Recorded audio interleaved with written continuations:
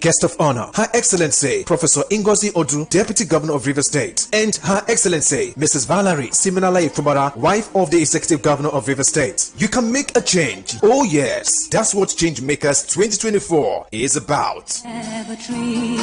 This is Today 95.1 FM, Port Harcourt, voice of the people.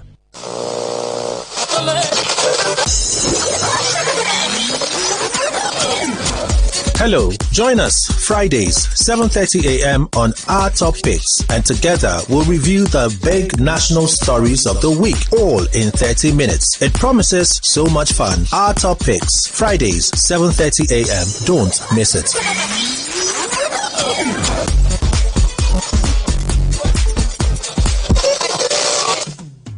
Hey, you want to speed drive? Come on, go to the racetrack. You want to smoke? Not on the steering wheel. You want to drink alcohol? Don't do it on wheels. Go to a bar and don't drive afterwards. Seat belts are not for fancy. They're there to save your life. Know your traffic rules and obey them because they are for your own good. Drive with care because life is dear.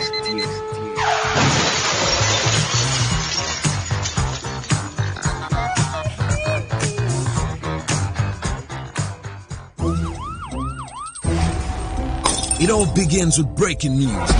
Now make no mistake, this is a difficult mission, and it will remain difficult for some time. Then it keeps trending. Events, issues, personalities, all struggling to gain attention.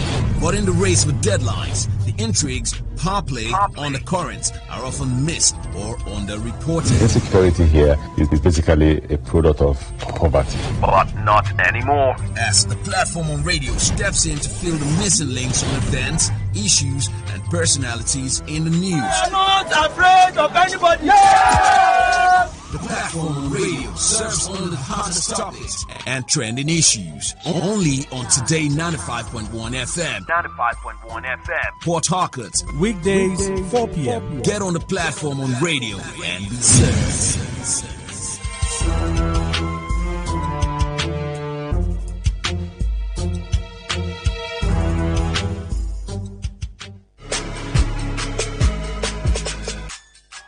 Every day on Today 95.1 FM, there's always an opportunity to comment and air your views on our various programs. It's not just about us. It's about you, your opinion, and your voice. President, don't you think that it's time to step down, sir?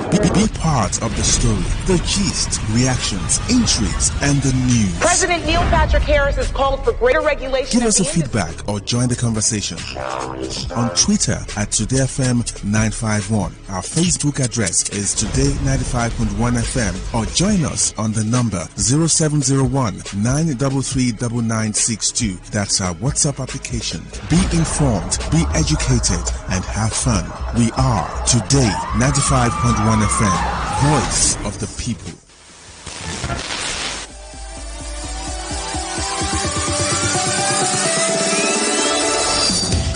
After Oxygen, entertainment has to be the next best thing. Because every chapter is unexpected. At Today 95.1 FM, we know we entertain better, so we do it. Life is too short to overthink your overthinking, so join us at 11 a.m. every weekday. Let's give you a taste of sugar, spice, and everything nice. Entertainment Today. The ultimate entertainment extravaganza.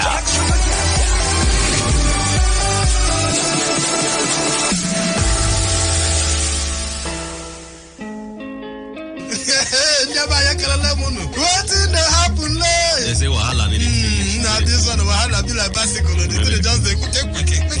Wetin dey happen? Now for Today 95.1 FM, 5 p.m. Monday to Friday, Bomkwem. Now here you go here. Wetin dey happen for Niger and Obodo the world. Now that time where we dey bring you ogbonge story them, we go shock you. You go wonder say na person do like this. Now so we dey bring am come give you acid the hot. Now where would they find way to sweep this country? Don't run. You go their blood in the japa. You say this one. No worry. When time reach, I will say I want to take. See where they go. Homeland is homeland. Me, I go pun get for them. I no go be get man at that time for airport. Wetin dey happen? Make you no miss Mazi Ike God Ike Nwachukwu and MC Kuro for Wetin dey happen. You go enjoy yourself. No forget to say woman dey chop our recharge card woto woto. I don dey tell una say this place na education center. As you sit down here with us from Monday to Friday, you go enjoy Wetin dey happen. Wetin dey happen? Make you no miss am at all.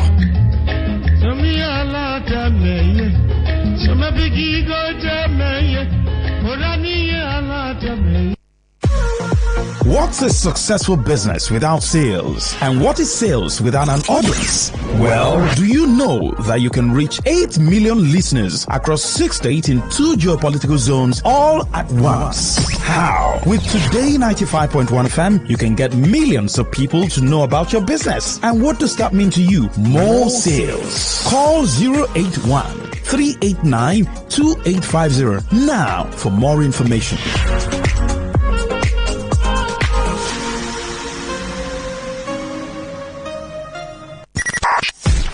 95.1 FM, voice of the people. And we're back. Okay, thank you for staying with us, and let me take you through the prints at this time. We have quite a number of stories and some really intriguing stories. I must say so. I read one this morning and I said, oh, my heart was broken. But let's take you through them. Daily Post, we'll begin from there. It's false. GTB debunks hackers seizing website and customers' data. Nigeria's leading commercial bank, Guarantee Trust Bank, has described as entirely false report of its website being seized by hackers. A top GTB executive who is not authorized to speak disclosed this to Daily Post exclusively. The clarification comes amid reports that its website had been compromised by hackers and customers' data intercepted in a massive phishing operation. However, the source told Daily Post that the claim entirely untrue. He clarifies that the bank was having a connectivity issue, but that it has nothing to do with hacking. Says it's false. What we're experiencing is a connectivity issue and has nothing to do with the alleged hacking, he told Daily Post. Customs releases guidelines for a 150-day import waiver on staple foods. Quite a long read, so let's go through it. The Nigeria Customs Service has announced guidelines for the implementation of a 150-day tariff waiver on select staple foods. This was disclosed in a statement by Customs spokesperson Abdullahi Mewada on Wednesday. The development follows the approval of the zero tariff by President Bola Tinubu. Food items to enjoy the zero tariff include Husk brown rice, grain, sorghum, millet, maize, wheat, and beans. The statement says the measure is aimed at mitigating the high cost of food imports in the Nigerian market by making essential commodities more affordable for citizens. Drawing from the presidential directives aimed at alleviating the hardship faced by Nigerians due to high prices of essential food items, the Nigeria Customs Service (NCS) is pleased to announce that His Excellency, the President of the Federal Republic of Nigeria, Bola Ahmed Tinubu, GCFR, through the Honorable Minister of Finance and Coordinating Minister of the Economy, Olawale Edun, has approved the regulation for the implementation of a 0% duty rate and value-added tax VAT exemption on select basic food items. This measure aims to mitigate the high cost of food items in the Nigerian market by making essential commodities more affordable for citizens. However, it is important to emphasize that while this temporary measure is intended to address current hardships, it does not undermine the long-term strategies put in place to safeguard local farmers and protect manufacturers. Customs, tell us the part that concerns you now. Leave all this dancing around. It's pertinent to note that the implementation of this policy will focus on addressing the national supply gap. To participate in the zero duty importation of basic food items, a company must be incorporated in Nigeria and has been operational for at least 5 years. It must have filed annual returns and financial statements and paid taxes and statutory payroll obligations for 5 years. Companies importing Husk brown rice, grain, sorghum, or millet need to own a milling plant with a capacity of at least 100 tons per day. operate for at least 4 years, and have enough farmland for cultivation. Those importing maize, wheat, or beans must be agricultural companies with sufficient farmland or feed mills, that's agro-processing companies with an outgrower network for cultivation. The Federal Ministry of Finance will periodically provide the NCS with a list of importers and their approved quotas to facilitate the importation of these basic food items within the framework of this policy. The policy requires that at least 75% of imported items be sold through recognized commodities exchanges with all transactions and storage recorded. Companies must keep comprehensive records of all related activities which the government can request for compliance verification. If a company fails to meet its obligations under the import authorization, it will lose all waivers and must pay the applicable value-added tax, VAT, levies, and import duties. This penalty also applies if the company exports the imported items in their original or processed form outside Nigeria. The policy is effective from July 15. We're in August. July 15 until December 31. When we've already lost 1 month. Of the 6 months, we have lost 1 month from when it was announced to when it's approved. You see? So you have 5 months left. Vanguard is our next stop. Let's get through some more stories. Vanguard, Constitution not Nigeria's problem. Tanko Yakasai counters patriots. Founding member of the Arewa Consultative Forum, Tanko Yakasai, says Nigeria's constitution is not a problem, but those operating it. Yakasai was reacting to a call by the Patriots, a group of elder statesmen who recently visited President Bola Tinubu and canvassed for a new constitution.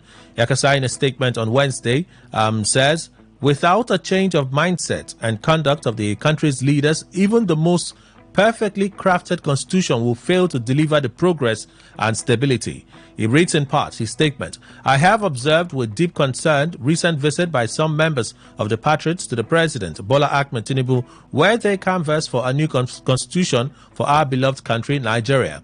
As a founding member of this esteemed group and an elder statesman committed to the well-being of our nation, I must express my reservations about both the process and the content of the submission made during the visit. First, it is regrettable that due process was not followed in articulating the views that were presented to the President. A matter of such national importance requires thorough consultation, inclusive deliberation, and the consensus of all founding members. The exclusion of key voices, particularly in a group like the Patriots, undermines the credibility and unity of our mission. It is essential that our decisions and representations are rooted in collective wisdom and not rushed or unilateral actions. Second, I align with the views expressed by President Olusegun Obasanjo that the core problem facing Nigeria is not necessarily the constitution or the tenure of the office. The crux of our challenges lies in the attitude and character of those who operate the constitution. He urged President Tinubu to exercise caution and consult widely on the demand by the Patriots. Let's move on. You see this story, yeah? You see this particular story. It's our lead story for opinion poll, but this story is irritating, to say the least. I say, why are you saying so? So this is me saying that this story in itself is irritating because it makes no sense. But take a listen. EFCC's 50 billion naira to NEL fund, not donation. Olukoyede. So the first thing I thought when I saw this story was, why is the EFCC donating money to the federal government? The EFCC is not supposed to be a revenue generating agency. So this is supposed to be, the headline in itself is supposed to be a clarification.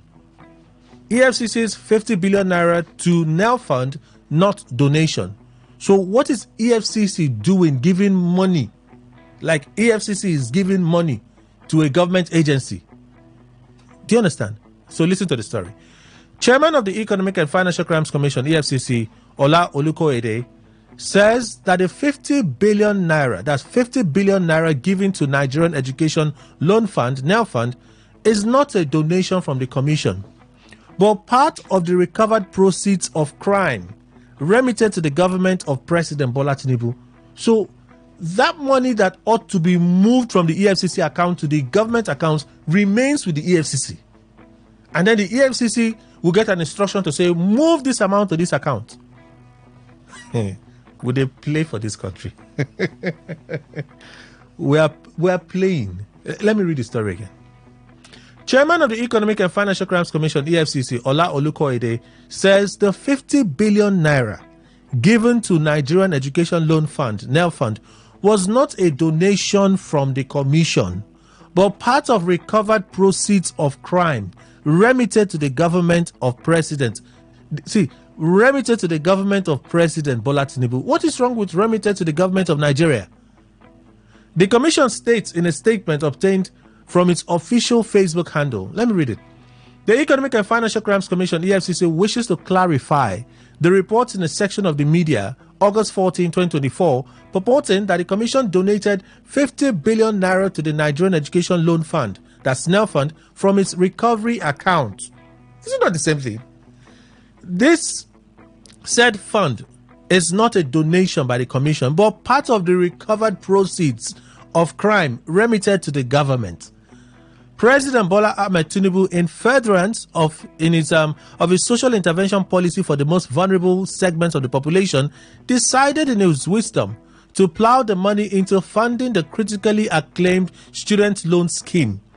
It's not the place of the commission to determine where the government commits recovered proceeds of crime, but the student loan scheme is a salutary innovation which has the potential to reduce youth involvement in criminality.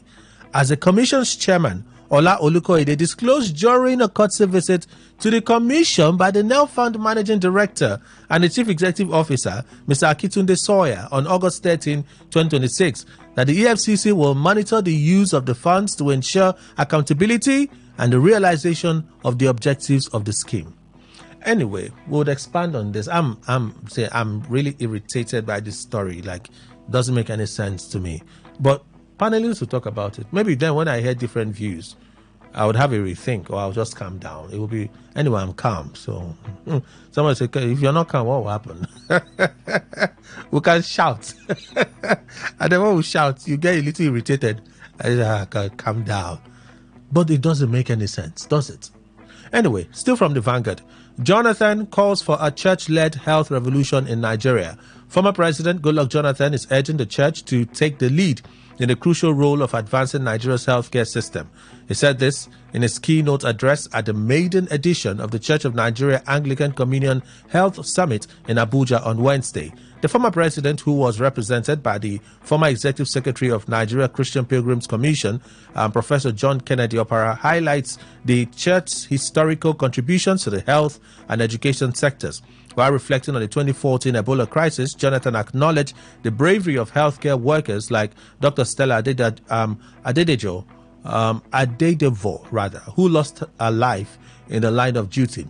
He also acknowledged the passage of the National Health Act signed into law during his administration, which he said had significantly improved healthcare access for millions of Nigerians. According to him, despite the progress, gaps remain and spearhead health insurance enrollment and bridge disparities in healthcare access. Links are there. You want more on that story, feel free. Speaker withdraws bill seeking jail term for refusing to recite national anthem. This is a tiny scratch, just a tiny scratch of the entire bill proposed by the speaker that has now been withdrawn. This national anthem is just a tiny part of it. There's even a part to protest. The Speaker of the House of Representatives, Honorable Tajuddin Abbas, has withdrawn the controversial counter-subversion bill seeking penalties for refusing to recite the national anthem, destroying national symbols, or defacing places of worship. Recall that the counter-subversion bill 2024 was introduced on the floor of the House on Tuesday, July 23, 2024, with Speaker Abbas Tajuddin as the sponsor. According to a statement signed by a special advisor on media and publicity, Musa Krishi, in Abuja on Wednesday, Abbas says the decision follows his extensive consultations with a broad range of stakeholders and a careful consideration of the nation's current circumstances. He reads in part, Abbas Tajuddin, a champion of the people's interests, has always prioritized listening to the citizens and fostering unity. His decision reflects his commitment to ensuring that the House remains truly the people's house. He acknowledges the significance of the process raised concerns raised and the attention the bill has garnered, reaffirming that he will never support any action that might disrupt the peace and unity of our nation. The public is hereby notified of the withdrawal of the counter-subversion bill and other related ones introduced on July 23, 2024. WHO declares Mpox a global health emergency. Okay, and that's what I missed. WHO declares Mpox a global health emergency. You listen to Tedros Ghebreyesus there, the head of the WHO, speak just moments ago. So allow me to roll the story over. It's a skit, says husband whose passport was torn at airport. Well, I had to include this for opinion poll because a lot of persons were concerned about this. We'll also talk about it for opinion poll. So the post is up as part of the things we like contribution. Part of the things you can react to anything you want to react to that we'll talk about on the show, mainly the headlines, all right, and some of the other stories. So let's move to Premium Times. This exclusive from Premium Times is another shocker for me this morning. Have they bought the jet? It seems they have bought the jet. It's like, no. Even this one is still speculative, but the point I hear is even stronger than those pictures we saw. 3 Nigerian presidential jets seized abroad as Ogun State and Chinese firm battle. 3 Nigerian presidential jets seized abroad as Ogun State, Chinese firm battle. Well, a French court has authorized the seizure of 3 presidential jets linked to the federal government of Nigeria. Sources familiar with the matter have told Premium Times. 2 of the jets, part of the Nigerian presidential air fleet, were recently put up for sale, while the third one, an Airbus 330, was purchased by Nigeria but not yet delivered. The seizure of the presidential jets is as a result of an application by a Chinese company whose export processing zone management contract was revoked by Ogun State government in 2016. An independent arbitral tribunal chaired by the former president of the UK Supreme Court awarded the company about $74.5 million in compensation, but the government of Ogun State, which has a dispute with the company, is yet to honor the award. The federal government is facing this backlash over an action taken by one of its subnationals with which the company, the Chinese company, has a business dispute. The seized presidential jets include a Dassault Falcon 7X at an airport in Paris, a Boeing 737, and an Airbus 330 at an airport in Switzerland. All are currently undergoing maintenance. The Nigerian government reportedly paid over $100 million for the Airbus. You see the link? So that's the same aircraft that belonged to a Qatari prince, seized, and the government had a bid for it that has an actual value of over, I think it's over $700 million if they were to buy brand new, but it was up for sale at $300 million. Nigeria government opened a bid for $100 million. That's what we heard in that report, still from Premium Times, and we're hearing now that indeed they've bought it. $100 million. They've bought it. Well, the court order prohibits the movement, sale, or purchase of the jets until the Chinese company receives the awarded $74.5 million. Bailiffs have served papers for each aircraft. The Nigerian government is yet to comment on the development. They can't comment on this development because it's going to expose them on the aircraft. Have they come out to confirm that they bought the aircraft? The government has stayed silent on the aircraft, but the reports are confirming it more and more that Nigerian government have actually paid $100 million for the presidential jets. Wow. The confiscation of the planes follows the recent seizure of Nigerian-owned buildings in Liverpool, England, by a UK court in relation to the same dispute with a Chinese company. The properties against which the company secured charging orders are located somewhere in Liverpool. 2 in Liverpool, estimated by the company to be worth between 1.3 and 1.7 million pounds. The Ogun State government and the company have been locked in a long-drawn battle over the management of an export processing zone in the southwest state. On June 29, 2010, the group Okay, that's the company.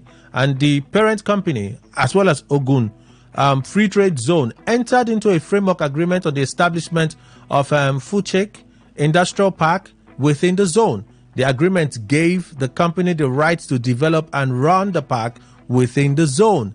The Nigeria Export Processing Zones Authority registered the company, a subsidiary of, as a free trade zone enterprise within Ogun State Free Trade Zone in 2011. Ogun State government later appointed the same company head as interim manager administrator of the zone. Well, in July 2016, the company alleged the Ogun State government moved to terminate its appointment and appointed another manager for the Free Trade Zone. Well, the company then launched an investment treaty arbitration against Nigeria, citing the bilateral investment treaty between the People's Republic of China and Nigeria. An arbitral tribunal issued a final award of $55,675,000 in addition to an interest of $9.4 million and costs of £2,864,445 payable by Nigeria to the company.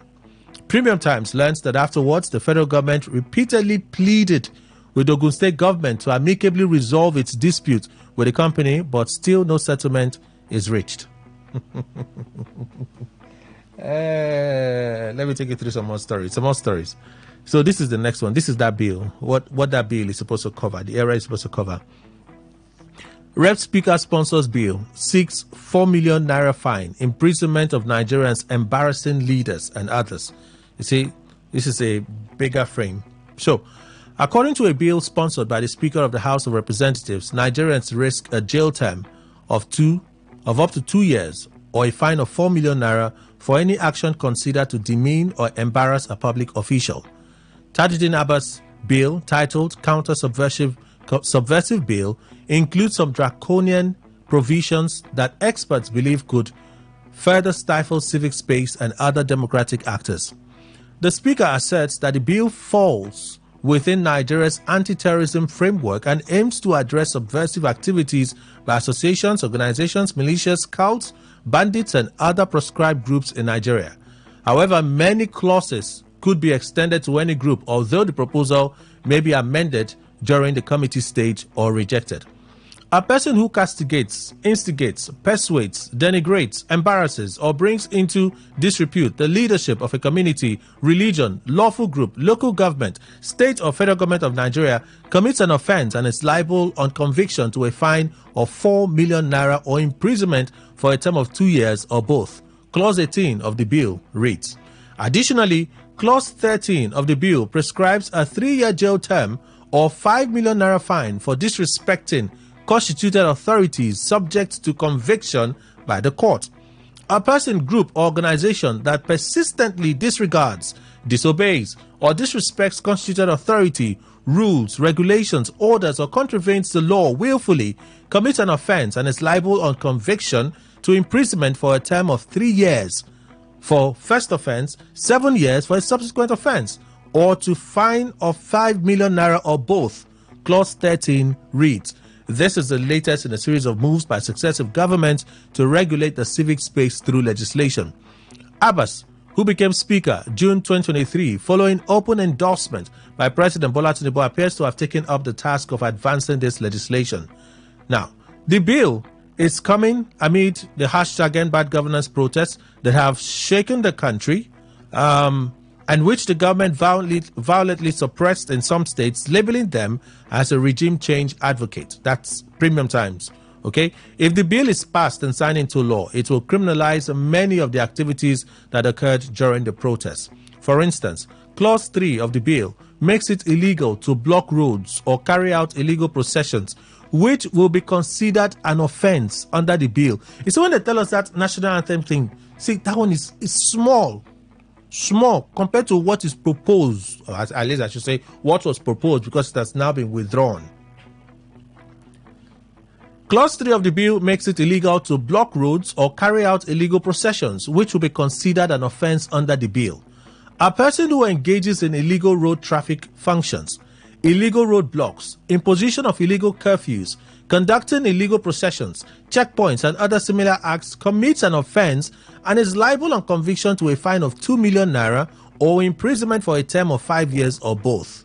Clause 3 reads, on foreign loyalty, the bill prescribes tough sanctions for pledging allegiance to any country in a manner that undermines Nigeria's national security interests. If convicted under Clause 19 of the bill, such a person or organization is liable to a prison term of 10 years or a fine of 5 million naira. A person who engages in conduct that displays the loyalty pledges allegiance to another country or denounces their loyalty to Nigeria commits an offense and is liable on conviction to a penalty provided in subsection 2.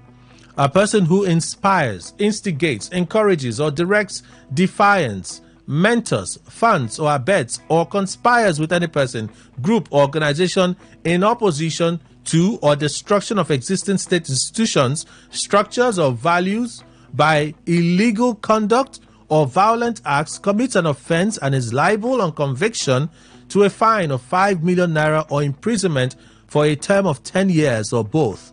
Clauses 19.1 and 19.2 read, aside from protesters, religious organizations are also known for blocking roads during services. A large part of the bill focuses on sanctions against separatist movements and bandits in the country.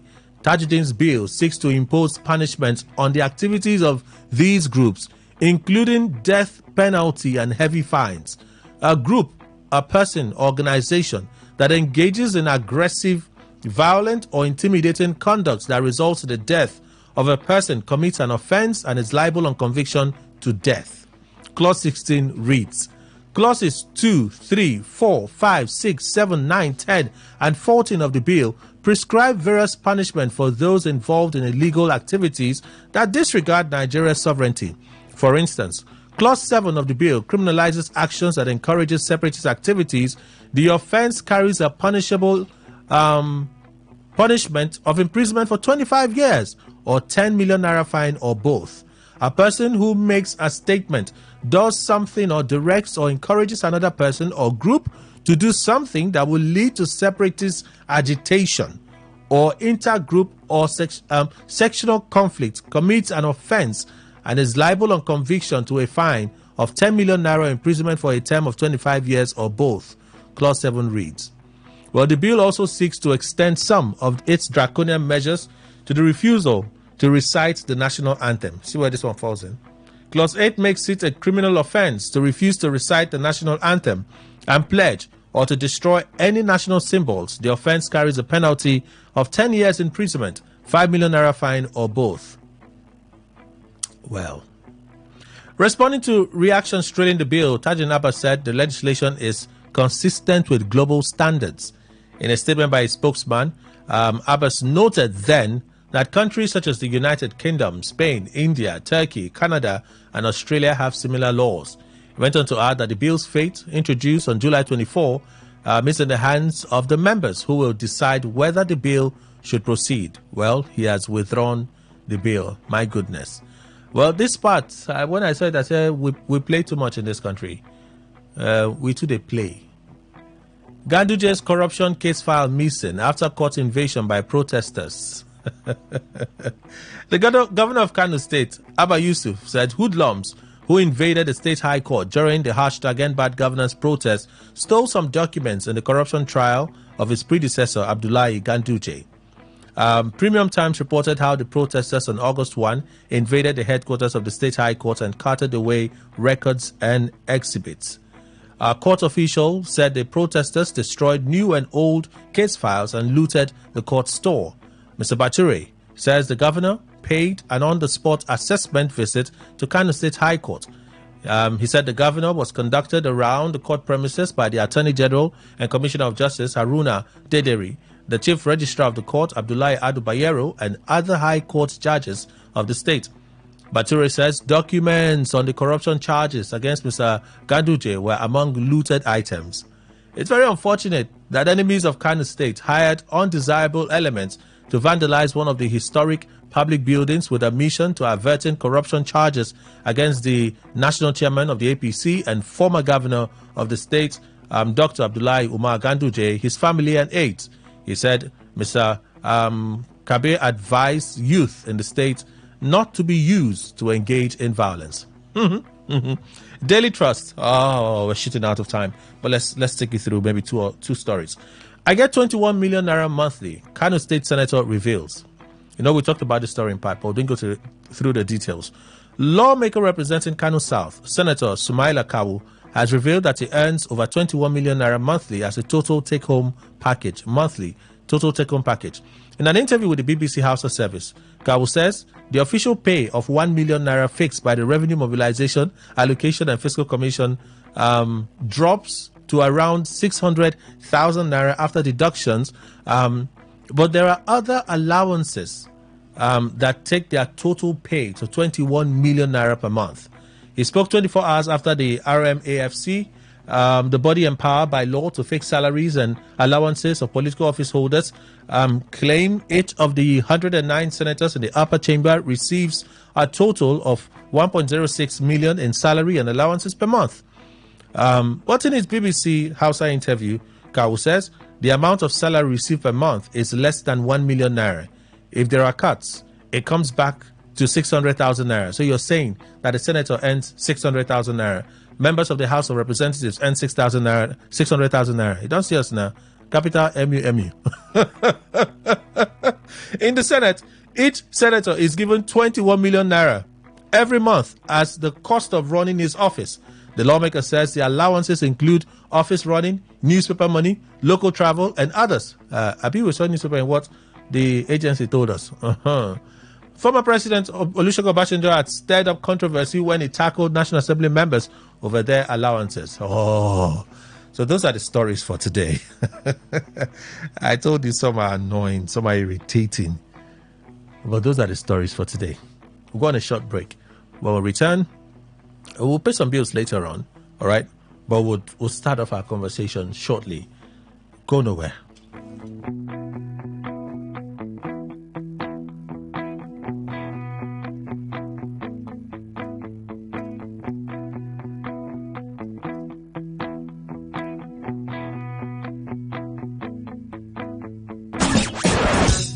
Live your truth. Express your love. Share your enthusiasm. Take actions towards your dreams. Talk your talk. And walk your walk. It was years ago. There's a statute of limitation on this stuff. Make today worth remembering as we discuss issues as it affects Nigeria moving forward. Talk that talk. Weekdays, 2 p.m. Exclusively on Today 95.1 FM Port Harcourt. Voice of the people. It's been an exciting week. It's been an awesome week. And just in case you missed out on our big stories this week, we got you covered. Rewind comes up every Saturday, 6:30 a.m. And here you get your total rundown of all the big stories and trends for the week in River State. And this is brought to you by your premium talk radio, Today 95.1 FM Port Harcourt. Rewind, 6:30 a.m. every Saturday. Don't miss it.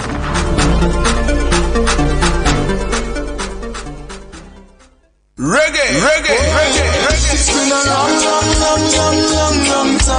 You know on the vibes like this. Reggae music again. Reggae me like this. 95.1 Today FM here in Port Harcourt. We are coming on the dance. One them place Skinner Station. Three them man them called Stainless. One them place with the man them called Bacalo. We are go run one since Chandan Babylon like Wall of Jericho Chandama. Yes, 95.1 Today FM. Giving peace for the nation through reggae music. Yes, every Friday 9 p.m. to 10 p.m. Reggae me like we come out to play with them people, man. All of you who are loving our reggae on this station. If you are listening, because we are talking about reggae things, man. We are things are done, we done. We are don't know if you are know what we are know on them station. Reggae me like every Friday 9 p.m. to 10 p.m. As I open my window and glance through my window, I realize there's no turning back. Got to complete life's journey, though things get kind of really got to make it to the top. See, I'm searching for a way to survive. Working so hard, I know job will provide. But see, I'm keeping my head high. Mama tell me the limit.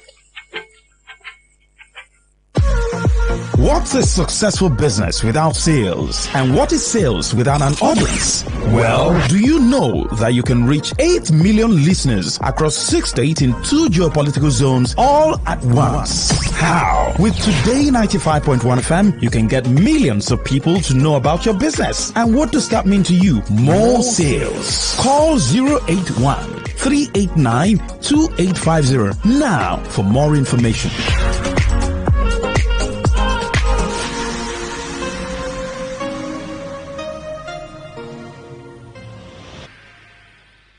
Baby shark, baby shark, baby shark.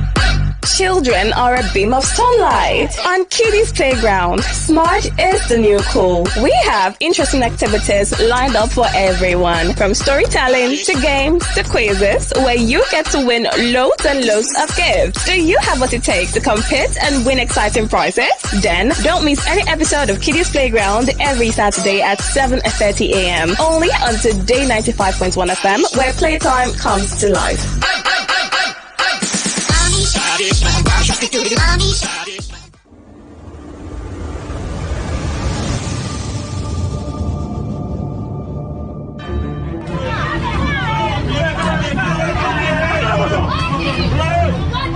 Have you ever been in a situation where you had to pay a fine for an indictment? Then you later found out that there was an already established law to protect you from that penalty. Have you ever been denied a position because of your gender or disability? Have you ever been discriminated, treated unfairly, assaulted or cheated by your landlord, employer, tax collectors, bank, family, business partners, and the police? What if the breach between you and justice is just the right knowledge? I'm sure you've heard that knowledge is power. Join us every Saturday, 10 to 10:30 a.m. on Today 95.1 FM for the program The Law Today, to get acquainted with your legal rights and beneficial interests as a citizen of Nigeria. The Law Today, 10 to 10:30 a.m. every Saturday, is brought to you by Today 95.1 FM, Port Harcourt.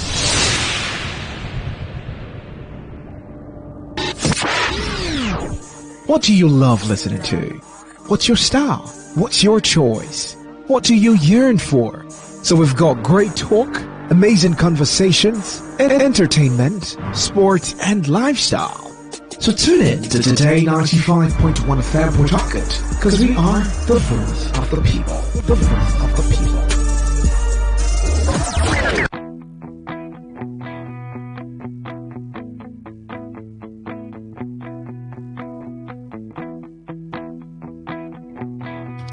All right, thank you for staying with us. Let's dive in straight. Other panelists will join us. We pay some bills. We just have a great time together looking at issues. I know some of the stories. See, even I am irritated at some of the stories. I can imagine what the feeling is like for you. I'm hearing some of the things you're hearing. So you bought the aircraft and it's seized. You can't even use it. You bought the aircraft and it's seized. Where did you get the money from to buy the aircraft? Because at least Akpabio told us that no such request came to them from the presidency to buy aircraft. No such request came to them. So where did you draw $100 million from to buy aircraft? And EFCC donating, giving $50 billion to NEL Fund. They say it's the account, their recovery account. Is that account supposed to be under the control of the EFCC? It's I don't get it. Anyway, let me introduce Mr. Emmanuel Ndukwe. Good morning to you, sir. Welcome. Thank you very much, Kelly. Good morning, Nigeria. So, a lot of things happening, but let's begin with this one, which is one of the things we'll talk about, which is up there for opinion poll. The viral video of the woman tearing her husband's passport that we talked about, I will try to perhaps just understand what was playing on in her head when she did what she did. Well, here is a skit. I had that feeling when I saw her response, her reply, because the video she posted had a watermark on it. So when I saw the watermark, I'm like, this is not public. This is owned. This is independent. But I just ignored it. And then we started seeing other videos. I think that was on Monday or Tuesday. We started seeing other videos circulate. I'm like, I don't suspect this people, or this might be a skit.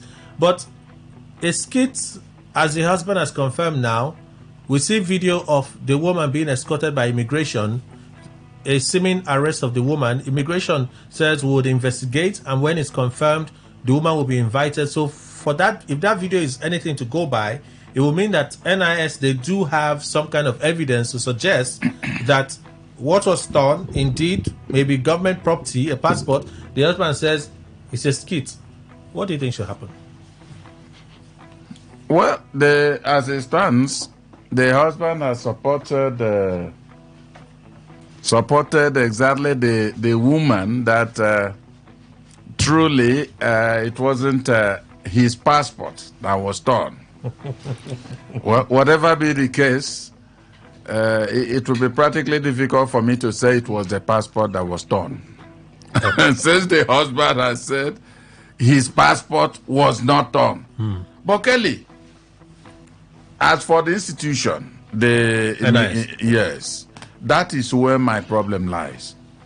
Could it be that they just saw a video and they didn't verify thoroughly and came up with that story in a way authenticating that the passport was torn? Because while we heard they were going to invite her, that suggests that there must have been a thorough investigation on that particular issue before the invitation will be extended. And now that they went even as far as quoting the law that indeed that may have been violated. Good. So for me, I really don't know how that one came about. I don't just understand. But you sound like you believe the husband.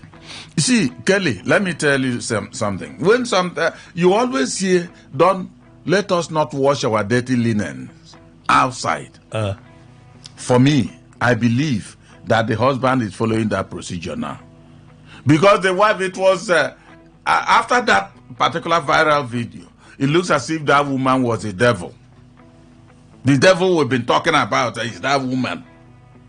Okay. People have been saying all sorts of things against the woman. Okay. And the husband, perhaps also the woman had begged the husband, please, whether darling or whatever she may have called him, let us minimize this thing. We could come up with this particular way. And the husband listened. To tone it down? Yes. But that's what I'm thinking, because for me, the husband, where was the husband since that day the thing happened? And he didn't come up. No, he put out his own videos. No, what I'm saying, wait, whether videos or not, I don't almost everything I see, I don't take them. We have to go for a commercial. We have to go for a quick commercial break. That will take us till 9 a.m. 9 a.m. we'll pay some more bills, and then we continue. We have a lot to talk about today. I tell you, we have a lot. We'll do our best to take the things we have to talk about and take your reactions. I assure you, we'll do our best. But we just have to go now for this commercial break. But I'm curious.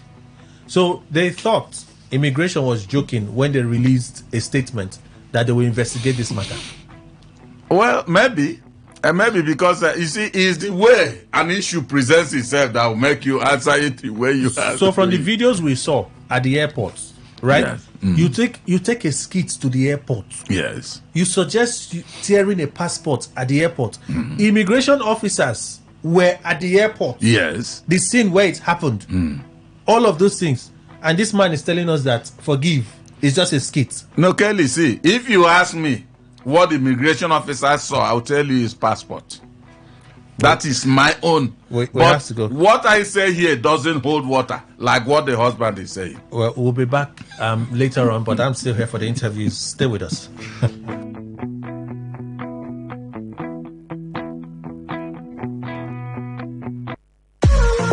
What's a successful business without sales? And what is sales without an audience?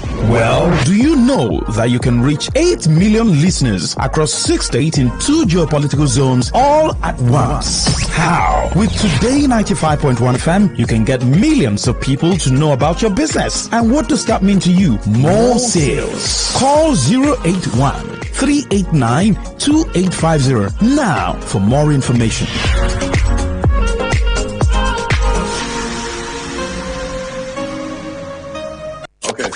All you need to know about this one is that 95.1 FM? Such a unique style.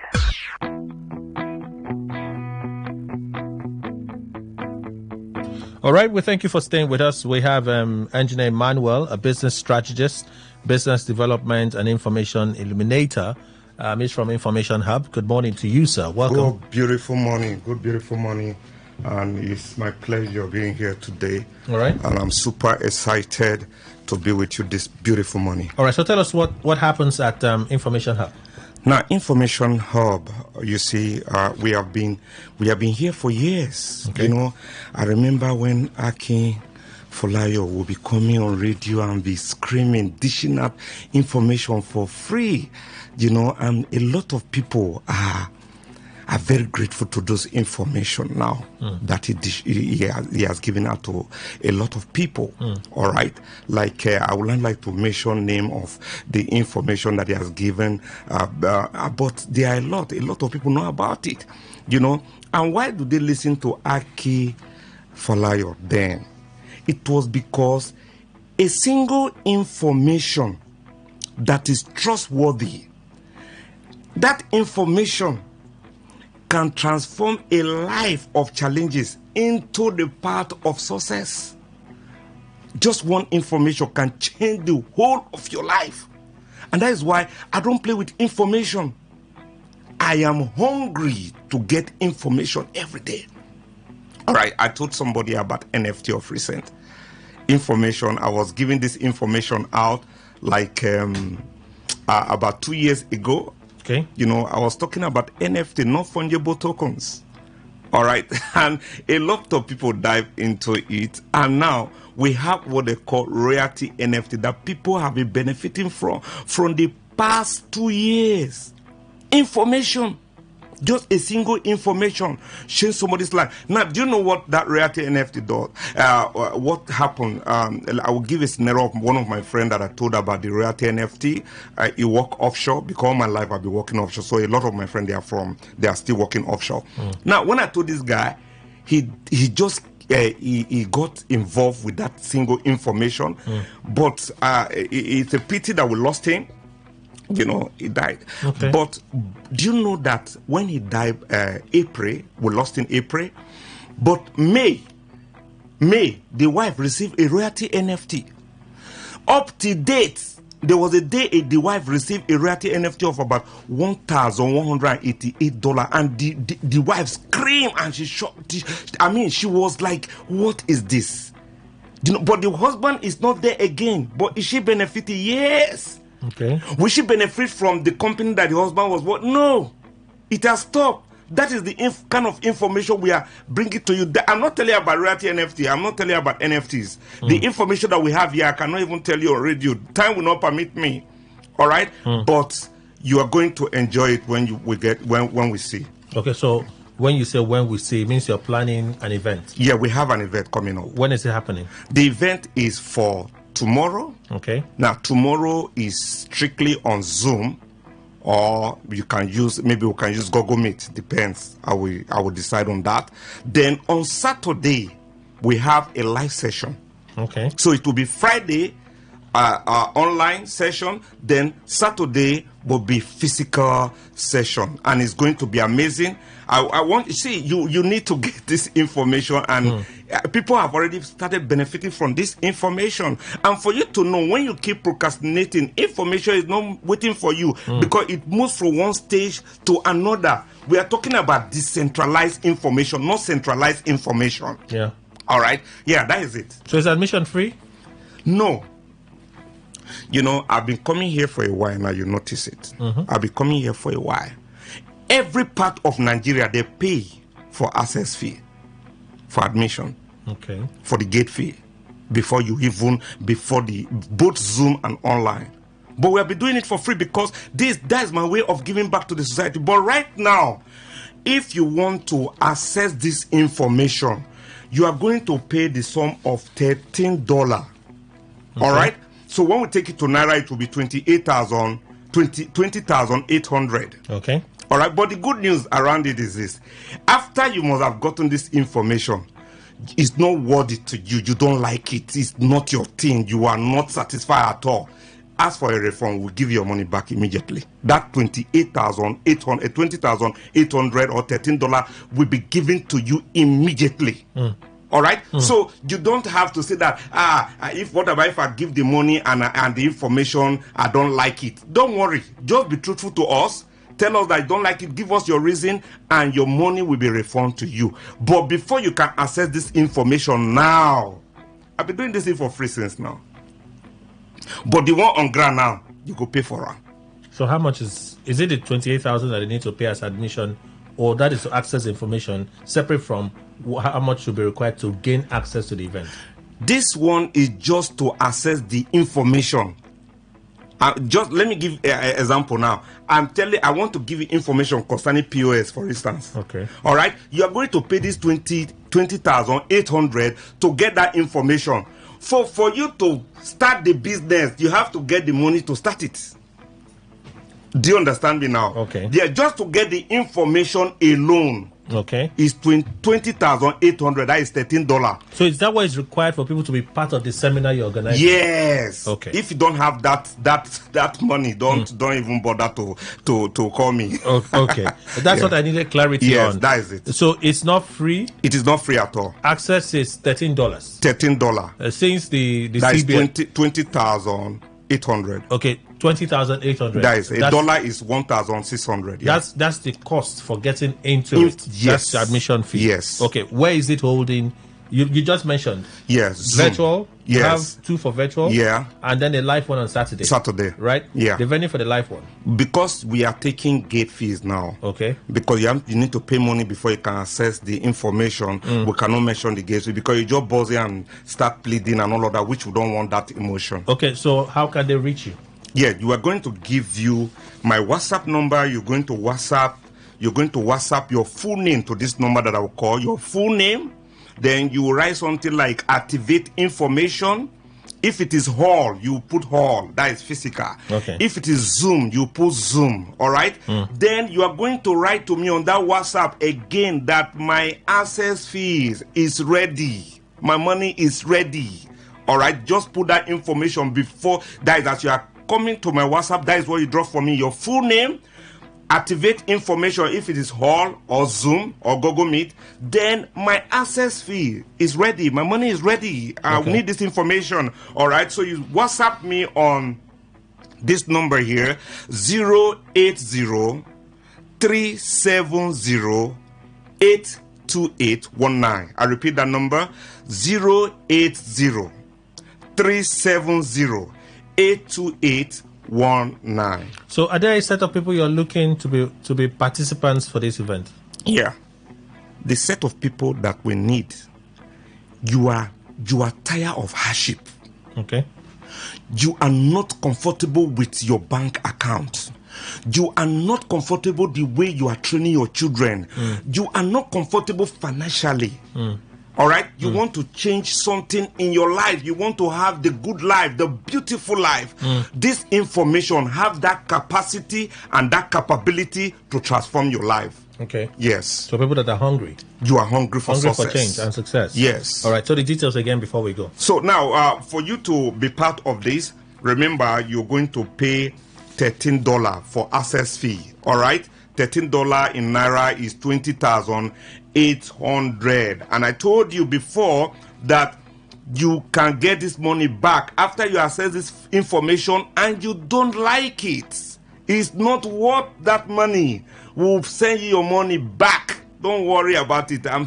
My name is Engineer Emmanuel. All right, so don't worry about that. So for you to get in touch with us, you need to send us your full name and activate information. If it is Hall, you write Hall. If it is Zoom, you write Zoom. All right. Then you will now state it there that my money is ready. My access fee is ready. All right. Now your WhatsApp, the number is 080-370-82819. I'll repeat that number again. 080-370-82819. Now remember, bitterness and bitter destiny.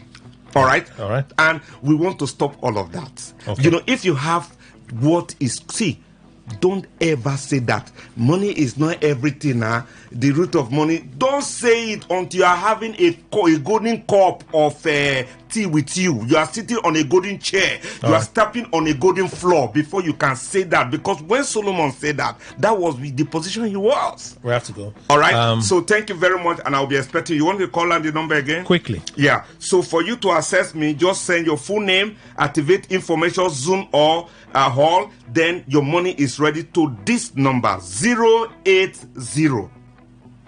370 82819.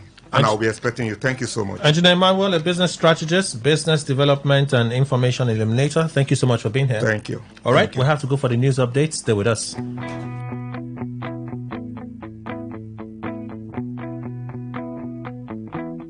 This is Today 95.1 FM, Port Harcourt, voice of the people.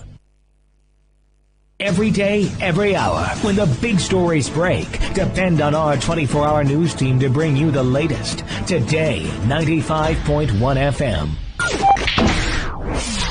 Today 95.1 FM, Port Harcourt. News update. A very good morning to you. Here is the news update on Today 95.1 FM. I am Kelly Ikementima. The Nigeria Customs Service has announced guidelines for the implementation of a 150-day tariff waiver on select staple foods. This was disclosed in a statement by Customs spokesperson Abdullahi Maywada. The development follows the approval of the zero tariff by President Bola Tinubu. Food items to enjoy zero tariff include husk brown rice, grain, sorghum, millet, maize, wheat, and beans. The statement said the measure is aimed at mitigating the high cost of food items in the Nigerian market by making essential commodities more affordable for citizens. The policy is effective July 15 until December 31st, 2024.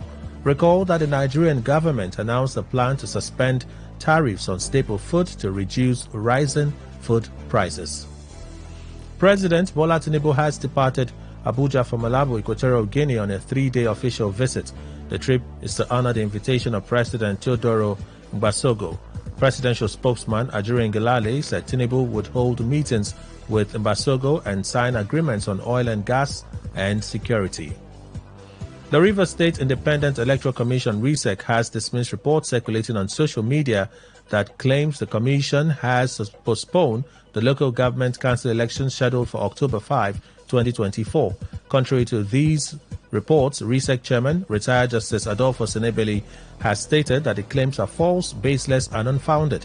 Senebeli emphasized that he has not issued any statement regarding the postponement of the elections, urging the public to disregard the misinformation.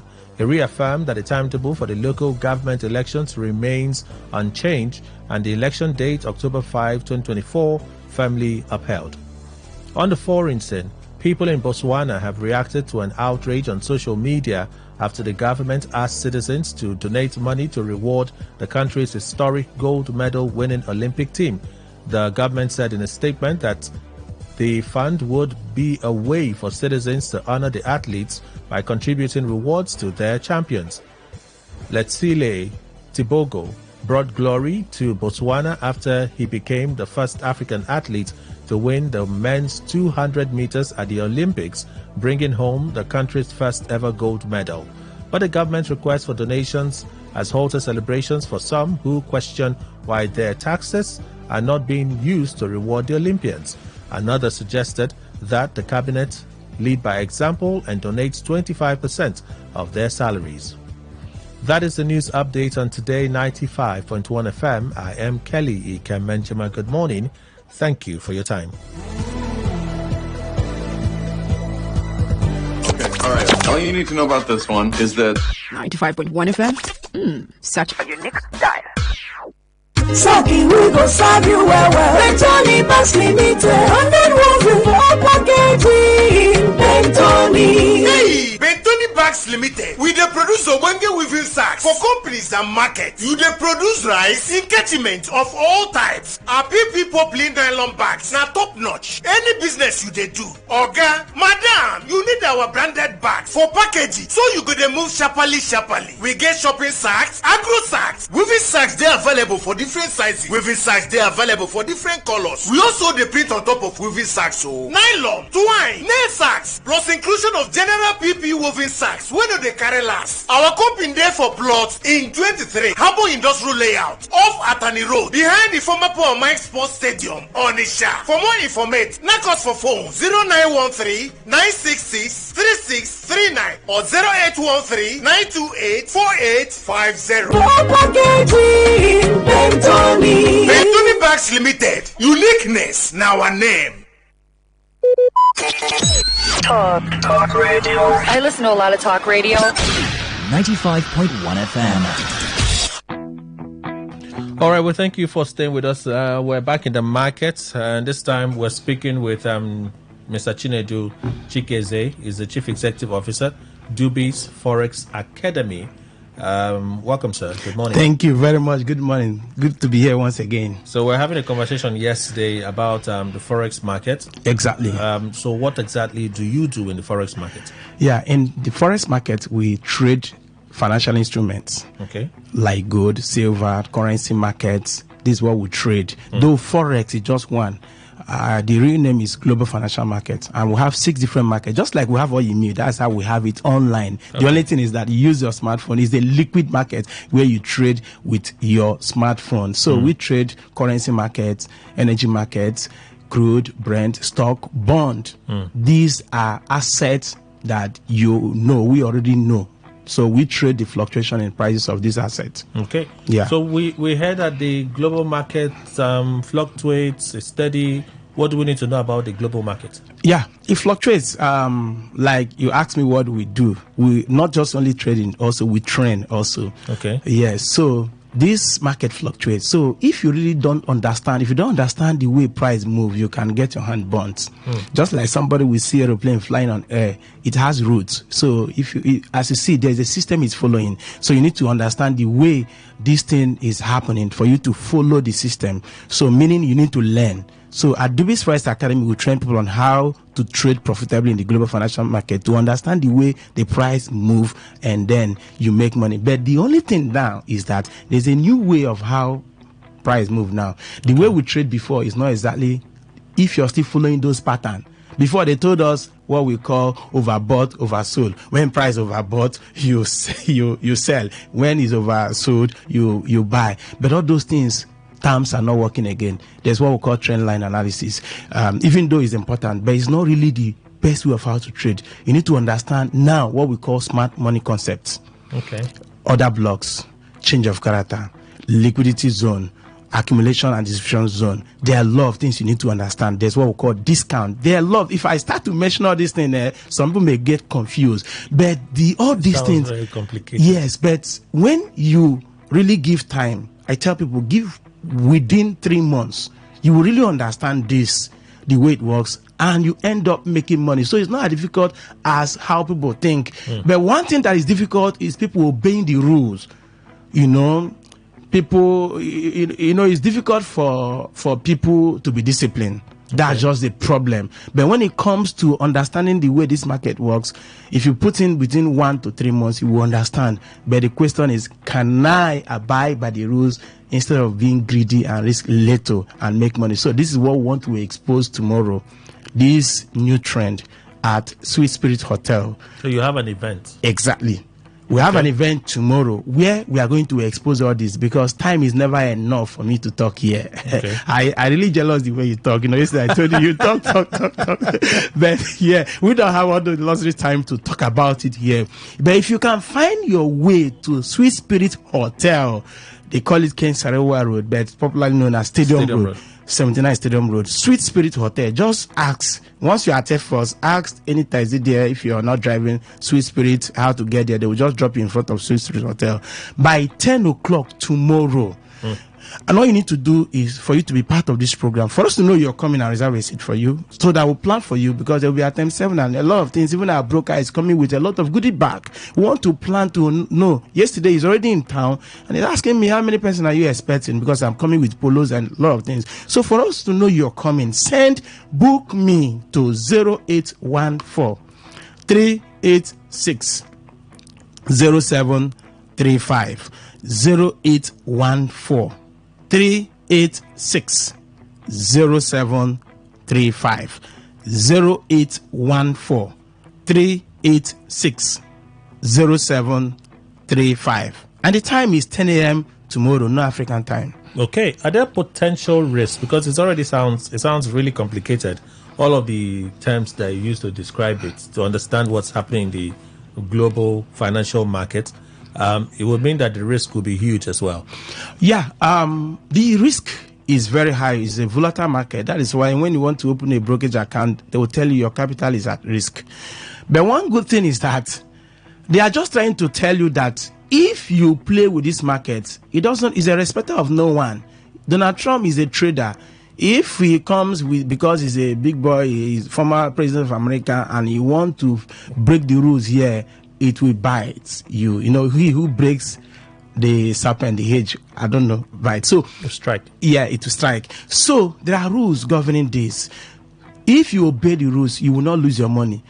Ask yourself a question. Is there any bank that have ever closed because they lost money trading the global financial market? We wouldn't know that. No. If it happened, we will hear, because they will fold. How would we hear? If they blow their account, because these are people's funds, they will fold. Banks are folding now. Banks are folding. The question we hear is administrative issue, and somebody takes over. But it is insiders that queue that tell us that banks trade in forex. They trade. That is the truth. And we want to have faith that the information you're giving us is correct. Check it. The banks have not come out to tell us that they trade forex. So when the banks fold, they tell us the reason why the banks fold. Okay. Not that they made a mistake in their investment. That's why they could not manage the funds of their customers. Can I shock you? There are places you can go and then you see accounts. There's a level you get to, you will see those that are trading, see their portfolio, the amount of investment. So I don't want to mention those places here, but there are places you go, you now discover people like me now. Someone that I don't know can actually trace. If I'm successful, can trace me that I don't know from anywhere, but because I'm profitable, and he will trace me.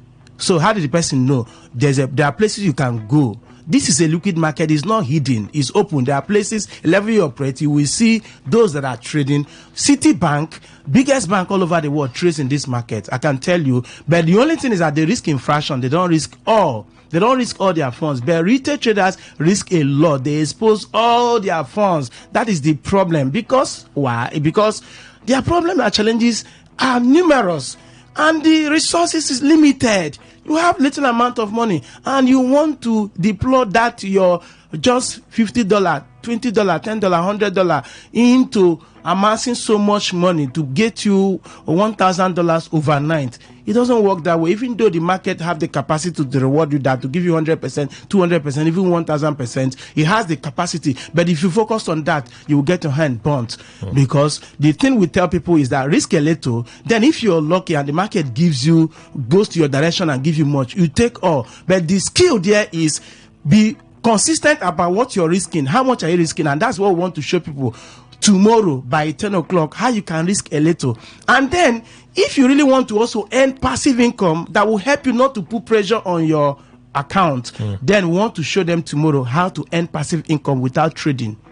Yes, how to partner with us, how to partner with broker. Yes, because broker charges spread. There are ways you can partner with broker, and then the profit they are making, they share with you. Okay. So these are opportunities we want to show people, not just only about you trading and you're trading your limited resources and putting pressure, mounting pressure. We want to show people how to partner, even with Dubis Price Academy, even with our broker Infinos, and then make money, passive income, so that they will not put pressure on the account. So irrespective, you can place your trade and allow your trade to run for 1 month, 2 months. A lot of traders don't do that because they just want to make money now. All right. 2 days ago, Monday, Tuesday, I did not trade. I only traded yesterday, and that same yesterday I made 900 pips. I posted it on our Telegram channel, Dubis Forex Academy, and I told them, you don't need to trade everywhere and every day. It's not compulsory that you must look for opportunity every day. Any day you come out, you don't see much opportunity. Allow the market, because this market is not running to anywhere. So tomorrow by 10 o'clock, if you want to understand these things we are talking, be early by 10 o'clock.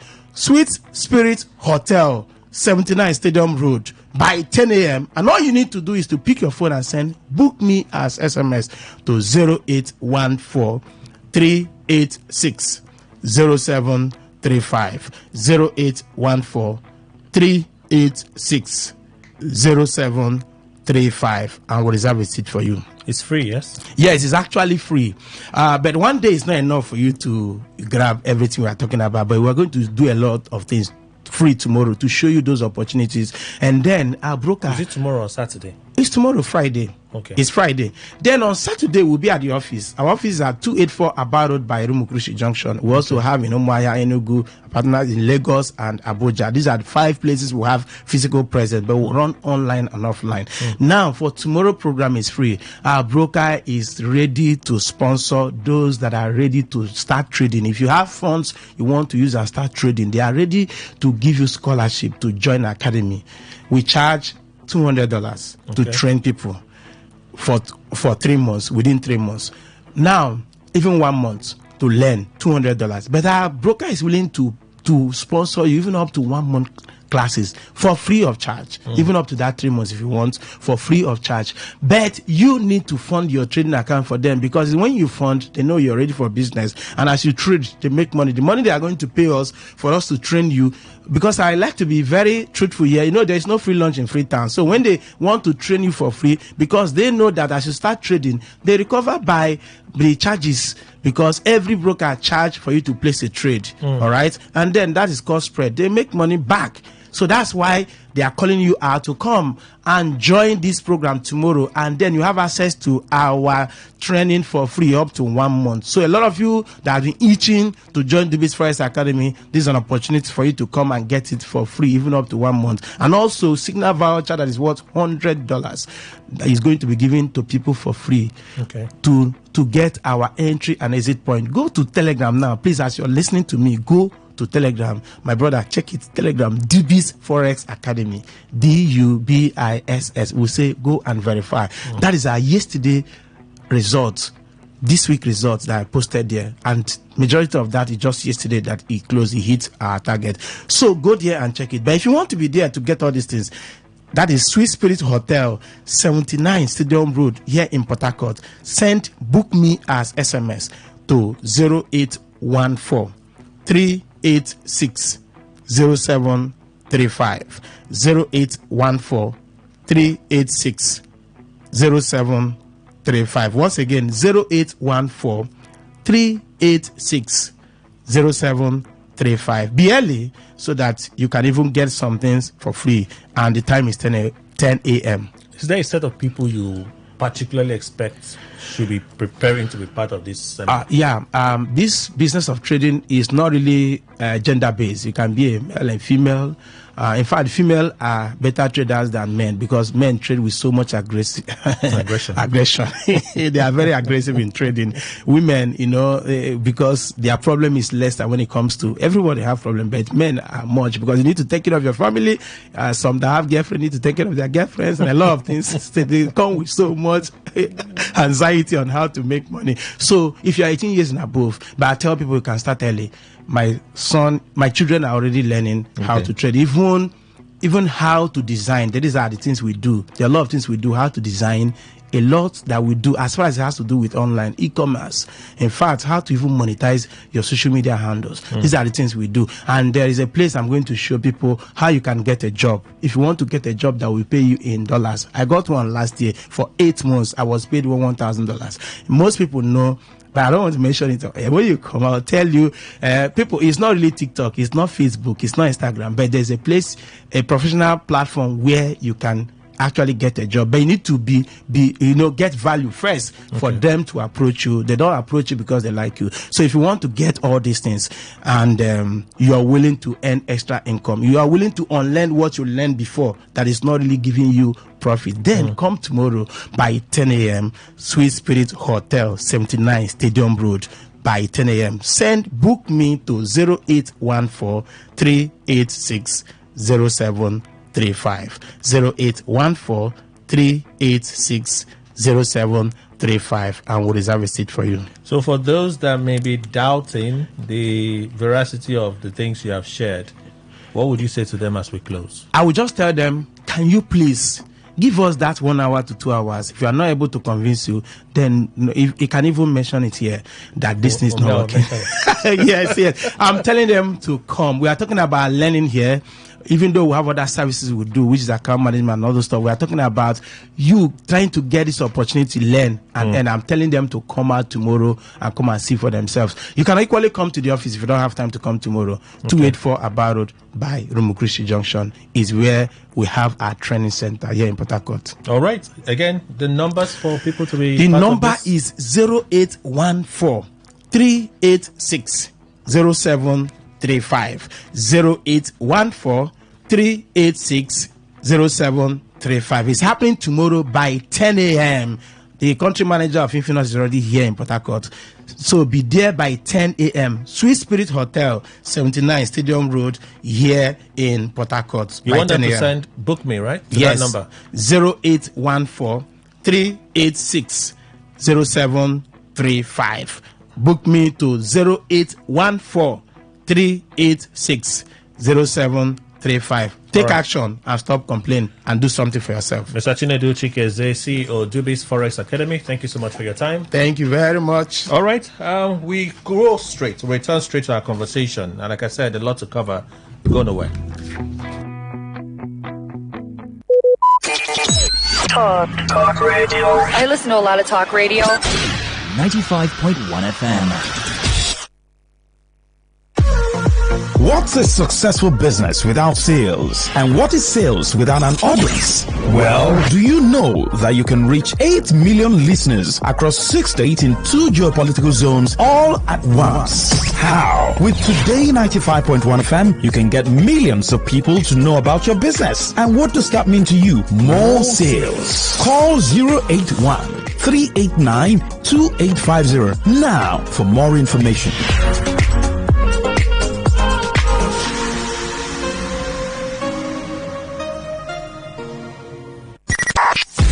95.1 FM, voice of the people. And we're back.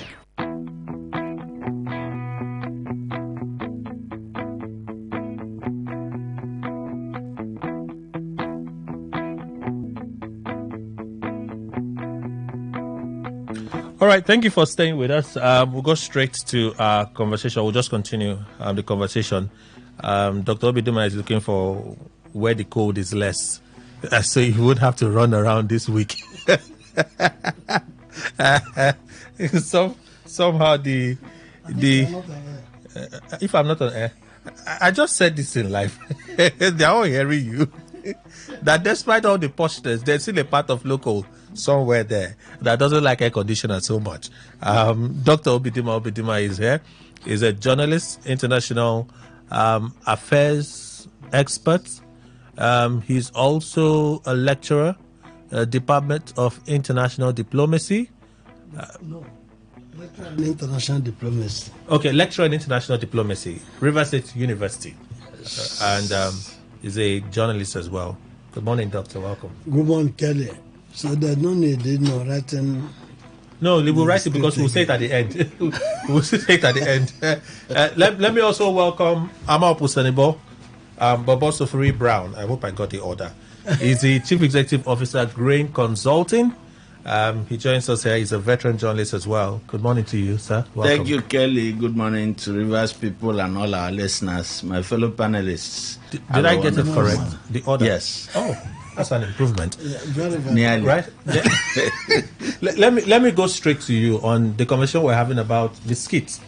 The husband says it's a skit. Immigration, from the video I saw, they've now invited the wife to come explain I do not think that immigration would invite them if they haven't done their own internal investigation to confirm that what was actually torn in that public display would be a government of a property of the Federal Republic of Nigeria. Hence, the invitation for her to show up. Are we not taking this skits thing too far? No. Skits are allowed everywhere. It's just that in Nigeria, our, what would I call it now? Our Achilles heel is lack of efficiency, increasingly manifesting as a result of the weaknesses of the feudal system that runs our politics and our economy. So we check nothing, we confirm nothing, everything goes. Otherwise, the state authorities, the state officials at the airport, first, you cannot come and do a skit without permission at the airport. You would have applied and gotten approval. Did they get such approval? Did people come there with that understanding to get to that level? But if they got approval, Yes. the NIS wouldn't have released a statement investigating the incident. Yeah, but perhaps trying to find out if they got approval will be part of the investigation. Because we are talking about the Nigerian system where inefficiency is increasingly our albatross.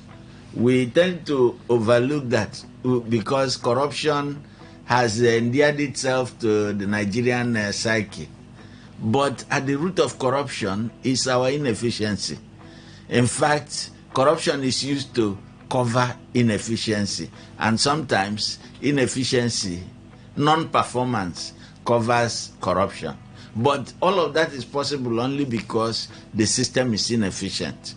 So I'm not surprised that the story about a torn passport in the public view has become one to be investigated. That means the Nigerian system cannot give us any guarantee of what it saw or what it didn't see and its validity. 2, the husband and wife, if it's a skit, they did a damn good skit, which we hope they will put to good use because it will give them a lot of public viewing. The question is, what was torn? Was it a valid passport? It could be an old passport. It could be a document designed to look like a passport. I'm sorry. I'm sorry for doing this, but if immigration, in their statement, say we're going to investigate. On investigation, then we would invite. I would think that immigration would have looked at that document to confirm whether or not it's a document that is worth prosecuting someone for violating for.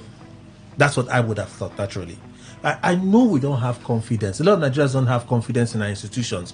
But would immigration release a statement like that without going through the process of verifying? And also, would immigration give approval for someone to do a skit at the airport and immigration officers in their uniforms stood and watched and did nothing? Maybe they were part of the skit. They might have been part of the skit. But let me ask you, Kelly, it's very unusual for you to hand over your passport to somebody else, your wife, on arrival. You hold your passport yourself. Maybe they've gone through all of those gates now. Right? No, they were just trying to enter into the public area. Right? So if they've gone through the various vetting points, and it was that passport, as they vet the passport, they give it to you, but he had owner. He had baby he was carrying. He was pushing one of the carts. So nothing wrong with the wife assisting him hold the passport. Then they shouldn't be telling us they want to investigate it. The reason I'm taking you through this corridor is for us to do visual evaluation of the statement put out by the NIS. They themselves were part of that screening process to bring the travelers through the corridor. And so they should have known which passport they gave to the man, if they stamped it, if it passed through their screening, and he now handed over, all of that area is under surveillance. So we shouldn't be talking about investigation. We should be saying that clear. Based on what we saw. It's clear. So their own statement gives room for us to say, maybe immigration is conducting a skit. This is clear now. Yeah. It is clear now. Dr. Bitima. I don't have much dissing about this story. Allegedly, now I should say allegedly, turned by his wife at the airport, and it went viral. And immigration released a statement to say they would investigate. She has violated some laws. Yes. She said so. But the husband put out a message yesterday to say that the video we saw it's not real. That they were just acting. They were acting. Oh, the thing happened physically. Yeah, it was. So, so how did they said they were acting. So it's pure drama. It's not real. Okay, the husband is trying to save the wife. Well, maybe, because I also saw a video yesterday of immigration officers working with the wife, and it's suggesting that she's been arrested now and taken in for interrogation. Exactly. So the husband is doing that to save the wife. But the point there is that if they were physically or she was physically caught, tearing, or there could also be CCTV camera. That's what just said too. Yes. Within the airport. And that captured her, doing that. That's a violation of the law. So the husband's narrative will not save the situation, will not cover her. Thank you. If she actually committed a crime. Yes. Thank you. Let's go to the second story. I'm a bit bothered by this, not in a bad way, but perhaps some clarification, and that's why I'm having this conversation. So RISEC released a statement yesterday saying that rumors in circulation about the either suspension or cancellation of the council election or delay in the process are not true. That's what RISEC is saying. That the date and the calendar remains as announced. The reason I'm raising this is there is a court injunction barring INEC from giving it the voters register to conduct the elections. Yep. So if that court process has not been vacated, how then can RISEC be making this statement they are making now? The attention of the Rivers State Independent Electoral Commission has been drawn to spurious article making the rounds in social media space, purporting the chairman of RISEC as saying the Rivers local government election scheduled for October 5 will be postponed until the court order is lifted. This is to certify that the chairman of RISEC, Honorable Justice Adolfo Senebeli, DSSRS, retired, never uttered any such statement at any time. The general public is hereby advised to dismiss and discountenance the article in its entirety as same is false, baseless, and unfounded. And for the avoidance of doubt, it is hereby declared that the Rivers State 2024 local government election timetable is still on course, and October 5 election day sacrosanct. This is the last part that is worrisome to me. Because if you have a court order that says INEC should not give you register, it's the register you use to conduct the elections now. Well, they haven't told us so. They haven't told us so. No. So they have their own register. Is that what you would say? Who knows what resources are available to them? We know at the political level that the governors at the meeting they held with the National Council, the Council of States, affirmed that 3 months lead time was possible for them to conduct local government elections across all the states that are so affected. So they must have reached some understanding with appropriate authorities at the political level to see what can be done. Now, RISEC is perfectly in order to say they don't have any reason to tell Rivers people of a change in their schedule, yes, until that moment comes. That moment is not before them. Maybe they have assurances of how to navigate. So we as a citizen, shouldn't you be concerned? So I think what I'm thinking is that the Nigerian factor is going to come in here. You know, court orders have been disobeyed now, and they could also be before this case by I think Chief Okocha happened, that INEC and all that had given these people the register. It's very possible. Very possible. Yeah. So in that wise, they will continue with the register they have, while you are saying don't give, but it's given already. So what else will you do? You have other. INEC may be looking for a way to retrieve the register. It won't be possible, assuming that is followed. So for me, they have told us, because since even the order came, RISEC had been on this issue of October 5th is sacrosanct. So it remains sacrosanct for RISEC. Okay. Dr. Bidima. I think I will not think that INEC may have given them the register. Because when the matter went to court, INEC was joined. And if INEC was joined, INEC is in a position to tell the court, we have already released this register. And that ends the case. Have they gone to court to have they made any submission as yet before the court? They've not. So that's what Dr. Bidima is saying. INEC, being that they were joined, should have made that information known to the court. Is there a time limit to when they can make that submission? Yeah, because if they didn't do that, and eventually is there a time limit when this INEC should do anything? Dr. Bidima, today I'm almost trying to distract you. I'm just helping. So remember, it's the same INEC that announced results by 5 a.m. They stopped INEC from releasing the decision. INEC would have appeared in that matter. Or even if it did not appear physically, they may have also filed a process. But we know it's ex parte. We know it's ex parte. It's ex parte. Yes. Perhaps INEC did not even make representation. It's okay. At all. Being that it's ex parte. It's okay. And let us take. You're coming the way I was. Yes, let us take it that way. But whatever it is, it does mean that even with the sack of Okochana, I don't think he can continue with that matter.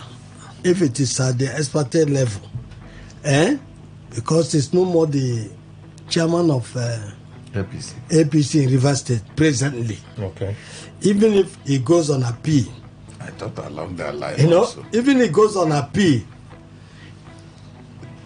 against the judgment of Rivers State High Court, that matter will get to Supreme Court. We don't know when it will end. So that's maybe what. But if he gets a judgment in his favor at the Court of Appeal, no, there could be a self-execution. No, if he gets, you are projecting, you may get to the Supreme Court. Yes, he may if get he to gets Supreme in Court. favor at the Court of Appeal, and it is appealed, and it is appealed. I don't think he can execute it. I don't understand. Why can't he execute it? He cannot now because it's matter is still in court. And what will be his what do they call he it? lacks the local standard. The locus. What locus will he be operating? So then, I don't want to jump into this because we have places to talk about. So RISEC may be working on this kind of either here or there. But for me, I believe that the political environment in Rivers State is not conducive to conduct local government election. And I think the present government of Rivers State should do more of check and research to know what may be the eventual outcome if they go ahead to conduct this election. Okay. Because the high level of political terrorism in this state now is such a way that even the blind can see.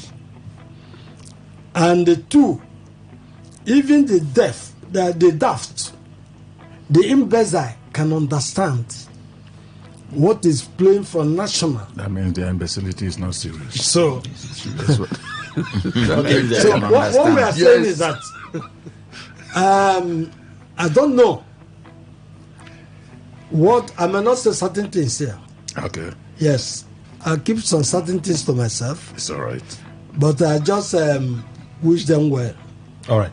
But Mr. Anuko, yes, you see, Kelly, before Chief Okocha was sacked by the court, RISEC has made this kind of statement that it was going ahead with the local government election by October 5th. And so Chief Okocha had not been sacked. No. Now that he is sacked, and INEC is repeating this. RISEC, my dear. RISEC is making this statement again. So, does he have a link with the sack of Chief Okocha? I don't think so. Well, I don't know too. Let's go to the second story for Opinion Poll this morning. The statement from the EFCC. The EFCC, in clarifying a 50 billion naira donation to NEL Fund, says it was not donated, more like transferred. The Economic and Financial Crimes Commission, EFCC, wishes to clarify the 50 billion naira to the Nigerian Education Loan Fund, NEL Fund, from its recovery account. The said fund was not a donation by the Commission, but part of the recovered proceeds of crime remitted to the government.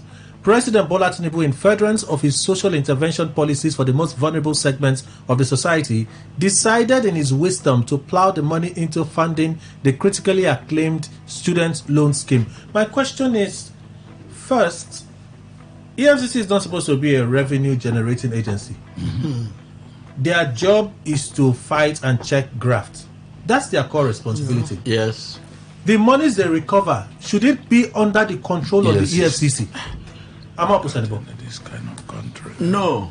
In a system that is run transparently and with efficiency in the marcation of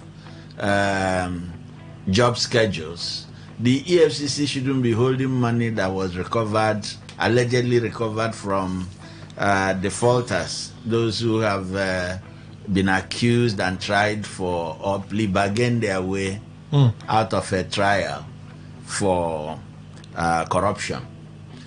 Therefore, such money should have gone right back to the central federal government fund or a special account meant for such things. The question that should bother us now is how much more money is in that account is EFCC holding, and who is in charge of that fund. You recall that this was also at the heart of the feud between Malami and Magu. Yes. Magu said we recover this amount. Malami said it is less than what he recovered. Yes. We're still doing the same thing. There and has now been EFCC no is saying they are doing 50 billion to NEL Fund. There is no audit of EFCC recovery accounts known to the Nigerian people. The transaction by the federal government using EFCC has been less than transparent. It's not EFCC's fault. EFCC makes recovery. It's up to the federal government to give us periodic accounts of what the EFCC has recovered from each accused, not to lump them together and tell us, because at that point it becomes cloudy. It's not auditable. So what we see in the entire recovery process, fund recovery process, is a situation that we can't hold anything as concrete regarding the work of EFCC. Look, they recover not just cash, they recover properties. They recover not just within Nigeria, they recover foreign account from foreign accounts. There is no periodic accounting to give Nigerians the confidence that what we have. The other day, former President, His Excellency Chief Olusegun Obasanjo, in an interview that went viral, was saying they were asking him that Ibori, former governor of Delta State, alleged that Obasanjo was vindictive.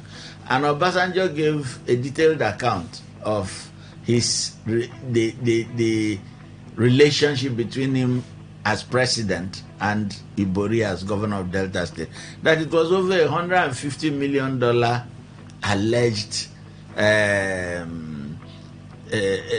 questionable management by Ibori, that $150 million belonging to Delta State, equivalent, suddenly went into questionable expenditure, and it was alleged that Ibori had this money. In fact, he said 200, and he said, okay, if you've misspent 50 million, pay back 150 into EFCC account for this. And that agreement was reached to open central bank accounts for each state. And that instead of Ibori paying in the $150 million as agreed between EFCC, President Obasanjo, and Governor Ibori made available $15 million as handshake money, allegedly, to Nuhu Ribadu, who was EFCC boss then. That money was paid into Delta State account because it was not supposed to be an under-the-table exchange. Now the question is... That's $50 million. $50 million. Instead of $150 million. Yes. He offered, allegedly, as stated by... the EFCC head. And Nuhu Ribadu had said this before, in 2007, that actually the gentleman, Chief Ibori, offered him $15 million, gave it to him, and he took it and presented to the president. And the president now said, pay that money into Delta State account. But the balance, nothing has happened to it. So what one is saying is that 50 billion paid into the NEFUND account is a pregnant statement. One, from the federal government, the president, and it's insulting to say in the goodness of his own mind, the president, the way you read the story, says... That's how they put it on their Facebook. What did they say? The President Bola Ahmed Tinubu, in furtherance of his social intervention policy for the most vulnerable segments of the population, decided in his wisdom... Yes. ...to plow the money into funding. It is an insult to the institutional controls established by the Constitution of the Federal Republic of Nigeria, under which the Fourth Republic is being run. For you to say, by his own goodwill, in his wisdom, he decided. He cannot make that decision, because every money expended under the Federal Executive list must be budgeted for. He cannot have free money. 50 billion naira is not 50 billion kobo. It's a huge amount of money. What the federal government announced they were going to put into the NEFUND, into the student loan fund, which is still debatable, was 5 billion originally. 5 billion. So if you move it to 50 billion, you need to address the nation on where... They've actually invested over 40 billion. This 50 billion is an additional investment. Yes. Because the president mentioned this in that broadcast on August something. That Sunday morning broadcast. Yes. He mentioned this. Yeah, but who approved that it should go above 5 billion? Where the normal approval processes followed, in terms of raising the ceiling from 5. I'm not against paying more money into the student loan fund, but I'm saying, did we follow due process in the allocation of the fund? We are getting to the point where we hear the president has. It is not supposed to be so. There has to be institutional functions to as part of that process. That's one. Two, we've talked about the lack of accountability and transparency by EFCC as a result of inefficiency of federal government establishments in managing their functions.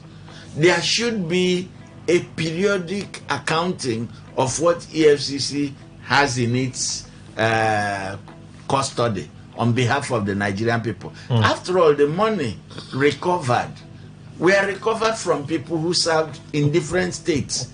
So that money logically belongs to any money recovered by EFCC. If it is recovered from a federal officer, then the money should go to a federal account. All right. If it is recovered from an officer who has served at the state level, the money should go back to the people from whom it was stolen. It's like saying that an armed robber attacked a house in Diob and the police caught the armed robber, recovered the money, then donated it to Nigerians at Abajo. It's not right. You have to take the money back to the source from where it went. Dr. Bijima. Yeah, what we are really seeing, especially between 2015 and now, instead we have people who are bereft of idea, accountability, transparency in government and in governance in this country and even our states. The way we also address them, we don't say government again. This government, the federal government, will now personalize yes, government. And growing up in this country, we never saw this kind of a thing. We never had it. And this is just a recent thing. And we are becoming used to it. You know, Tinubu is wisdom. Yes. Tinubu is this. There's no government though. As if, even if a monarchical system of this, you don't begin to hear King Charles of England, his wisdom, and all those kind of a thing. As if it's his personal money that is being charitable, donating as a charity to Nigeria and Nigerians.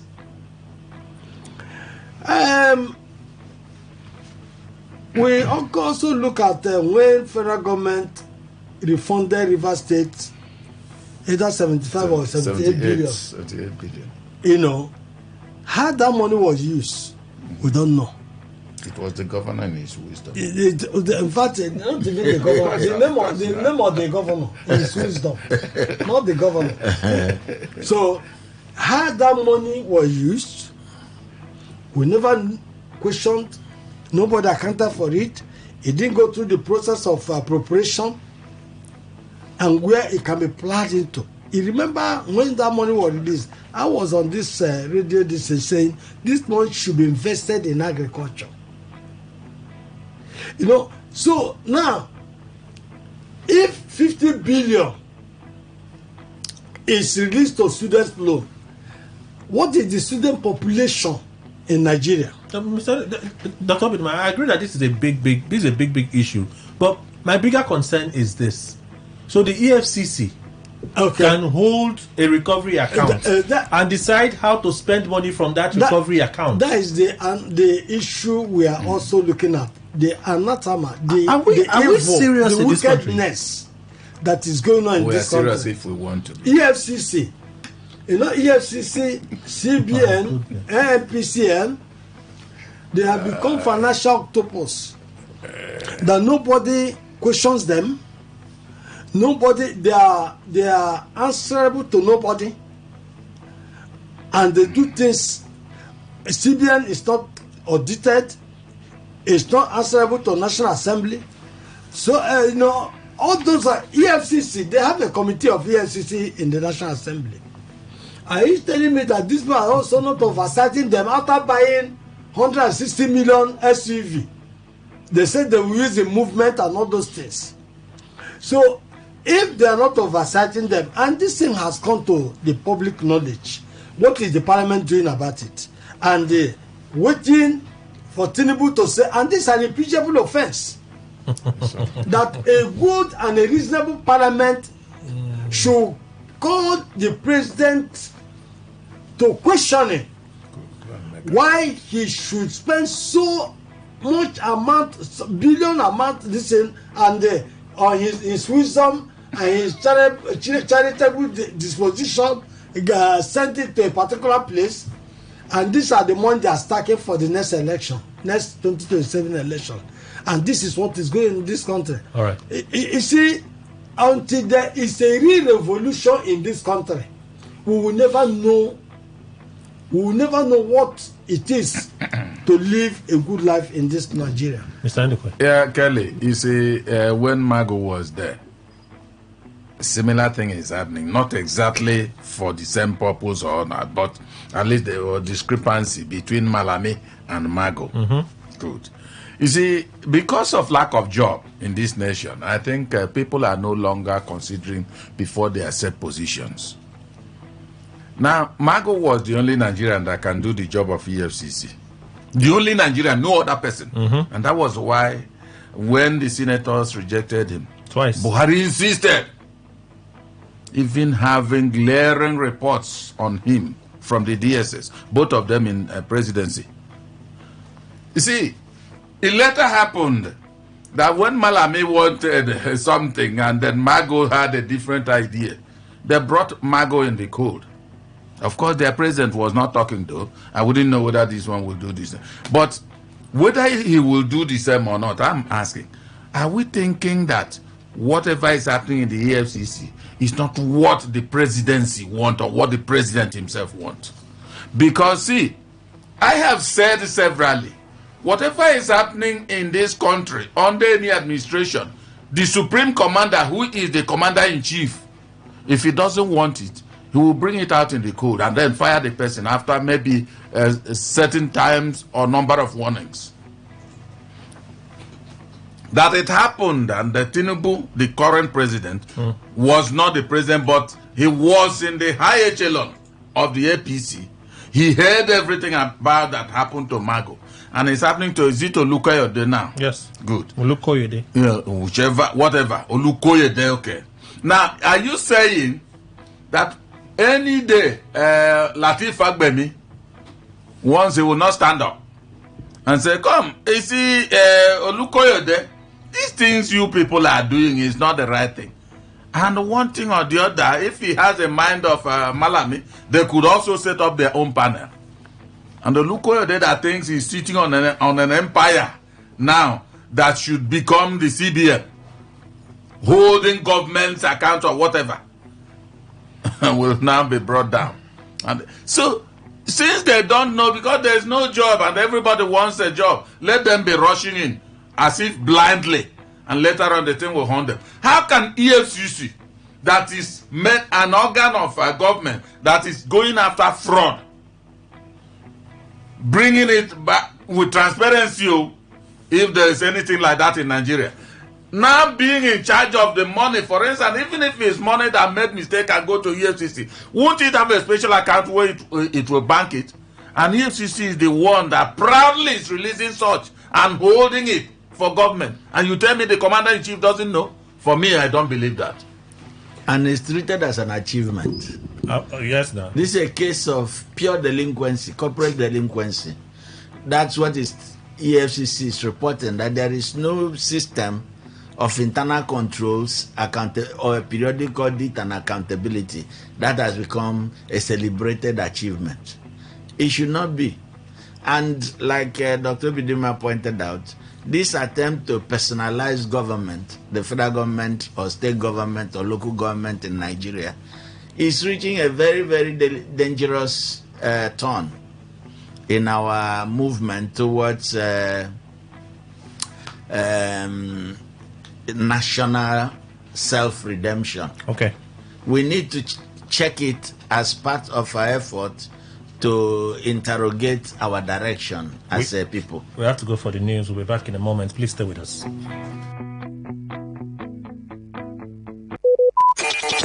Talk radio. I listen to a lot of talk radio. 95.1 FM. Every day, every hour, when the big stories break, depend on our 24-hour news team to bring you the latest. Today, 95.1 FM.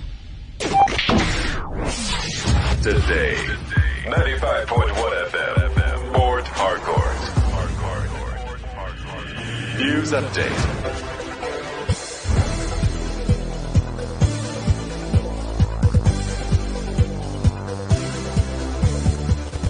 A very good morning to you. Here is the news update on Today 95.1 FM. I am Kelly Ikemenchima.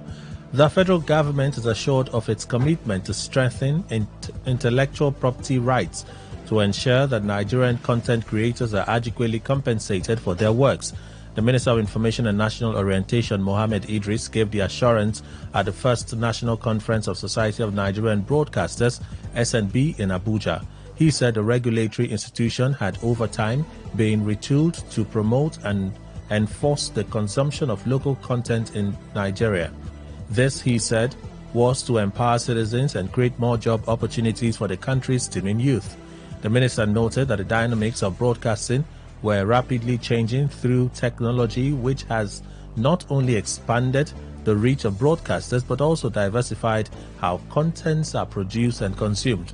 Idris disclosed that the federal government is reviewing the missed opportunities on the digital switch to create more outlets for Nigerian youth to adequately express their creative ability.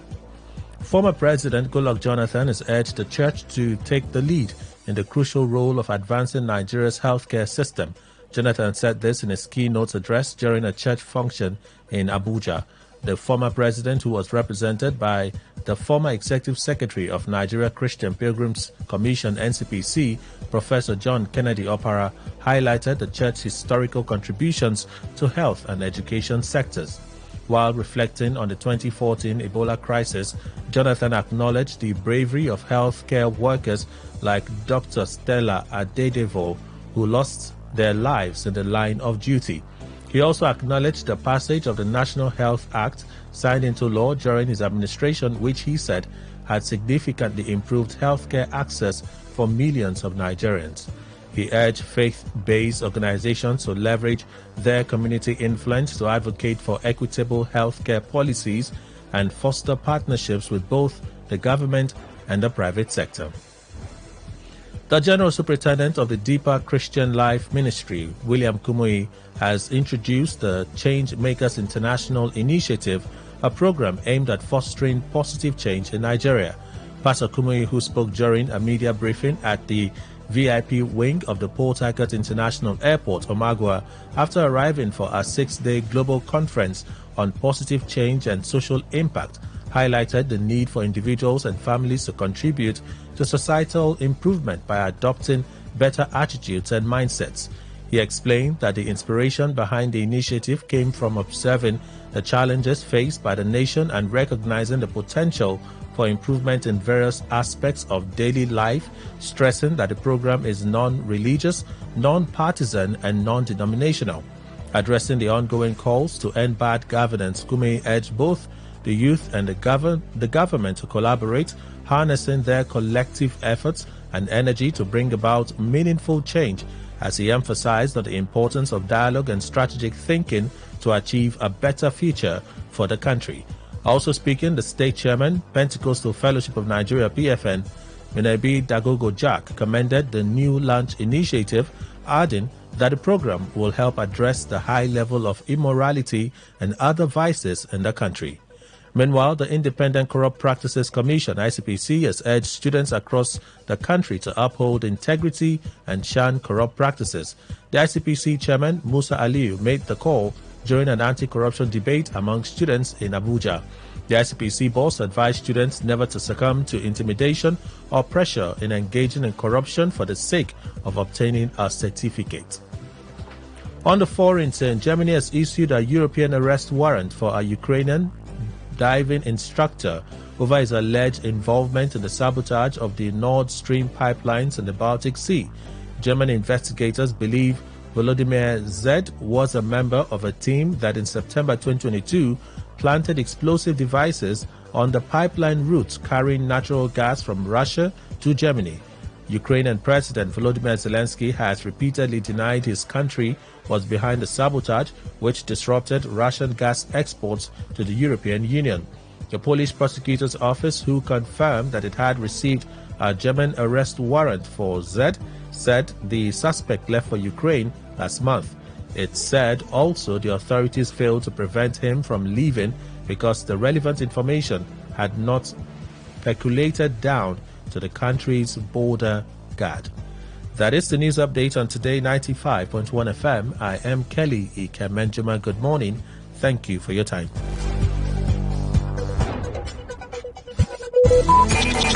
Talk radio. I listen to a lot of talk radio. 95.1 FM. I have a dream.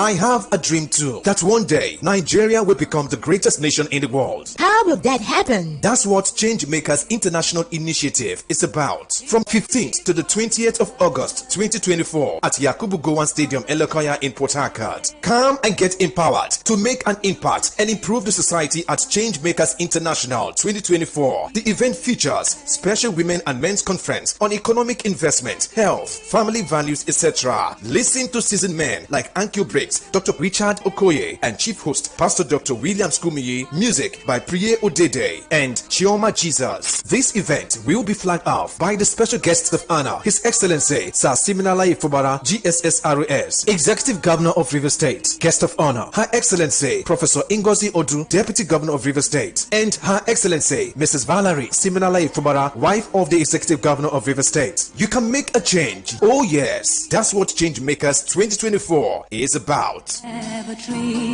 Port Harcourt, are you ready? Today, 95.1 FM, the voice of the people. Please listen to this paid infomercial. Hello everyone and welcome to today's special edition on radio. I've got an awesome guest with me, Mr. Dan Akoy, representative of Pips Global Academy. Good to have you, sir, in the studio. Thank you, my brother. Thank you, Port Harcourt people. All right, so Mr. Dan, tell us, what's Pips Global Academy about? Well, thank you for that question. Pips Global Trading Company is actually a first-class indigenous company that equips people, mentor them on how to navigate the world's largest money market. Now, when we talk about the world's largest money market, we cannot stop but talking about Forex. Okay. You know, Forex is actually a market that does a daily turnover of over $6 trillion every single day. Okay. Now, the possibility of this is because all the central banks in the whole world, you know, participate in this market. Okay. And not just the central banks, we are talking about the hedge funds. We are talking about the multinationals. So everybody comes to this market to either multiply what they have or try to participate to see any given opportunity in the market. And that's where we come in. Now, we are coming in as a retailer in the market. Now, both me and the student and everyone in Pips Global, we go into the market as a retailer because of our funds, because we are backed by brokers. Okay. Giving us leverage in the market. So that's the fact about Forex. Now, this business is something that you cannot just wake up and because either you have the capital participate in. It is more like a skill, more like something that you need to give that your time to learn, so that someone can guide and mentor you. And that's where Pips Global comes in. So we mentor you, we guide you on how to profit daily from this market. Okay. Yes, that's what we are into. All right. Thank you, Mr. Dan. So we live in times where there is serious economic issues. And I'm sure lots of people would be interested in knowing what tools they can apply and what tools are available with Pips Global. So tell us, what tools makes Pips Global students win and also makes your academy unique? Okay, thank you. Now, the uniqueness about Pips Global is, number one, the services and also the strategies we have in place for people to be able to win. Okay. Now, when you go into the market is a complex chart. And this complex chart, how long can you study and think you can draw lines to be able to profit? And that's where we come in with technology, because the world now, we are in that jet age where technology actually can, you know, give you better results. So we come in with our technology using our strategy that is already designed to profit, you know, daily for people. So all you need to do is just to plug into that strategy, and as the strategy works, giving profit to others, giving profit even to me or to other facilitators in the company, you also get your profit. So it makes it easier and hand-free. So you are totally doing less and actually winning in the market. So that unique part of using our strategy is a bomb. And also we talk about our daily trading signal. Our daily trading signal is for both those that are not physically available in our classes, meaning that anywhere, any part of the world you find yourself, you can actually use our strategy and our daily trading signal to win. Now, this signals come with the complete parameters for you to be able to copy and paste. If, for example, you don't want to use the strategy of the company. Okay. So you can just copy and paste and you are actually winning because those strategies have been analyzed, those signals have been analyzed already in the market. So that's two unique points. And then another part of Pips Global is that we have open classes. We have open classes where you could walk in, sit down in a conducive environment and learn. Okay. And these are things that a lot of persons don't have. And we also have access to mentorship. Access to mentorship that you're not watching a YouTube videos of 5 minutes and thinking that you are an overnight expert. You are coming in and you are getting a mentor to guide you through this journey. And that mentorship is one of the key things also that we look into in Pips Global to make sure that our students keep winning and they are winning. Mr. Dan, I appreciate the fact that your academy removes or eliminates the complexities of trading. Exactly. And also mentors people on how to win effectively. Exactly. But let me ask you this. What category of persons can learn trade in the market? Now, this is it. The market is actually decentralized for everybody. Okay. Everybody means that, for example, a child can learn Forex. The only thing is that a child cannot trade, cannot run a live trading in the market because there are restrictions, age restrictions. Okay. But a child can learn. So if you are above 18 and you want to actually earn a living for yourself, no matter who you are, from any of walks of life, I mean, we've got medical doctors, as busy as they are actually participating in these opportunities we have in Pips Global to make, an extra income for themselves. Wonderful. So everybody can actually participate in this and win. So the tomorrow event is for everyone. This event is going to be massive. People are coming from Pips Global Abuja, Pips Global Lagos, and men are already on ground where you're going to see live how they started from zero and today they're actually impacting lives in the society. Okay. So that's what I'm going to tell you. Expect everyone at that event tomorrow. Okay, so Mr. Dan, you already preempted my next question, which is about tomorrow's event. Yeah. What should people expect at the event? Who is coming? What time is the event and the like? Okay, now this is it. Some time ago when I started, I talked to myself. I spoke to myself. I said, I need to, do something else. I need to add something, some piece opportunities Pips Global is bringing today. I only got, involved by somebody, me paying somebody and then me learning, and it took me a lot of mistakes and, before I got it right. Okay. Now, let me go back to what we have for people tomorrow. We've got to give them first-hand information that most of them have never actually have access to before. Okay. There are websites actually that can give you total paradigm shifts, but you can't access those websites without somebody linking you or giving you that information. And another thing again, we are giving giveaways tomorrow. Okay. Giveaways is more like a side attraction, added to the knowledge we are impacting people.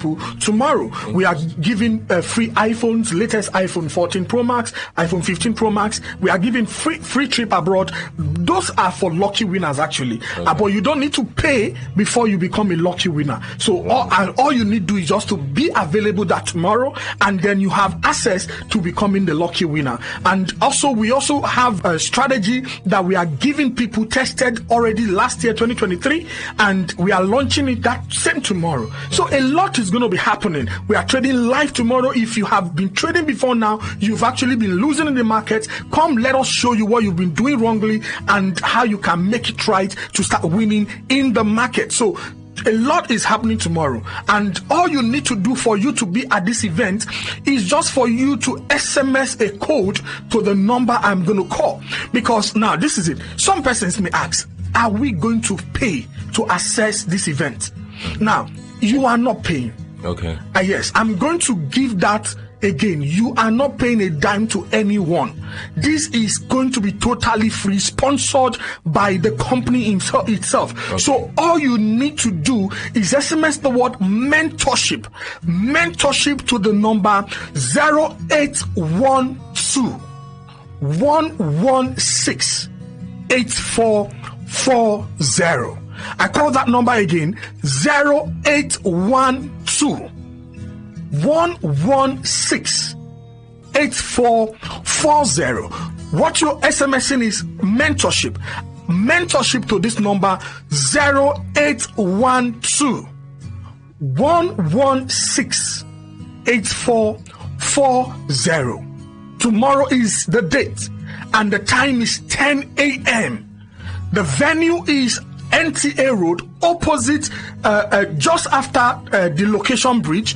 And the number you're calling will give you the precise location. Okay. And all you need to do is be there tomorrow, 10 a.m. It's going to be live and it's going to be impacting. Thank you. Okay, so we are pressed for time, but one more time, can you call out the numbers again? All right, the number is 0812 116-8440. 0812 116-8440. Location is NTA Road, just by location bridge, and they are going to give you the precise location tomorrow. 10 a.m. is the time. Thank you. See you there. Thank you, Mr. Dan, and do have a wonderful event. Thank you. And that was a paid infomercial. This is Today 95.1 FM, Port Harcourt, voice of the people. Unleash the power of the airwaves with the ultimate radio experience. Tune in to Today 95.1 FM, the voice of the people. Don't just listen, immerse yourself. That is 100% true. 95.1 FM, voice of the people. And we're back.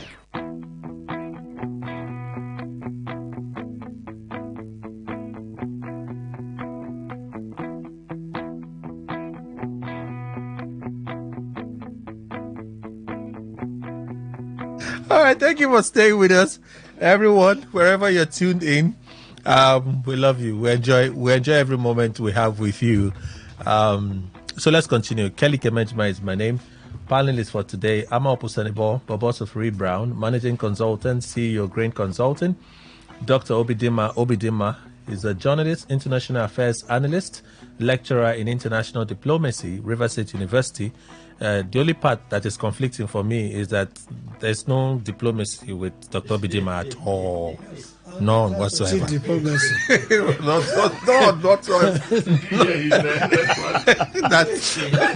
None whatsoever. None whatsoever. No. Having diplomacy. No. It's not on the menu.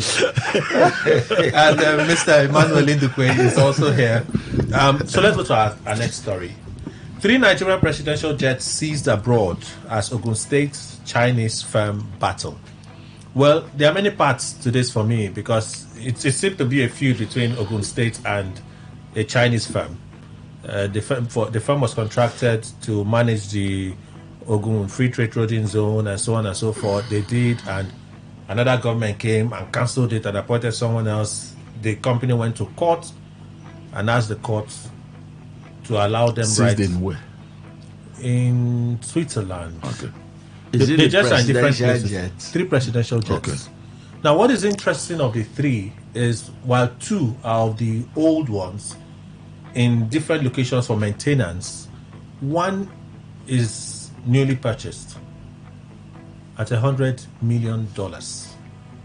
The Premium Times, also reporting the story, had reported then that the federal government was making moves to buy a jet from a Qatari royal who had an issue with something, and they were demanding that he paid $300 million to release his aircraft.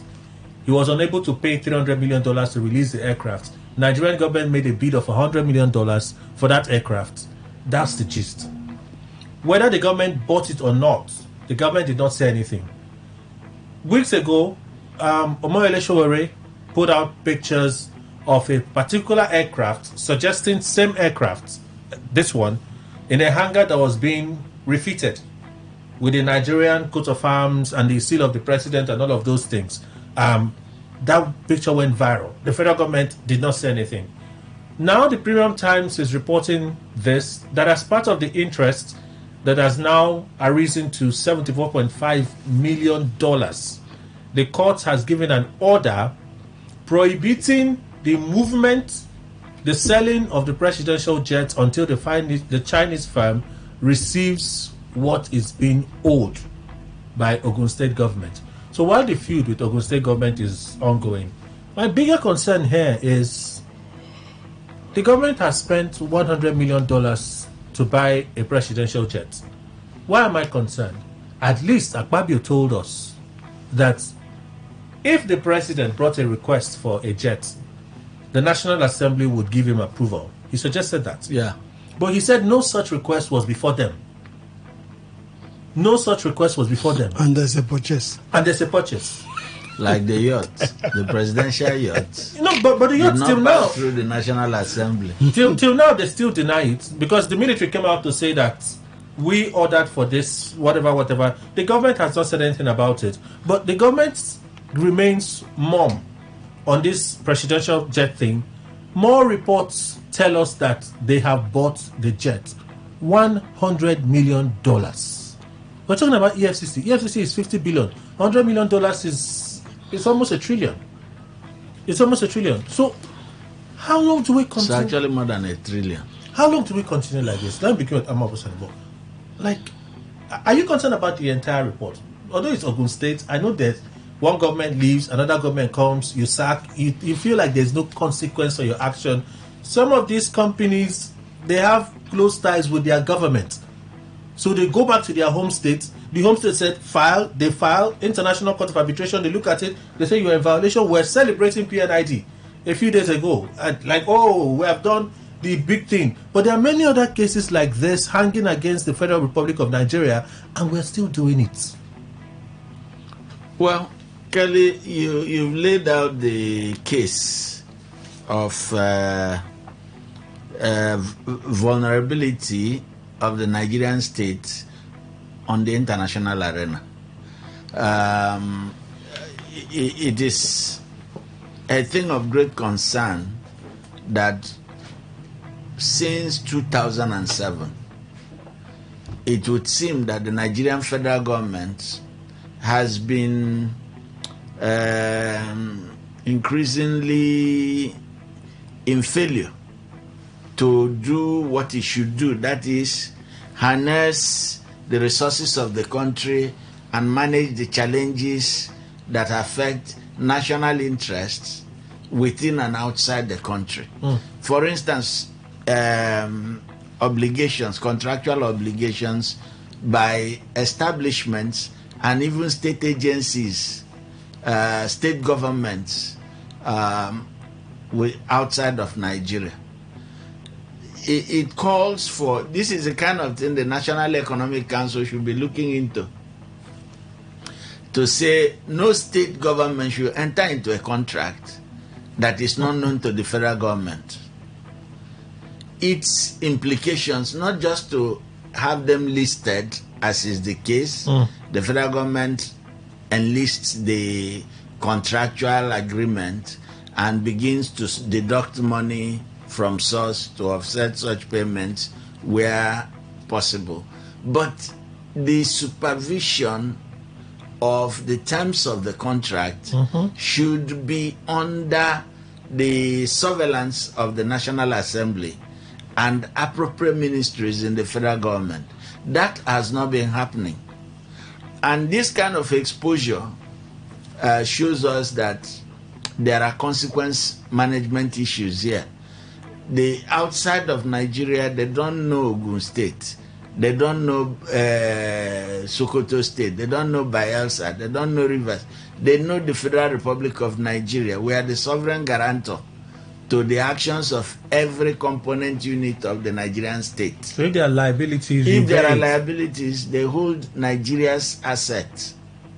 It is Nigeria's asset that is required. I don't know what the lawyers will say, but that has been the practice. It's not the first time, So what one would suggest is that apart from the issue of due process in federal government acquisition of assets such as an aircraft, new or old, We are waiting to hear the federal government say that because of the economic condition in the country, we are selling off our presidential fleet and reducing it to zero because we don't have the resources to maintain a presidential fleet. We should also be asking state governments to sell off their private jets and invest the fund generated therefrom into agro-industries for the survivor. Now look at this.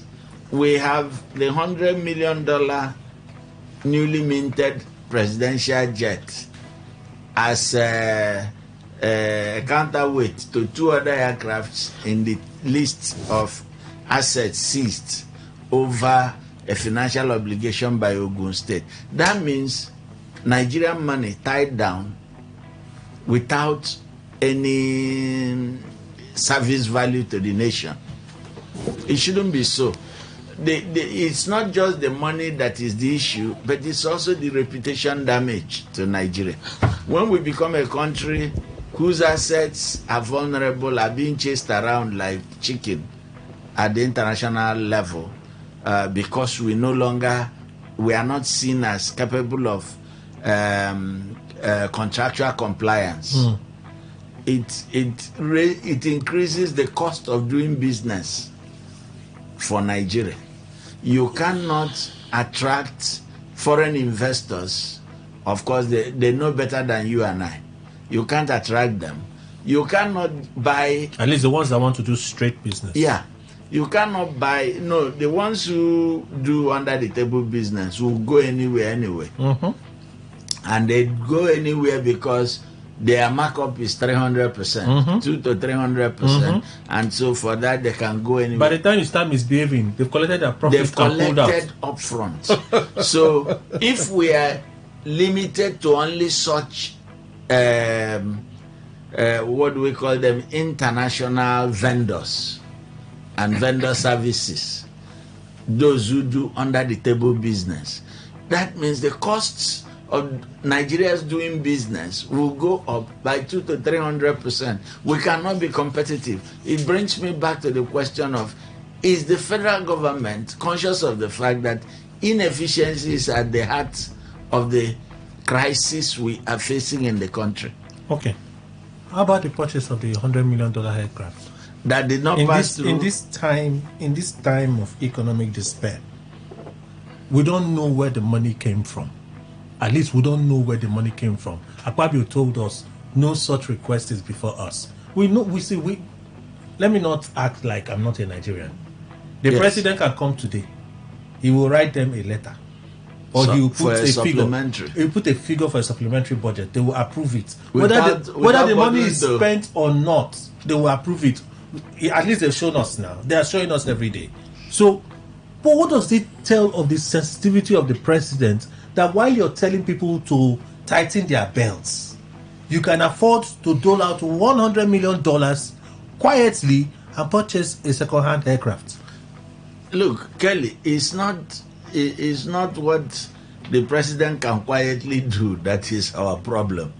It is what is in the public domain, that such affluence as exhibited by a few who hold political positions in the country, nothing has happened to their level of affluence.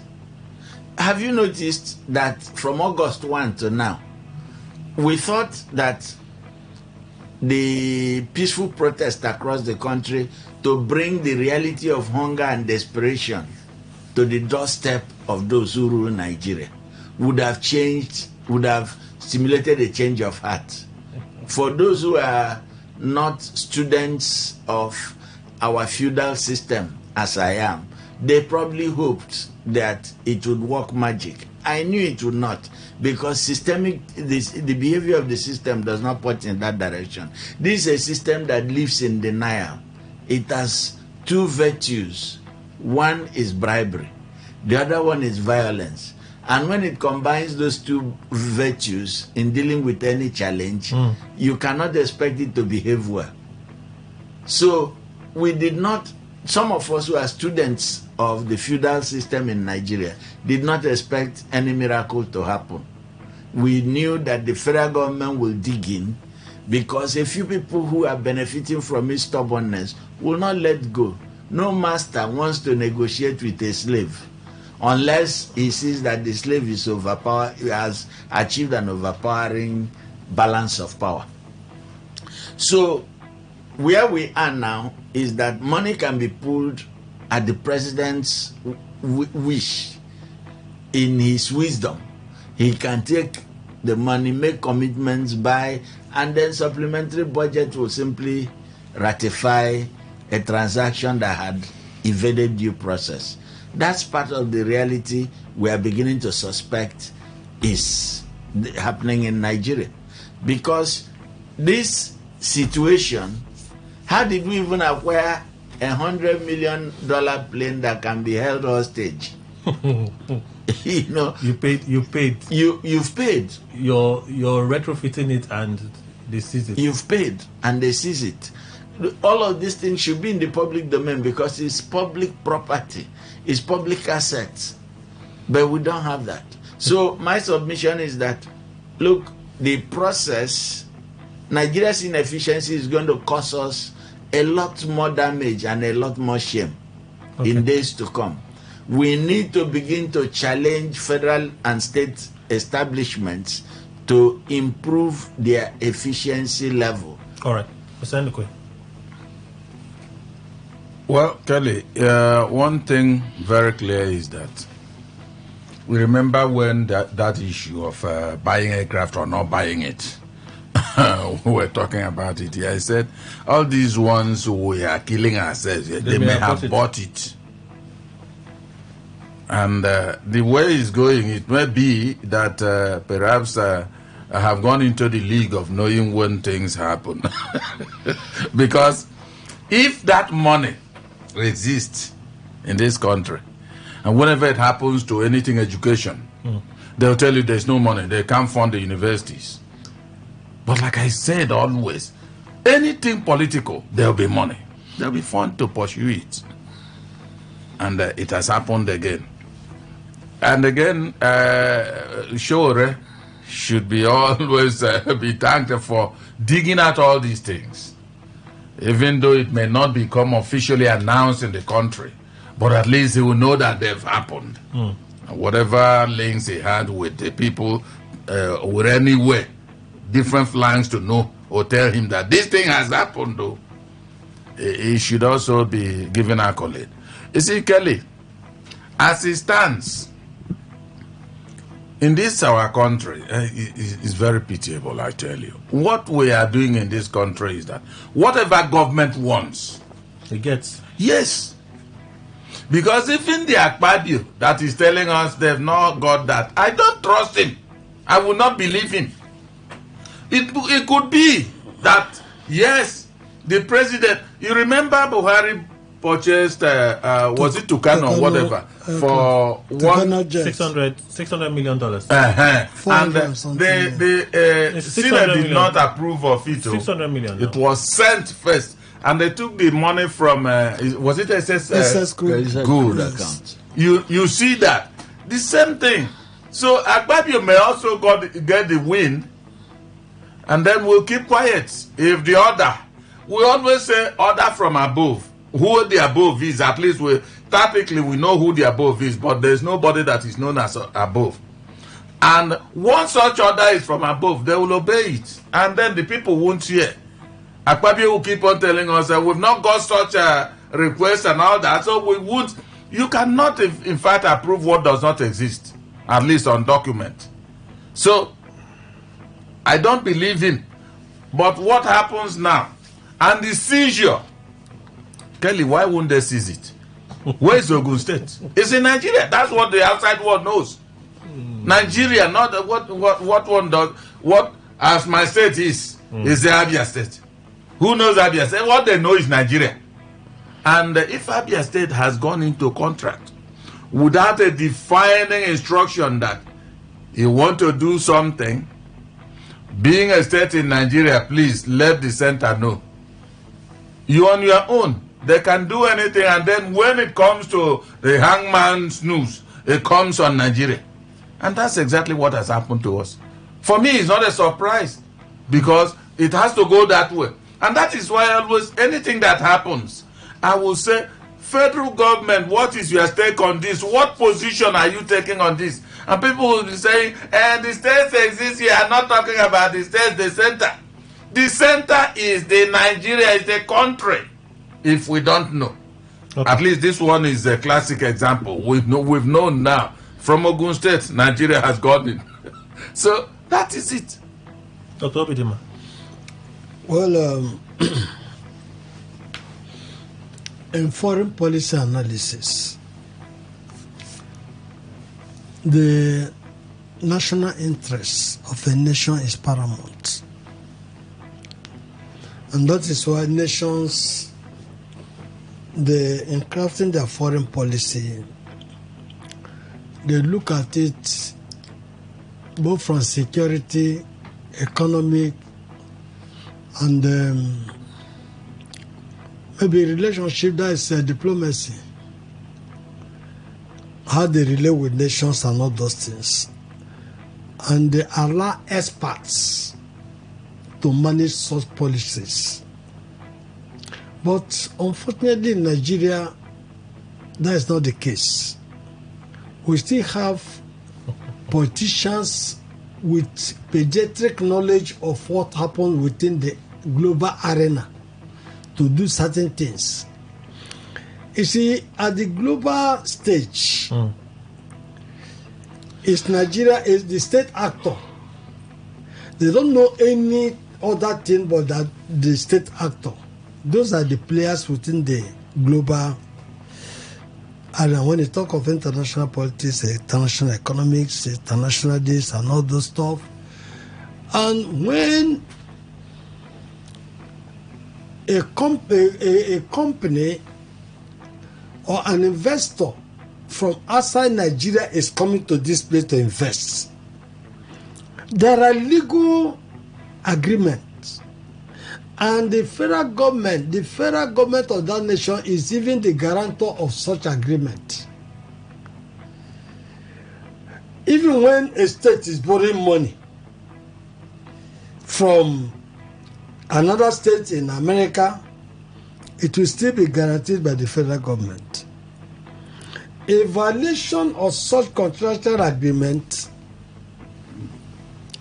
will also be taken up at international arbitral courts or tribunals, and whatever judgment is given, the brunt must be borne by the government of Nigeria. It's not so the government of Nigeria will not know how to deal with its own subnational in time to resolve that issue. But when these things were going down to court, what did the federal government do? Was there an intervention? And this is where diplomacy would have come in to talk with the government of China. You know, China, these Asian countries, these Oriental countries, they are so shrewd, so crafty and smart. They will always do everything that they will benefit from and put you in a disadvantaged position, which although African nations are down there, when it's talk of, they are not aggressive within the global arena. No. But these people are aggressive. And any violation, any infraction, they do not wait to take it up. Because the government of China is just to protect the interests, the economic interests of China, not the economic interests of Nigeria. Apparently. So what will Nigeria do now? Nigeria should now begin to review its relationship with China. Which Nigeria? Yeah, is it because you're also dealing with a nation that can cover your but you had a contract with a company. The contract had a tenor. Yes. You woke up one morning, cancel the contract. At least that's what the report says. Yeah. And you expect that the company will just they will not. Just start crying like a dog. Immediately, you know the consequences when they take that matter to international court. That you as the federal government will bear it Why not quickly intervene into the matter? Why not call Ogun State government and say they would have resolved that thing earlier, and you allow it to go, and now they have seized a national asset that you Nicodemously bought with our resources.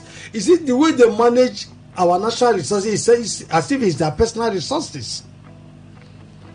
And this thing is not even appropriated. It's not before the National Assembly from what Ababu is saying. Where did they bring that money? We don't even hear anything again about excess crude oil. Is there no more money there? We don't hear anything again about sovereign wealth fund. Yes. Is there any money there?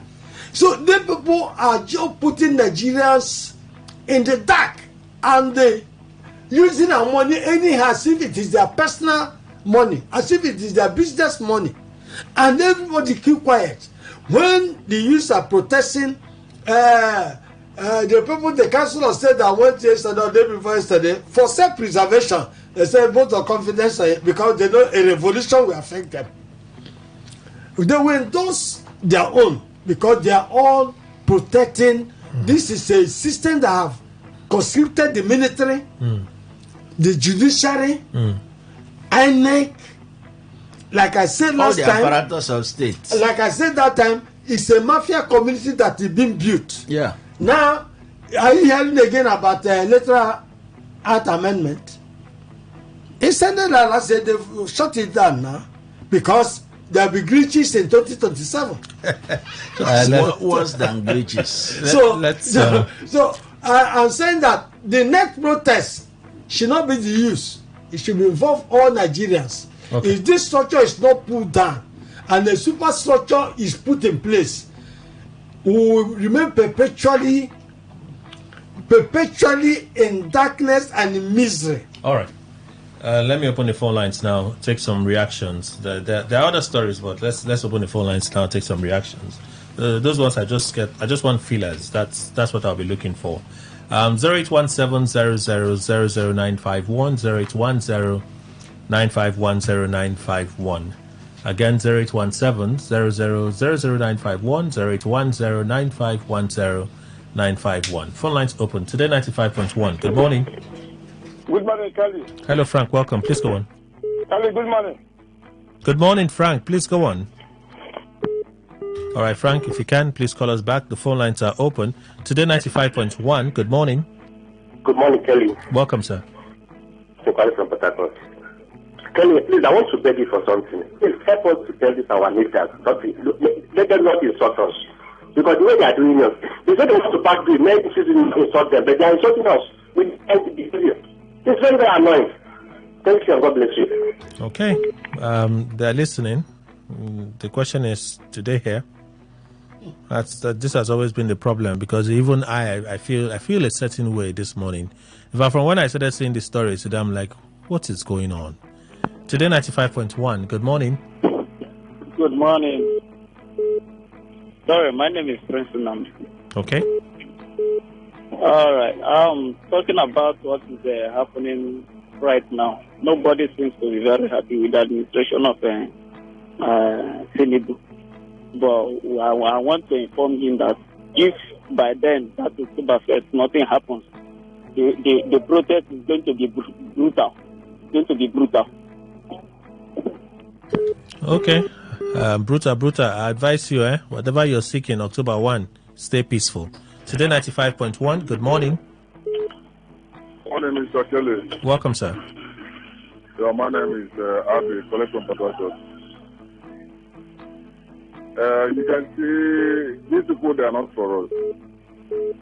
After the protest, instead of them to bring a policy that will enhance the economy and in order to bring down the subsidy, whatever they can do it, but they are there bringing a law that will protect them.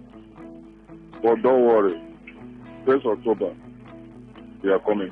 Before I drop, I think that day that thing happened. That person that her husband this thing in the airport. That very day I told my wife that is a script and it's a prank, and that is how they want to get a traffic in their platform. I still believe they speak. Okay. And that's it. Thank you very much. All right. Today 95.1. Good morning. Better for work. Emeka, please go on. Tell me, what is happening in Nigeria today? Talking of the aeroplane and whatever. It's exactly what happened in Lagos State. Lagos State was by a particular individual. And when they were doing this propaganda of what happened in Lagos, what they are asking, what is that happening in Lagos that makes about a reference to a presidential, somebody to be voted into president? So that is that way. But I'm just going to tell you that Lagos State is still under case of a particular individual. He is tomorrow. And the question is being implicated in the federal. People should not be surprised. This is the style of governance. He able to personalize the government, and that is what is going on. But I know that justice will come. God bless you. All right. Thank you so much for reaching out. Greetings, Kelly, and to the panelists. I totally concur with RISEC Chairman Adolfo Senebeli. The local government election must hold come October 5, 2024. Congratulations to all the new appointed commissioners and SAs on their well-deserved appointment, especially my own brother, Honorable Acho Inna Bekao. Aboyo Kinsley Rumokuta, you sent in this message. Today 95.1, good morning. Can I greet you and your guest? Can you speak up, please? As I greet you and your guest. Go on. Thank you very much. Good morning. Is it this matter that is going on now? For me, I don't think I don't think I can now blame the Tinubu and the National Assembly and so on. I blame people like Tony Kocha, who that does not see anything bad from that government. What are you talking about? What are you talking about? I am talking about all these things happening. There's nothing bad about the government of Tinubu. There's nothing wrong. They have interest there. That is where the problem lies. It's not even the government. That's what I'm saying. There are individuals that are making it difficult in this country. And everything we blame the government. There are people that are making it. How can people look at the kind of life, what is happening in River State? So that's why I don't have much to say. Okay. Thank you so much for reaching out. Today 95.1, good morning. Good morning, Kelly. Welcome, sir. Yes, I want to first and foremost ask this question. What have we done wrong to these people who call our politicians? What's your name, please, In sir? what way have we offended them? The masses offended them. Since we took over government as democratic government, these people have not given us dividends of democracy. People have been lamenting, crying, dying, demonstrating, and they are not listening. My dear brother, this law they are trying to enact, or the bill they are bringing up, to make people to be speechless, not to talk, not to demonstrate against their evil, against impunity. I think it's not people-oriented, it's specialist. I'm saying this because I'm perceiving, I'm having a premonition of what is going on in this country in time to come. It will be unbearable. I'm not a violent type. Okay. I'm not talking violently. I'm not speaking violently that I will be part of it. But people of violent type, we will give it to them the way they want it. All right, thank you. I'm seeing it coming up in the next possible time. Thank you. Good morning, Kelly. I saw a video online concerning the End Bad Governance protest where a guy was talking about Akpabio eating chicken. Please, if you have the video, play it for me. Thank you. Oh, why did I read this message? I was reading it halfway and then I got distracted by the call. Totally not necessary. Nothing will come out from the new commissioners. Okay, I guess you're reacting to something else, so let me move on. National Assembly should... No, this call first. Today 95.1. Good morning. Good morning, Kelly. Welcome, Frank. You called back. Please go on. Yeah, I greet all your guests in the studio. Good morning. Hello, How are you? Yeah. Let me react on the senator who sent the 21 million for running costs for 1 month. This morning, Kelly, let me be thank to you. I'm not happy because if a senator in Nigeria here will be earning 21 million as a running cost, then a teacher who teach for Monday to Friday is earning about 60,000 naira. That means that Nigeria, we are not all right. Something is wrong with Nigeria. And whoever carry Nigeria battery should return us to us. Because I see no reason why people are dying for hunger a senator who means well for Nigeria will be any like that, and people are protesting and they will not care to listen to us. Please, let them remember that there is God. Whatever thing that they are doing there, tomorrow there is judgment, and all of them will face it. Thank you, and God bless you. Frank, thank you so much for reaching out. Today 95.1, good morning. Good morning. This is Ibrahim. Ibrahim, I cannot hear you. I think this is Ibrahim. Better. Please go on. Please, Kelly, I want to comment on the president purchase of new jets and the Ogun State government going into business without letting the federal government know. I want to say that it's very bad. This is a sign of carelessness from the side of the federal government. Because before the Ogun State people would have gone into this business, there would have been an info that will go to the federal government. But the federal government to approve that business for them to go into that business, because definitely the federal government is going to be, I think what they call it. They are going to serve as if you want to say collateral or something to any business that is outside the country. Okay. Yeah, so I think it's a failure, or it's also a failure from the part of the federal government. There is failure from the part of the federal government because they are supposed to set up an institution that will monitor and see all of these things. Okay. Even individuals. All right, thank you. That's the time you have, 60 seconds. I won't be surprised if they come out and say it was done in Jonathan's administration. That administration was so unserious. That's how they allowed it to happen. It won't surprise me at all. Today 95.1, good morning. Hello, good morning, Mr. Kelly, Chief Ndukwe, and all the great men in the studio. Yeah. Good morning. Yeah, Chief Obadima, Dr. Obadima, bless you. Thank you, Sam. Yeah, Mr. Kelly, you see, they once told us that all the presidential jets that are there now, if we carry the president, whether we want the president to die. Now, which one is taking him to this African country now? That is one. Two, Mr. Kelly, you see, we have protest. God has heard our cry. And I know God is a good mathematician. By the time he will finish his mathematics, just as we know of the Pharaoh of old and the chariots and his army who were consuming the Red Sea, I believe those enemies of Nigeria who has hold us bound, who don't want us to go free, and are helping themselves with our taxpayers' money, licking fingers with their family, the mathematics at the end of it all, victory will be on our side. This government, I tell you, Mr. Kelly, let's not be playing around the bush. This government don't mean well for us. To me, the antecedent is full of 419 and lies. All right, that's your time. We should not take them serious. Thank you, Sam. Thank you so much. National Assembly should channel their energy to meaningful conversations that can improve the economy of Nigeria and bring down inflation, not to prescribe or even contemplate to make a law to jail Nigerians who can sing national anthem with an empty stomach.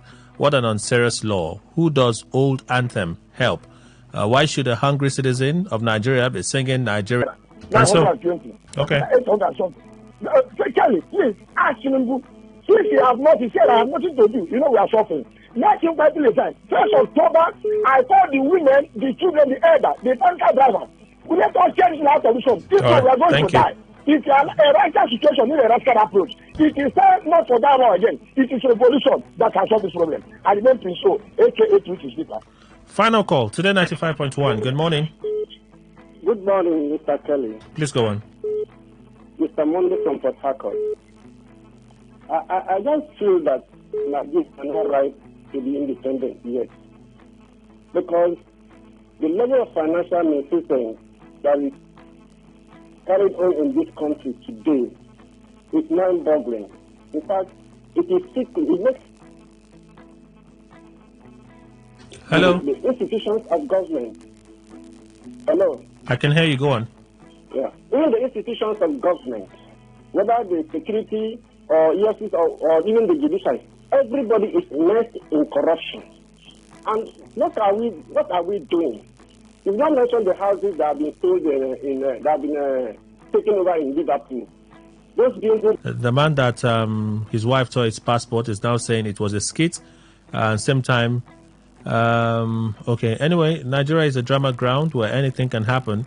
They have done well by withdrawing the bill. Okay, the bill by the Speaker of the House of Reps. Okay. Nigeria, you go better. All right. Gift, thank you for reaching out. Greetings, Mr. Kelly and panelists. Honorable Abbas withdraws counter-subversive bill after pushback. For me, this bill was one of the insensitive bills I have ever seen or heard in my life. Even the House of Reps members cannot sing the national anthem. People who are eating fat with Nigeria's treasury feel that the best bill or law is to threaten the people, the peace of the people who do not want to sing. Thank God Abbas has realized himself and withdrawn the bill. Wanete Clinton West, thank you for reaching out. Good morning, Kelly. The sudden turnaround by the man whose wife tore his passport is shameful. I watched the video myself. He's looking for a way to set the wife free from trouble with the government. But this is not a good way. I said it before that there's something special about these people that continue to address themselves as my husband and my wife, despite what happened. Let's watch and see the end, for the Bible says the end of a thing is better than the beginning. DK Port Harcourt. A few more, then we go to traditional SMS portal, since I'm reading from WhatsApp now. Good morning to my intelligent analysts. Kelly, EFCC, who is supposed to be a financial crime agency, their work is supposed to be seize this money, either return it to the victim or account for it transparently. EFCC, who is supposed to be transparent, is doing this kind of thing, and it's not the same EFCC boss. Is it not the same EFCC boss that said if Yahaya Bello is arrested, he's not arrested, he will resign? Same agency, if under government comes... Okay, I don't try for this message. I've tried. I've really tried. Good morning, everyone. It's a skit, says husband. Well, okay, what's so hard in providing his actual passport if the torn one was fake? Just provide the real passport. Joke taken too far, I agree. Newton Ikere, thank you for reaching out. Okay, yes, I see your message. Say, I'm new here. The right platform for listeners to contribute. Yes, it is. Okay, so you can save it. Greetings, Kelly, your guy man, the quest. Henry Woko. Take it to the bank. The country, Nigeria, has been conquered by who now? Because these politicians are 5% controlling 95% of the masses who have the power. Real Nigeria. And then the last one we can take from here. Just look at the anti-people bill. These guys try to pass in a democratic dispensation. For the senator who revealed how much he takes home, he has really done well. And this revelation has countered all those discrepancies in report as per legislators take home and vindicates Nigerians who have been crying out about the jumbo salaries all of these government officials take, while removing fuel subsidy that benefits the average Nigerian families who are majority of the citizenry, instead of this administration to subsidize from the take-home of government officials who are few compared to the Nigerian citizenry. That's the much I can read from your message. Thank you so much. I have to go to the traditional SMS portal. Let me read a few from there. As regards the EFCC boss, it didn't come to me as a surprise. The wife of the president is a minister in the same church, where the EFCC boss is also a minister. Anything what them like, made them do. Are you saying Olukoide is of redeemed? Is that what you're saying? Because I know that that's where the wife of the president worships. Greetings, Kelly. The advice of the governor to the new inaugurated commissioners and by way of passing a diplomatic message to his detractors is a good one and a sign of an individual that is mature and responsible to handle issues cleverly by observing them before responding.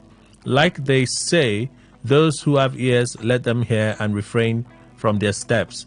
As for the demeaning response from the EFCC authorities, is pathetic and pitiable, for a nation like ours. Honorable Malon sent in that message. Thank you. $100 million U.S. aircraft.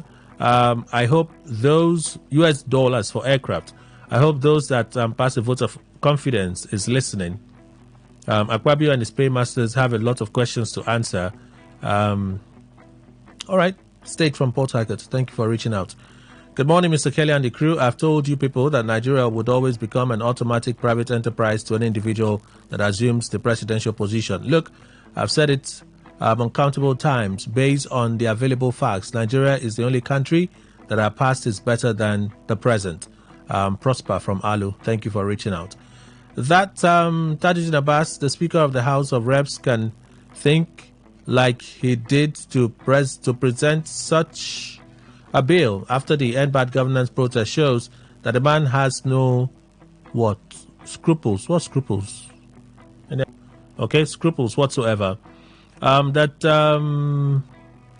own response to hunger protests, it's a very big shame. If his constituents understand received, that's because it has been hijacked. Please, that 5K will go a long way to feed my family. Frank, you sent this message one time when we shared the governor talking about the loan, the soft loans, 4 billion set aside. You're repeating it again. Kelly and the crew, I really thank you for your efforts trying to voice out the happenings in Nigeria. It's a pity that individuals are more powerful than our constitution and they manipulate the judiciary, executive and legislature, including you. It's just a pity. Udo, thank you for reaching out. Few more, maybe two. Good morning. Good morning. I wonder why people sound as if the current FCT minister is the... Okay, thank you too. I wonder why you're calling the FCT minister into this one. This one said, check your account balance. Money has been sent to your account. Check what? Does it? The first letter you read out. Which first letter? The one who talked about 5,000 they paid for loan. So this might be advising that you should check his account. They may have paid it to his account. Okay. I get the link now. Let me go to Facebook and read some contributions there. Now 10 minutes past 11. Let's do some contributions from Facebook. AB King Ugochukwu says, okay. All right. It don't started the load now. I thought it was just going to allow me read from the set I saw. Okay. Why can't you just set the page and leave it there? Okay, so let's see X. X is opened. Inseparable with the truth, EFCC has clarified that the FG directed the release of 50 billion from the proceeds of crime. Why would the EFCC keep money in their custody? Or are they exempt from remitting money to the single treasury account? Do they still use that in this government? Comrade Engineer Charles, so it's still a country or cruise? When has the EFCC become a money-spinning agency to gift the federal government 50 billion naira? We're all jokers in this country. Thank God ability to able. It's a skit, says husband. Come on. Pardon me. Okay. So X has entered the dive like Facebook. So let me see if it's a network issue and try again.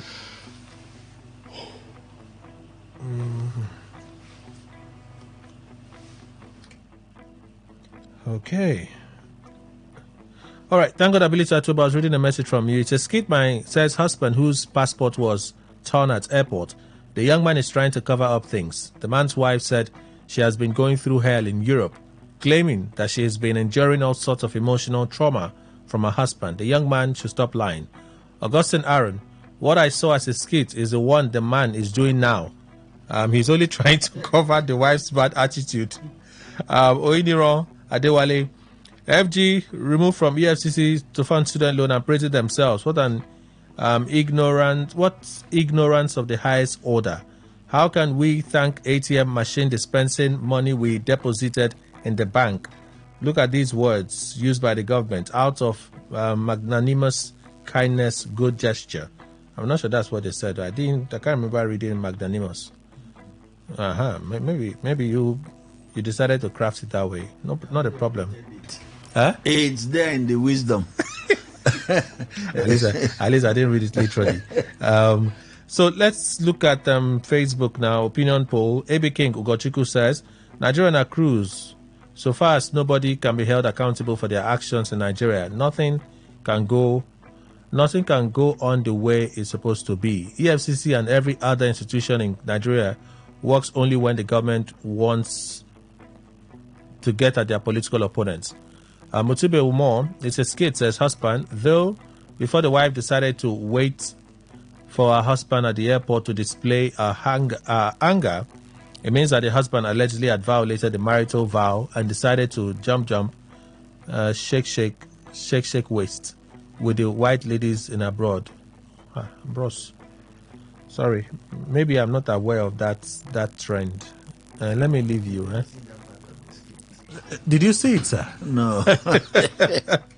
Joel, what kind of expensive prank is that discarding international passports? Nigeria would always do things more than extreme. Everybody, both in the studio and we, the callers, lament on hunger in the land. There are many... Okay, thank you. Estilove, when the head is corrupt, what do you expect from the agency? Oboku Darlington. I'm Newton Ekere, I read this message already.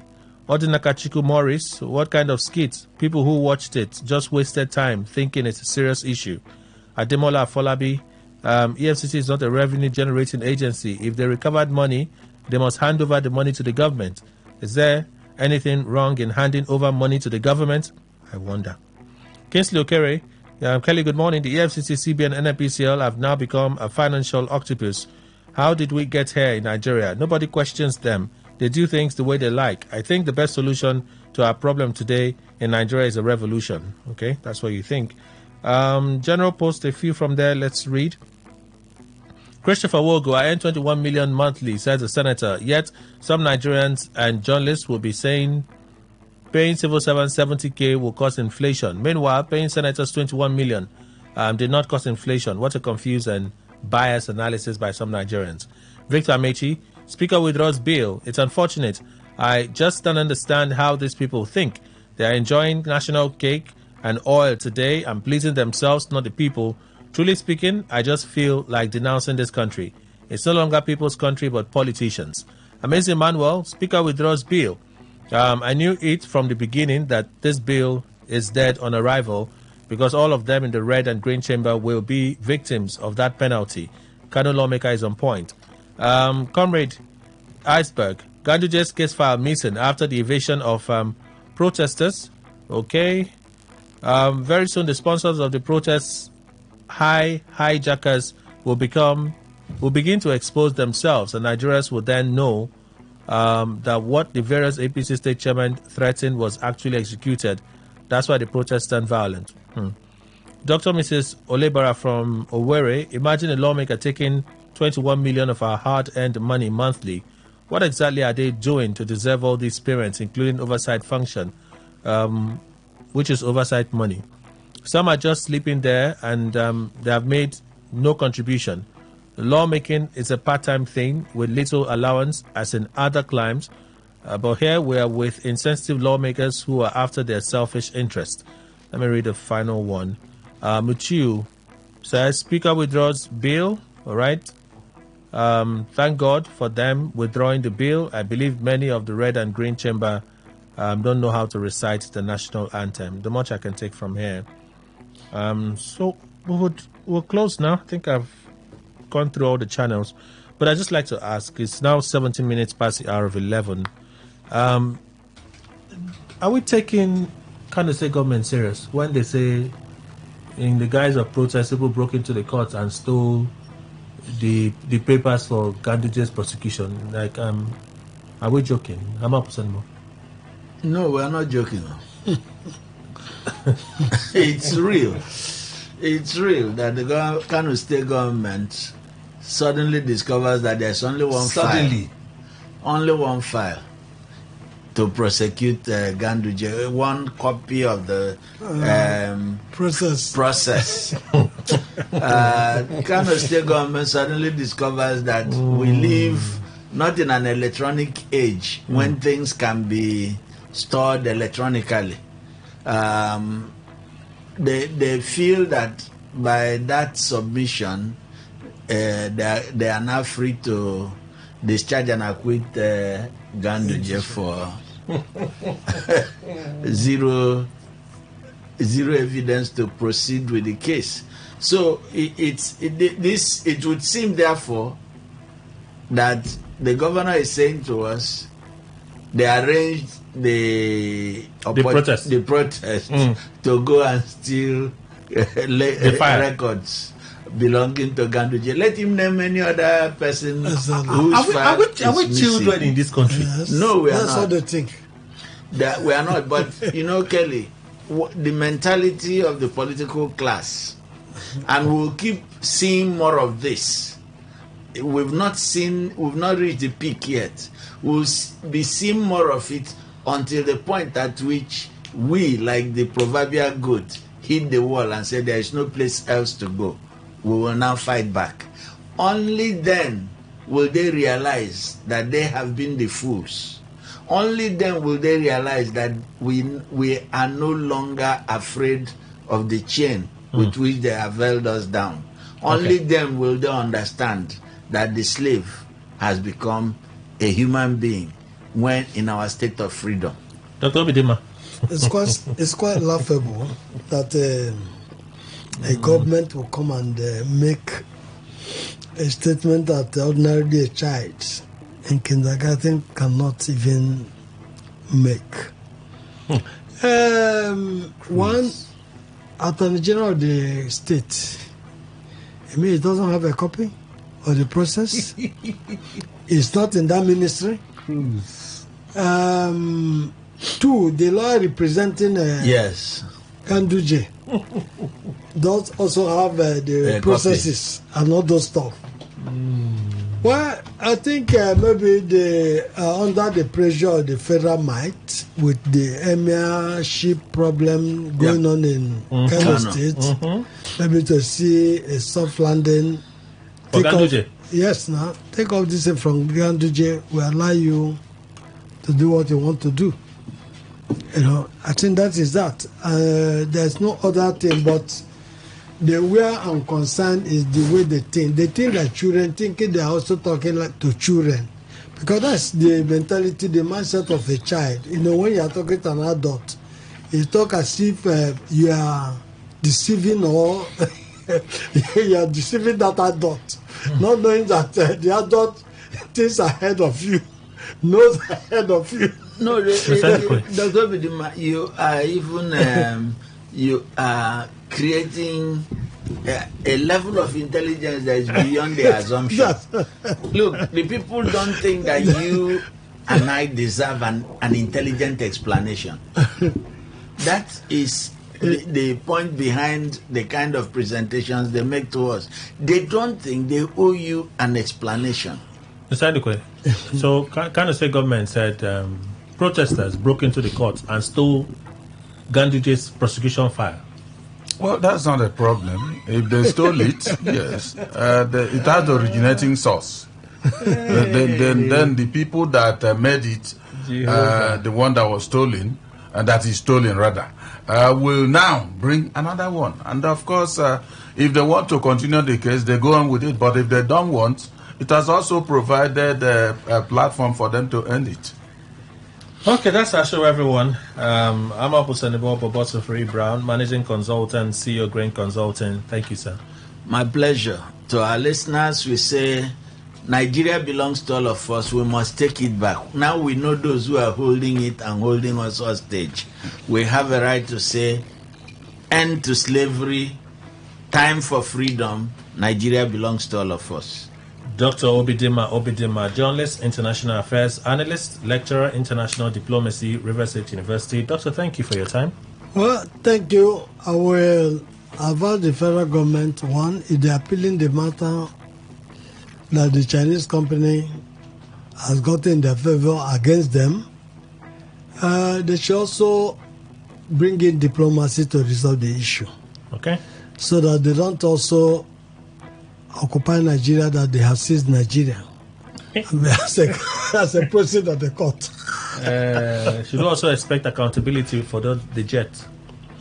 Yes. Why not? Okay. The point there is that Tinubu should come out clear and tell us how that jet was purchased without appropriation from the National Assembly. Mr. Emmanuel Indukwe, in-house analyst, thank you, sir. Thank you very much, Kelly. Thank you, Nigerians. But I will only say that if the Ogun State is owing those Chinese people, let them pay it. If they can't pay, let federal government pay it on their behalf, because your state in Nigeria, nobody knows Ogun State outside this country. All right, that's our show, everyone. I'd like to do a birthday call. I hope that this time they peak. I think they have peaked. Good morning. Am I speaking to Mr. Lazarus? Hello? Good morning, sir. Can you hear me? Well, the line is breaking. Good morning. Am I speaking to Mr. Lazarus? Oh, no. Hello, sir. The Can line you hear is me? breaking. Okay, no. Please stay on the line. Stay on the line, please. Just stay on the line. Let's see if this works. Can you hear me, sir? This line is breaking. I can't hear you. Will you send a text? Okay, let me call you back. Please stay by your phone. I'm calling. I like to do this birthday surprise. Let's hope that the networks will allow us have it better the second time. Okay, we're trying. Hopefully this time it's better. Okay, still here to peak. Okay, can you hear me now? Is it better? Can you hear me now? Is it better? Yeah, I'm hearing you now. Yeah. Oh, fantastic. Am I speaking to Mr. Lazarus? Yes, I am. Okay, my name is Kelly Ikemenjima. I'm calling you from Today FM 95.1. As we speak, you're live on the radio. Wow, thank you. Bishop Lazarus Saro Azia, right? Yeah, I am. Okay, so I have a message from your daughter to a father, a friend. She sent this note, and I'm going to read the notes to you. To a father, a friend, a priest, a stable pillar, a servant of God. Happy birthday, Daddy. You remain my biggest inspiration and source of joy. God bless you, Daddy. All of my love and prayers from your loving daughter, Zimoni Favor, a.k.a. Oilwell. That's the message. So, thank you. Happy birthday to you, sir. You're live on the radio, actually. Happy birthday. Thank you, sir. I'm grateful. The Lord bless you. That's my sweetest daughter. I love her. All right. I'm excited. She's the joy of my life. The Lord will honor her. Thank you so much, sir, for you two taking time to do this with us. We are grateful. You're welcome. I celebrate you as well. Happy birthday. Enjoy a splendid day, sir. Thank you. Thank you. I'm grateful. God bless you, sir. All right. Bye. Well, that's it. He peaked, so which is good. Mission accomplished. That's our show, everyone. Kelly Kemenchima is my name. Enjoy a fantastic day. Good morning.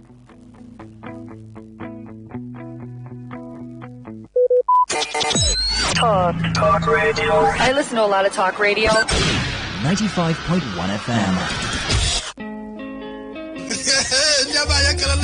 Wetin dey happen late? They say wahala dey na this one wahala be like bicycle.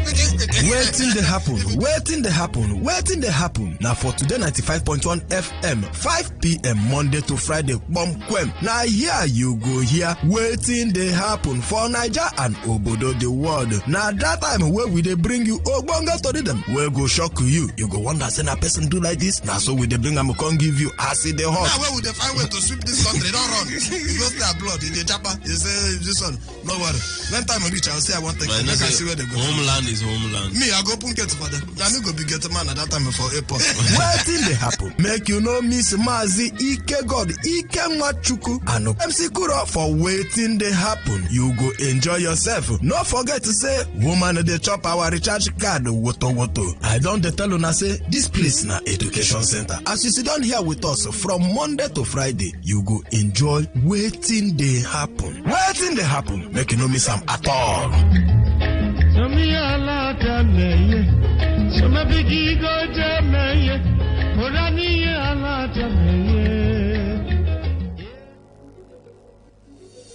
must understand, though the touch of your hand makes my pulse react, that it's only the thrill of boy meeting girl opposites attract. It's physical, only logical. You must try to ignore that it means more than that. Oh, what's love got to do? Got to do with it. What's love?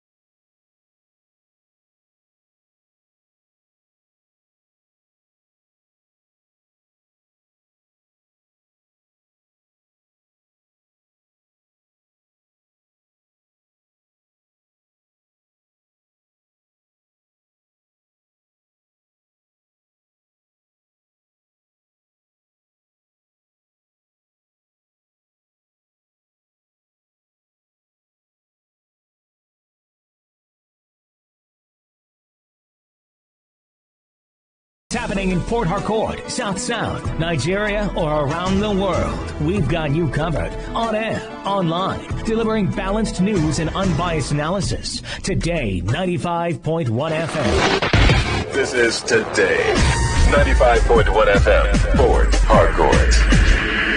News.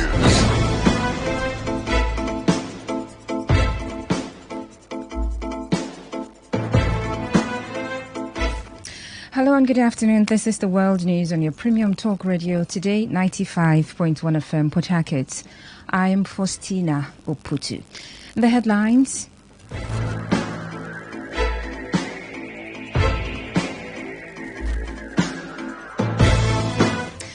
EFCC grills chairman of National Hajj Commission over alleged mismanagement of Hajj subsidy fund. Military personnel deployed across farms in northern Nigeria to ensure protection of farmers from bandits. On the foreign scene, World Health Organization declares monkeypox global emergency. Details shortly.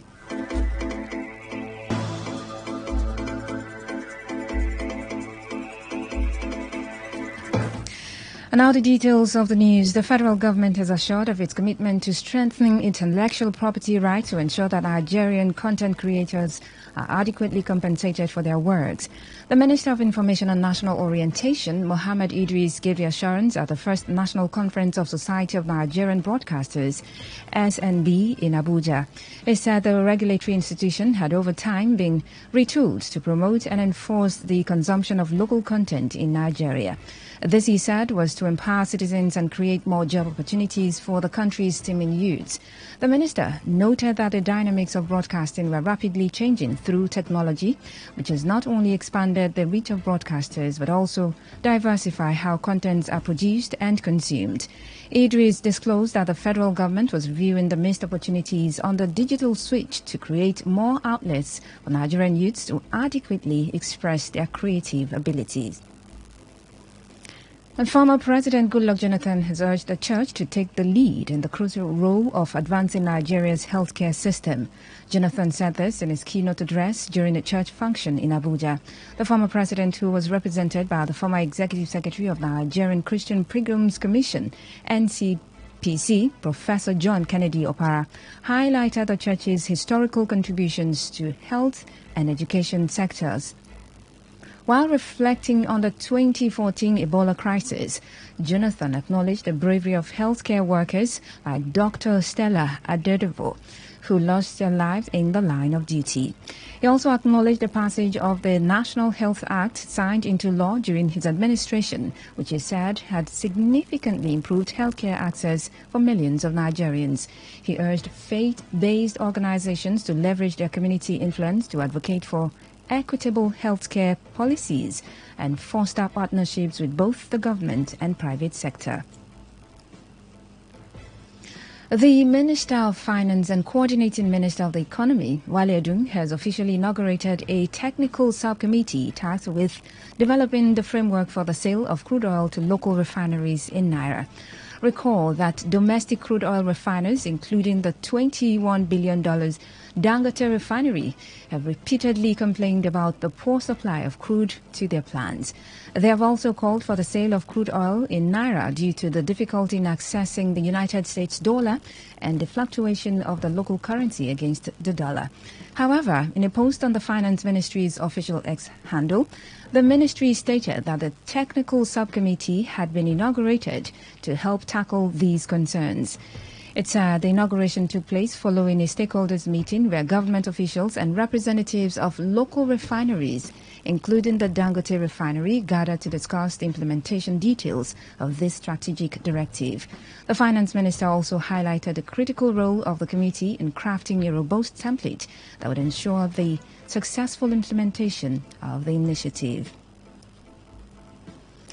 The Economic and Financial Crimes Commission has detained the executive chairman of the National Hajj Commission of Nigeria, Jalal Arabi, and the commission's secretary, Abdullahi Kontagora, of mismanagement of 90 billion naira 2024 Hajj subsidy. The anti-graft agency said a total of 314,098 Saudi riyal was recovered from the NACON chairman and other ranking officials. The EFCC said its investigation revealed that from the 90 billion naira Hajj subsidy, Arabi fraudulently overpaid himself and other necessary operational costs. Also, according to the document, the approved 2024 Hajj operational costs for the chairman, commissioners, secretary and directors, chief of staff in the 2024 budget are stipulated as $4,250, $12,750, $3,825 and $15,300. Recall that the anti-graft agency had first grilled Arabi for hours on July 29 and released him on bail.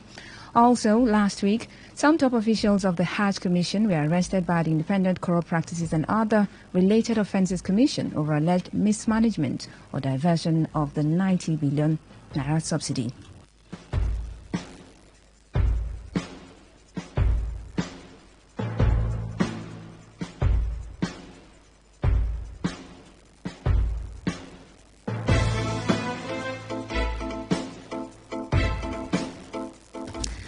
The Independent Corrupt Practices Commission ICPC has urged students across the country to uphold integrity and shun corrupt practices. The ICPC chairman, Musa Aliu, made the call during an anti-corruption debate among students in Abuja. The ICPC boss advised students never to succumb to intimidation or pressure to engage in corruption for the sake of obtaining a certificate. According to him, engaging in corruption undermines one's integrity and can lead to severe consequences, including legal trouble for one's family. Ali also advised students not to allow criticisms or opposition erode their integrity, but maintain their principles in spite of opposition. Speaker of the House of Representatives, Tajuddin Abbas, has withdrawn the controversial counter-subversion and other related bills, which seeks to criminalize refusal to sing Nigeria's reintroduced national anthem. The Speaker gave in to heated opposition and outrage that trailed the introduction of the controversial bill, which prescribed 10-year jail term for those who refuse to sing the newly reintroduced anthem, Nigeria, We Hail Thee. Abbas, alongside Senate President Godswill Akpabio and other federal lawmakers, passed the National Anthem Bill 2024 into law in May at the separate chambers. On May 29, 2024, on the one-year anniversary of the current government, President Bola Tinubu signed the National Anthem Bill 2024, reverting to the old national anthem, Nigeria, We Hail Thee, from Arise, O Compatriots. Many Nigerians criticized the move, saying it was a misplacement of priority and not an antidote to the socio-economic and security challenges bedeviling the country. They even totally rejected Nigeria, We Hail Thee, and vowed to retain the anthem, Arise, O Compatriots.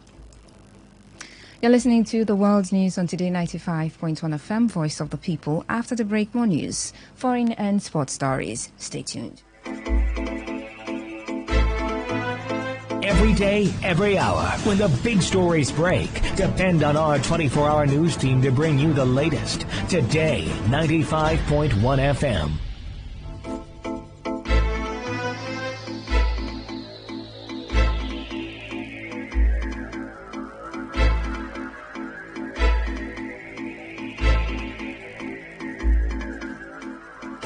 Thanks for staying tuned and welcome back to the rest of the stories. The Defense Headquarters says troops have been deployed across farms in the northern part of the country, especially in the northwest and north central. According to the Military High Command, the deployment was to ensure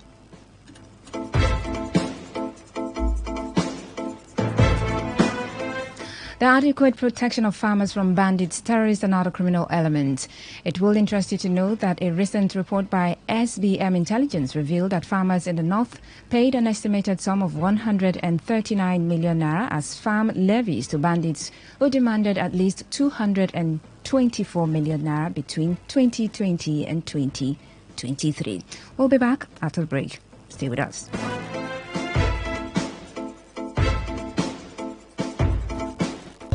Happy birthday Congratulations, Your Excellency, Sir Dr. Peter Odili, GSSRS, former Governor of Rivers State, 1999 to 2004. Your Excellency, the people of Ahoda East local government area are glad to join you and your family, friends, and associates to thank God for the favor of another eventful year. By the grace of God, you have been a great leader for humanity, our nation, the state, Orashi region, and we are proud of your accomplishment and sterling qualities. I, on behalf of our leaders in Ahoda East, the headquarters of Orashi Kingdom, wish you God's continued guidance, good health, blessings, peace, joyful longevity, and grace. Congratulations, sir. This is signed by Right Honorable Edison Ehie, PhD, DSSRS, Chief of Staff, Government House, Honorable Happy Bennett, CTC Chairman, Ahoda East Local Government Area, Dr. Ovi Chukuma, Commissioner for Education, River State, High Chief Stephen Ihua Madweni, Leader, Simplified Movement, Ahoda East, Sir Ngozi Y. Abu, DSSRS, Former Accountant General, River State, High Chief Robinson Nname Ewo, Chairman, Governing Council, Captain Elechi Amadi, Polytechnic, Rumola, Venerable Richard Opara, PhD, DSSRS, Commissioner for River State Civil Service Commission, High Chief Harvey Ideuzu, JP, DSSRS, and a host of others. I get big dream where the dream of. I have a dream. Say one day, we country Nigeria, this could better well. You fit the wonder how it go take happen. Now Change Makers International Initiative. Now them go make them happen from 15th to 20th August 2024 for Yakubu Gowon Stadium, Elekonya, Port Harcourt. This program get ogbonge men and women conferences on economic investment, health, family values, and plenty other things to talk about. People will get better things to chook mouth for this program. Now Ankyo Briggs, Dr. Richard Okuye, also Alhaji Aliyu Danliti, Director of Public Affairs and Protocol, River State Council for Islamic Affairs, and the host, Pastor Dr. William Skumuyi. Music now by Priye Odede and Chioma Jesus. Special guest of honor and the person will go flag off this program now His Excellency Sir Siminala Yufubara, Executive Governor of River State. Guest of honor at the Women Conference now Her Excellency Professor Ngozi Ojo, Deputy Governor of River State, and Her Excellency Mrs. Valerie Siminala Yufubara, wife of the Executive Governor of River State. You fit make that change, now waiting Change Makers 2024 they do. This is Today 95.1 FM, Port Harcourt, voice of the people.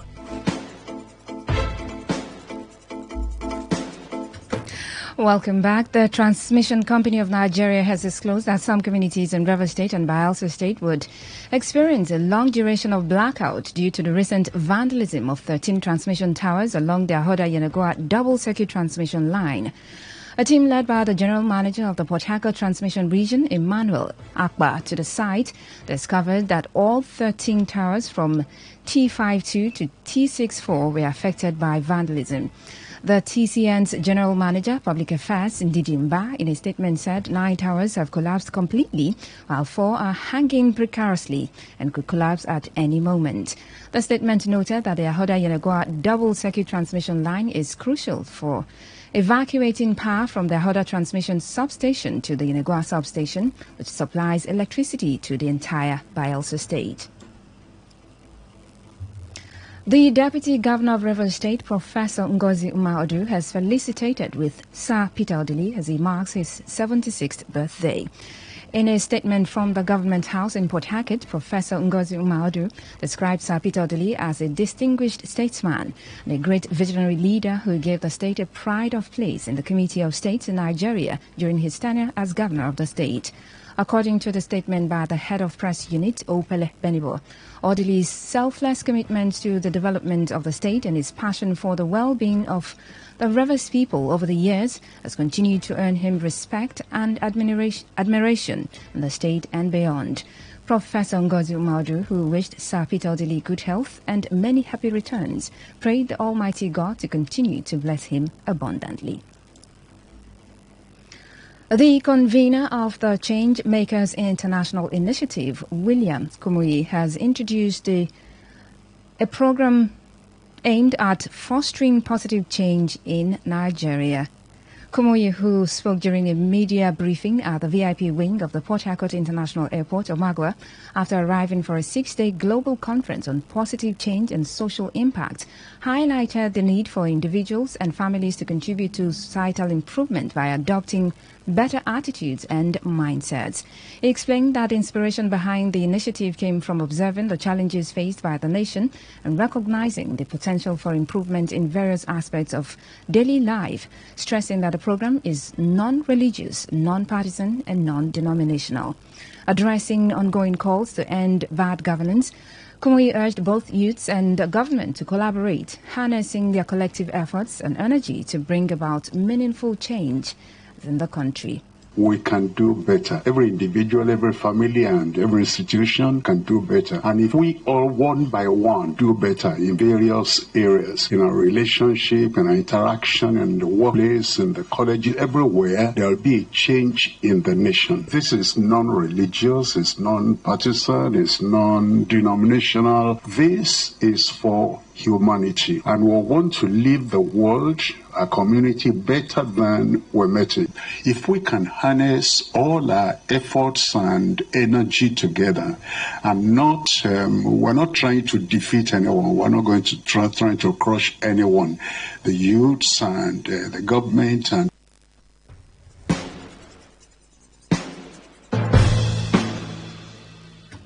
Moving on to the foreign thing now, the World Health Organization has declared that the monkeypox outbreaks in Congo and other parts in Africa is a global emergency.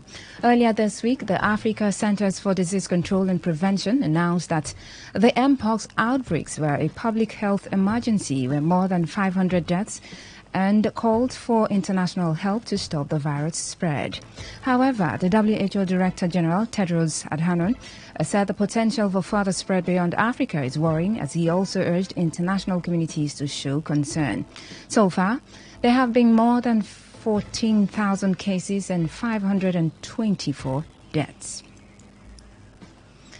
In sports, former Bayern Munich and Manchester United midfielder Owen Hargreaves has named Real Madrid defender Dani Carvajal as probably the most underrated player in the world.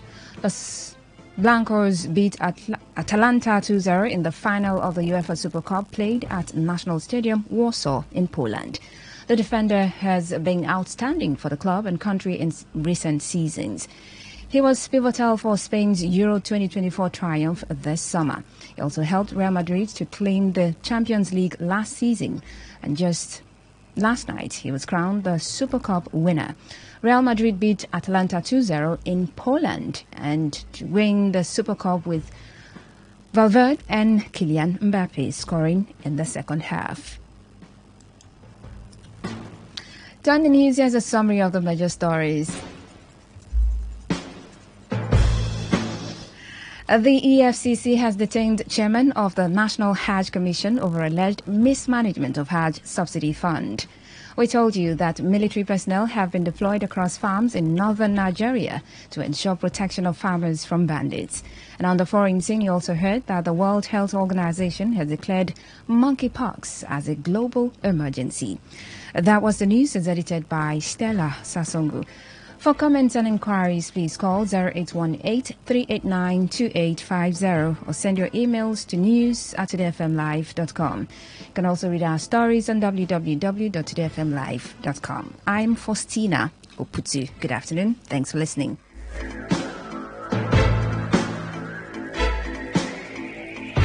Today's news, today's entertainment, today's sports, today's issues. Today on Today 95.1 FM, Port Harcourt. Bentoni Bags Limited. We produce polypropylene branded moving sacks for companies and market use. Oh yes, are you into rice production and packaging of all kinds? Our PP polypropylene bags is specially made for you. Bentoni Bags Limited. We produce top-notch branded bags, nylon for companies' use. Whatever business you are doing, you need our bags for packaging and easy movement. Our products are woven sacks available in different sizes, woven sacks available in all colors, and we also print on woven sacks, agro sacks, shopping sacks, twine, nail sacks, and general PP woven sacks. Locate us at plot in 23 Harbour Industrial Layout, Atani Road, behind the former Paul Mike Sports Stadium, Onisha. Our contact phone numbers are 0913-966-3639 or 0813-928-4850. We produce polypropylene branded moving sacks for companies and market use. Bentoni Bags Limited. We are known for uniqueness.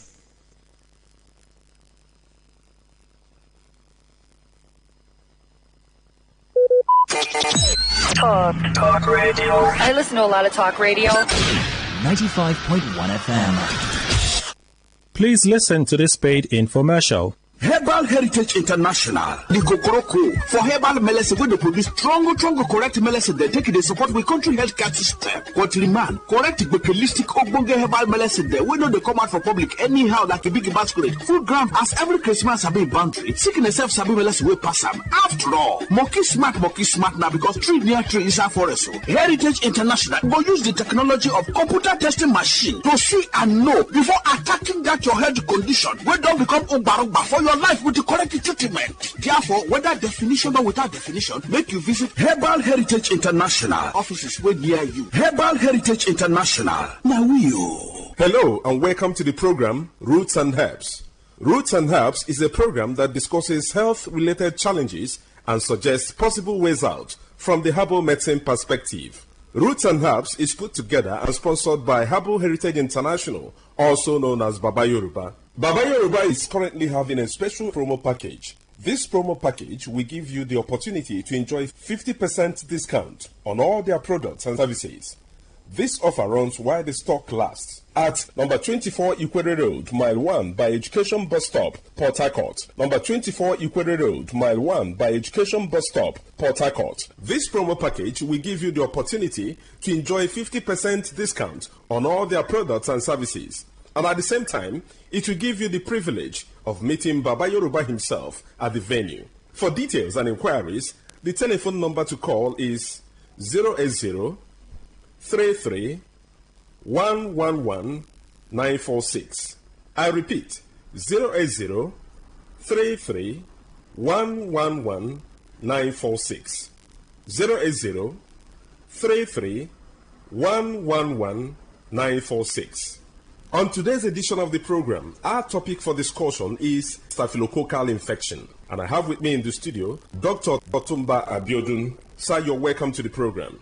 Thank you, Mr. Moderator. Staphylococcal infections do occur in the body system when Staphylococcus bacteria enters into the body system and spread within the body system, destroying body cells. Staphylococcus bacteria are majorly of three types that can afflict men. But of these three, the most pathogenic in nature, that is the one that is capable of causing diseases easily in men, is the Staphylococcus aureus, because it is capable of invading body cells, destroying them, causing different pathological changes in the body. When Staphylococcus bacteria spread in the body system, there are a number of changes that one can experience. This can result to burning sensation within the individual, and this can be seen as fever from time to time, or a situation where there is certain hotness coming from within. There can be skin manifestations in staphylococcal infection that can be given one periodic boils or rashes all over the body. In some people, such rashes can come around the pubic region, or even leading to boils that can lead to blisters or even ulcers on the skin. It is possible for one to experience persistent headache in staphylococcal infection because the body fluid is already contaminated. Staphylococcus, as we know, is a form of bacteria. Any bacteria that is capable of spreading in the body system can lead to reactions in the body that can further damage body tissues. And when this occurs, it is possible for one to experience joint pains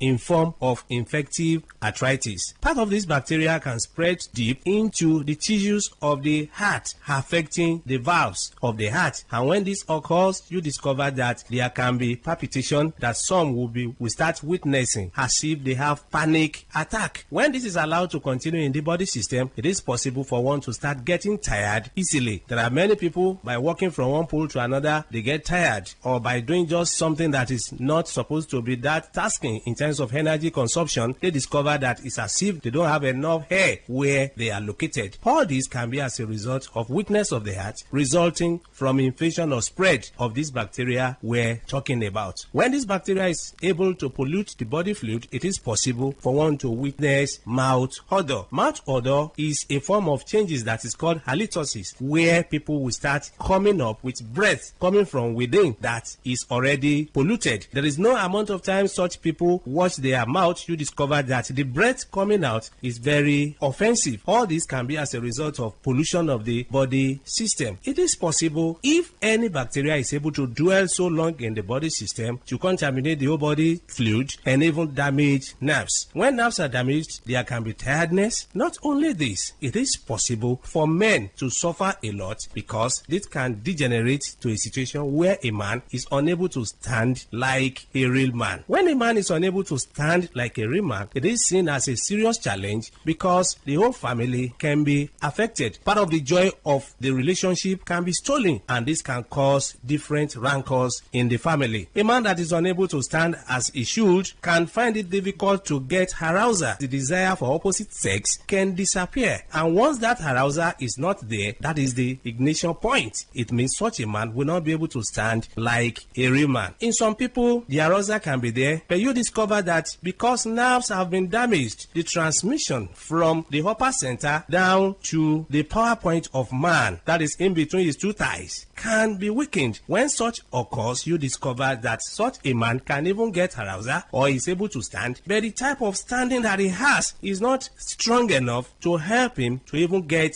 into the act. In some people, they make efforts to get into the act, but you discover that they are unable to spend more than a minute or more before they are exhausted. Mind you, before a man can be called a real man, such a man must be able to have the arousal as desired and also be able to sustain the energy he has been able to gather for a considerable length of time. That is when such a man can be able to make his partner happy when it comes to man-to-woman interaction. So such men do suffer from this from time to time. It's after knowing the root cause of the challenge that one will be able to know the right step to take for one to be totally free. Whenever you experience anything that we have been able to mention or other things, it's very important for one to visit a competent healthcare giver who will be able to run tests on one and pinpoint where the problem lies and provide solution. For more enlightenment and advice, the number to call is 080-33-111-946. I repeat, 080-33-111-946. Thank you all. All right. You've been listening to the program Roots and Herbs. Roots and Herbs is a program that discusses health-related challenges and suggests possible ways out from the herbal medicine perspective. Roots and Herbs is put together and sponsored by Herbal Heritage International, also known as Baba Yoruba. Baba Yoruba is currently having a special promo package. This promo package will give you the opportunity to enjoy 50% discount on all their products and services. This offer runs while the stock lasts. At number 24 Ikwere Road, Mile 1 by Education Bus Stop, Port Harcourt. Number 24 Ikwere Road, Mile 1 by Education Bus Stop, Port Harcourt. This promo package will give you the opportunity to enjoy 50% discount on all their products and services. And at the same time, it will give you the privilege of meeting Baba Yoruba himself at the venue. For details and inquiries, the telephone number to call is 080 33 111 946. I repeat, 080 33 111 946. 080 33 111 946. I repeat, 080 33 111 946. Let's take our sponsor's message. Don't go away. We shall be right back. Herbal Heritage International, the Kokoroko, for herbal medicine, when they produce strong, correct medicine, they take it, they support with country health care system. Countryman, correct bakelistic ogbonge herbal medicine, they know they come out for public anyhow like a big basket. Food ground, as every Christmas have been boundary. Seeking itself, sabi medicine will pass them. After all, monkey smart now because tree near tree is a forest. Heritage International will use the technology of computer testing machine to see and know before attacking that your health condition. We don't become Ubarugba for your life with the correct treatment. Therefore, whether definition or without definition, make you visit Herbal Heritage International. Offices way near you. Herbal Heritage International.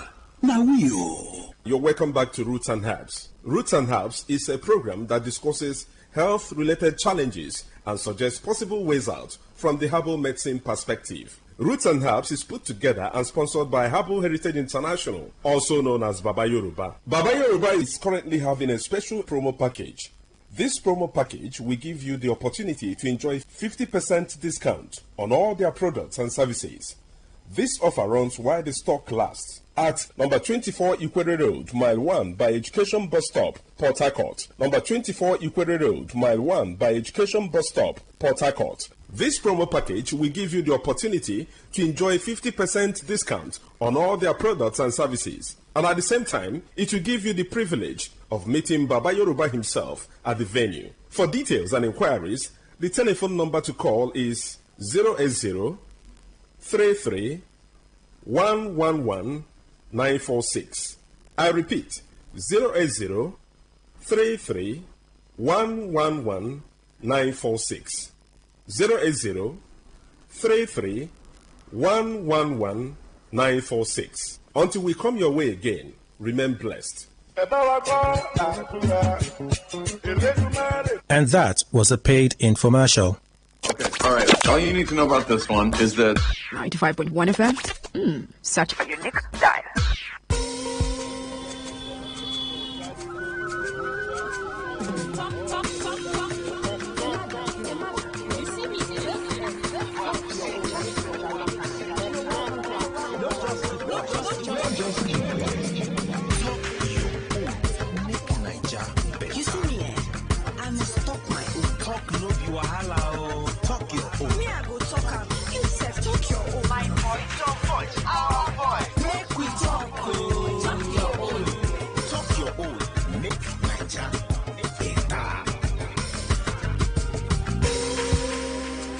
All aboard!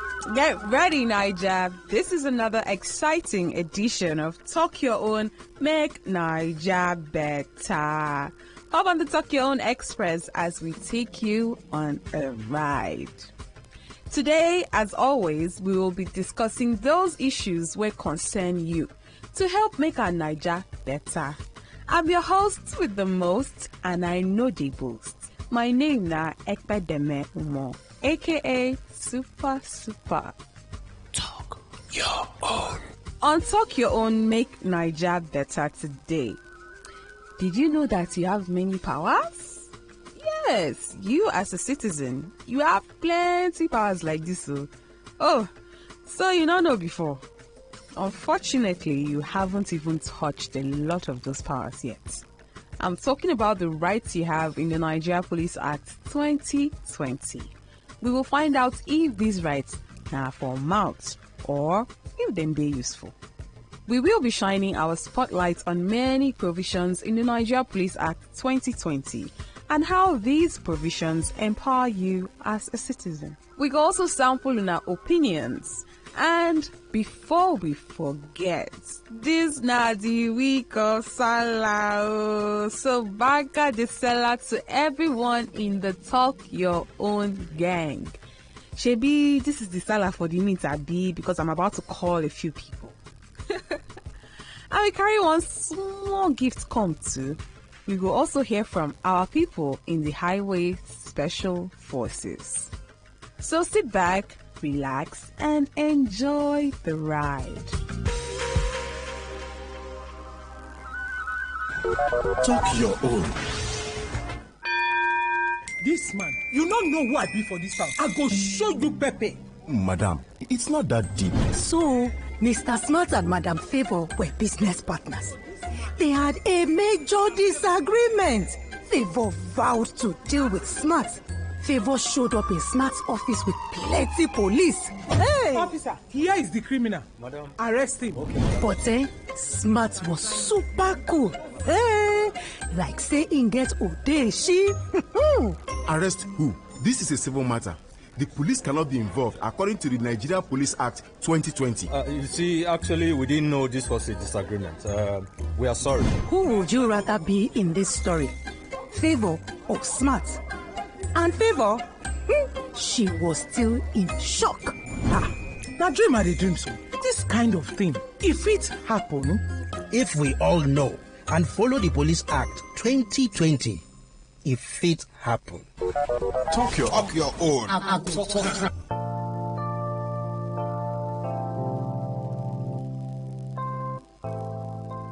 Una no say, talk your own, no be talk your own, if we no hear from you. And today, Talk Your Own reporter Jamal Roberts had a chat with Fred and Young on the streets of Abuja, and he asked them to mention at least one law in the Nigeria Police Act 2020, and if they think these laws are relevant to us in our society today. Talk your own. Hi, my name is Fred. And you are? My name is Young. Can you mention one of the laws in the Nigeria Police Act 2020? Yes, definitely. One of the most recent laws that the police officers usually would read you your rights if they are going to arrest you. And also, they are not allowed to restrain you aggressively. Yes. Okay. So, can you mention one of the laws in the Nigeria Police Act 2020? Okay, I might not go verbatim because I have not gone through the law, but I know one of the contents is the fact that inside police station, you are supposed to give your statement in the presence of a lawyer. So the police, they are supposed to make available a lawyer for you to give your statement. And they are not to tell you what to write. It is you narrating how everything happened in the presence of a lawyer. So you are not to do what you don't know. So, so now these laws that you mentioned, do you think they are relevant in our society today in Nigeria here? Yes, they can, but at the moment, I do not think that these laws are very feasible because, and it is only because of the lack of education with citizens and the police force themselves. So once we are able to cross that bridge, then those laws can be relevant because even the citizens themselves, they then know the laws that govern whatever situations they find themselves in. Do you think those laws can work in Nigeria today? Yes, I want to be optimistic. They can work, but there is a caveat, and the caveat has to do with the personnel that the police recruit. Proper education of the laws to the police personnel should make this law work. All right, thank you for coming to Talk Your Own today. Thank you very much. Thank you very much. Talk your own.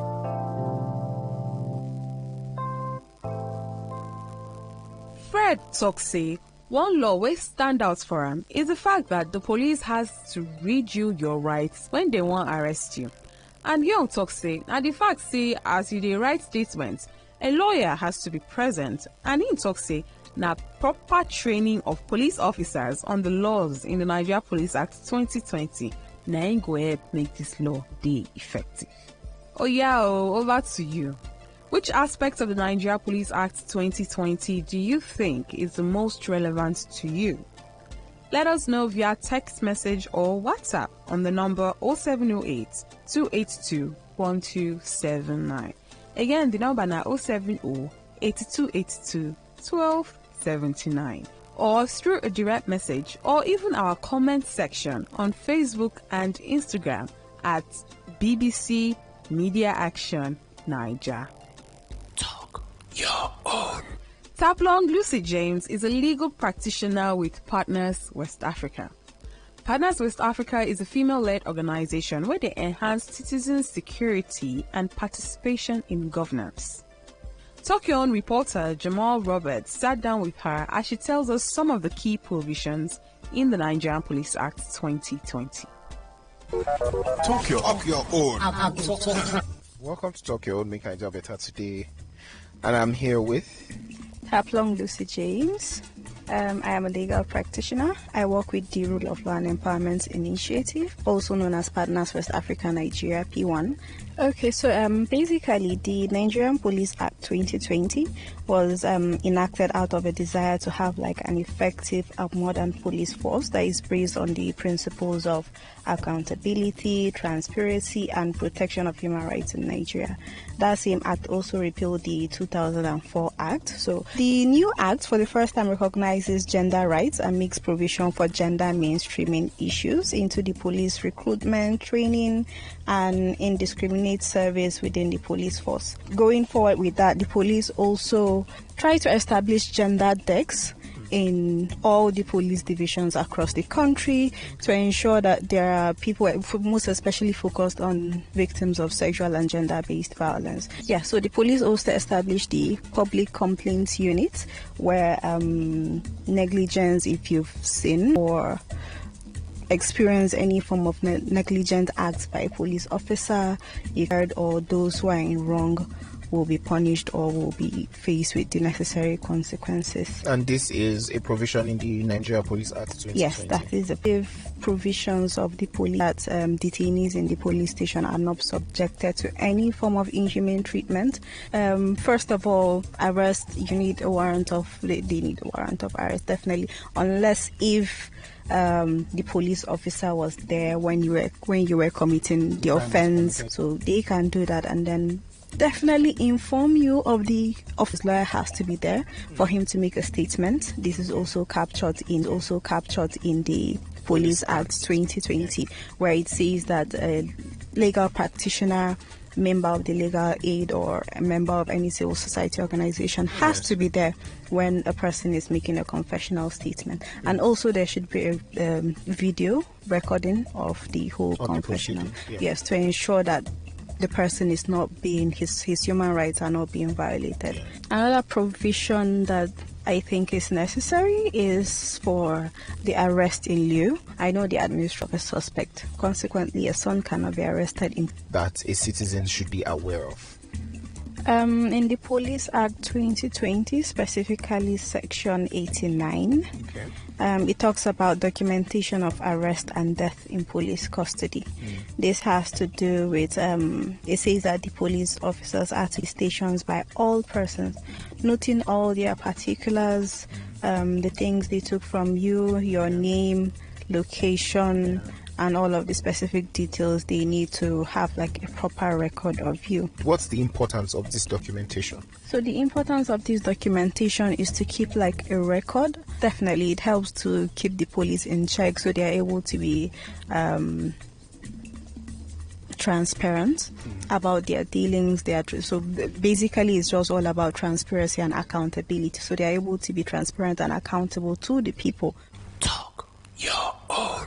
She has said that the Nigeria Police Act 2020 was enacted out of a desire to have a more transparent, effective, and modern police force. Some of the provisions in the Police Act include the gender aspect, where nobody should be discriminated based on their gender. She also spoke about arrests and how you should be treated when it comes to arrest by a police officer. Right now, we will be going on a short break, just a little tiny short break. And when we come back, we get one small salad gift for Honor. Very small. So, don't go anywhere. Talk your own. We'll be right back. Talk your own. We're taking a short break. Short break. Talk your own. We'll be right back. You're back on Talk Your Own. Talk Your Own. Make Naija better.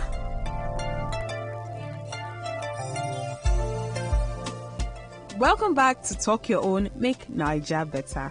My name is Ekpedeme Umo. And today we talk about some of the provisions where they inside the Police Act 2020. And on this matter, we have spoken to Tapulong Lucy James, a legal practitioner with Partners West Africa. She has told us that the Nigeria Police Act 2020 was enacted out of a desire to have a more transparent, effective, and modern police force. Some of the provisions in the Police Act include the gender aspect, where nobody should be discriminated against based on their gender. She also spoke about arrest and how you should be treated when it comes to arrest by a police officer. If you want to know more about the Nigeria Police Act 2020, just Google it. It's as simple as that. And don't forget to share and talk about this information with your friends and the people around you. Talk your own.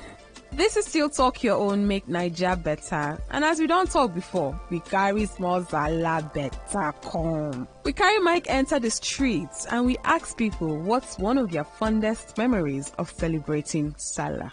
I must talk my own. I go talk. Talk your own. I'm a family-centered person, so Well, the most memorable event will definitely be me being around my parents because I don't have the opportunity to stay with them. So during Salah is the time for me to just then go with them, be with them, show love, and then have that family connection. I love going to mosque that day. I feel able we come put better food. Then after another day, you go and bab you and your babies and your friends and they go chilling like somewhere where they sell food, a better food, like restaurants. You go pull your table with belly food. When my mother keep goats for this, and they happy well. Before I can't grow, they use my own. So I like this big Salah very well. On my Salah day, we'll go visit our people, like uncles, grandfathers. We'll go and greet them and wishing them happy Salah and other things. That is all one thing I like in my life. My most memorable Salah is I prefer the big Salah, which I do enjoy meat and all that. All I'm enjoying for Salah period to visit my brothers. So my name is Rashidat. So what I love about on Salah Day is that I love going to prayer ground to pray the Fitri and receive the blessings of on that day. Talk your own. Make Naija better. We don't hear waiting then, so you where they listen. What's one of your fondest memories of celebrating Salah? Let us know via text message on the number 0708 282 1279. And you can also find us on Facebook and Instagram at BBC Media Action Niger. Talk your own. Now, back to the police matter. After all these things we have been talking about knowing your rights in Nigeria Police Act 2020, our next question is, what do you do with this knowledge? We asked Taplong Lucy James this question, and this is what she had to say. I must talk my own. I go talk. Talk your own. Basic importance for me will be that you are able to hold the police accountable, right? So you're able to hold them accountable for their actions, reporting instances of misconduct to them. When you are armed with the knowledge of the provisions of the Act, especially those that deal with you directly, this is Nigeria, anything can happen at any point in time. So if you are abreast or you have knowledge of like the basic provisions that applies to you, you're able to hold police officers accountable. You're able to say, what are you arresting me for? For instance, if there is a stop and search situation, and of course the police officer is allowed to search your car if he has any reason to believe that you have any illegal thing in your car. So he's allowed to do that. But you're also entitled to ask, where is your warrant to search my car? Those are the things that will help you. Knowing your rights, knowing what is contained in the Police Act will help you hold the police accountable. Yes, so basically it allows you to build trust and confidence, right? So knowledge of the law empowers citizens to engage constructively with the law enforcement agencies. Yeah. It builds trust and it also fosters positive relationships based on mutual respect and cooperation between the citizens and the police officers generally. So another thing is citizens can help protect human rights, right? Human rights and prevent abuses by ensuring that police officers adhere to principles of legality, proportionality, and respect for human dignity in their conduct generally. Yeah. So it's not just the police officers that are doing the work every time. You also have to do your own part. You also have to ensure that human rights are protected. If you see it about to happen, you can prevent it. So just generally, or if you witness a police officer that has wronged someone or wronged you yourself. Exactly, any form of misconduct, the complaint response unit is always open for the general public. There are numbers you can always call to report any form of violations or misconduct by the police officers. Thank you so much for coming to talk. Thank you. It's good to have you. Talk your own. When I don't hear her, she talks say knowledge is power. And knowing your rights in the Nigeria Police Act 2020 will protect you from any police misconduct, and it will help hold the police accountable. So, it is beneficial for you to know your rights. Talk your own. Make Naija better. If you want to be a part of the program, please text us on the number 0708 282 1279. Again, the number is 0708 282 1279. And you can also find us on Facebook and Instagram at BBC Media Action Niger. And if you want to know more about the Nigeria Police Act 2020, you can just go to Google, type it on your search bar, and all the information you need will be made available to you.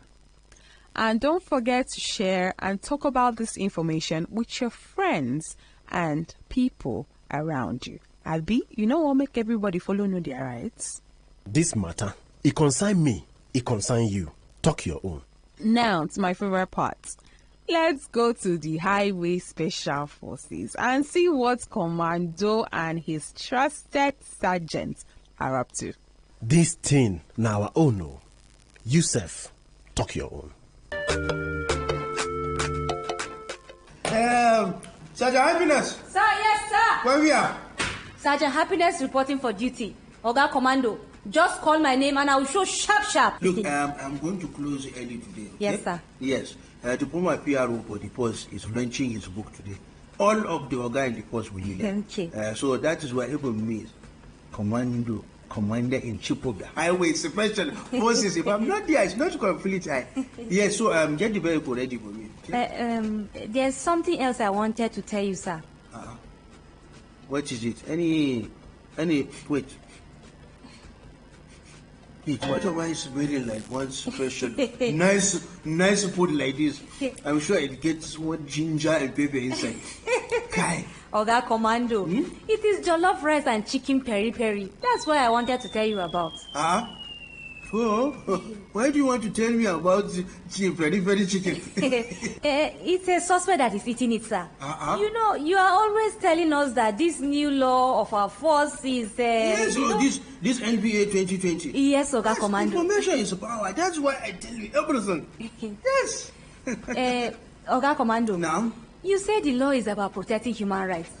The suspect insisted on his right to be served jollof rice and chicken in the cell. Okay. Oh, the kind of people the suspect and criminals we just get these days are just pointing me every time. Huh? What did you do then? We bought him the jollof rice and chicken, sir. You did what? We did not want to go against the law by not protecting his human rights, sir. No, Sergeant Happiness. Yes, sir. The law is for the protection of human rights. Human rights, not human rights.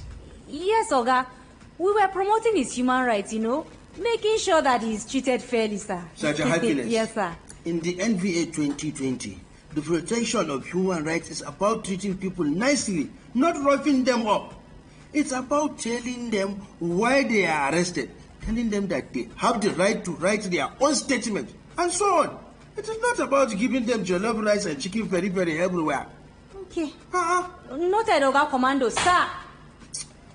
Please go and prepare the vehicle to take me out.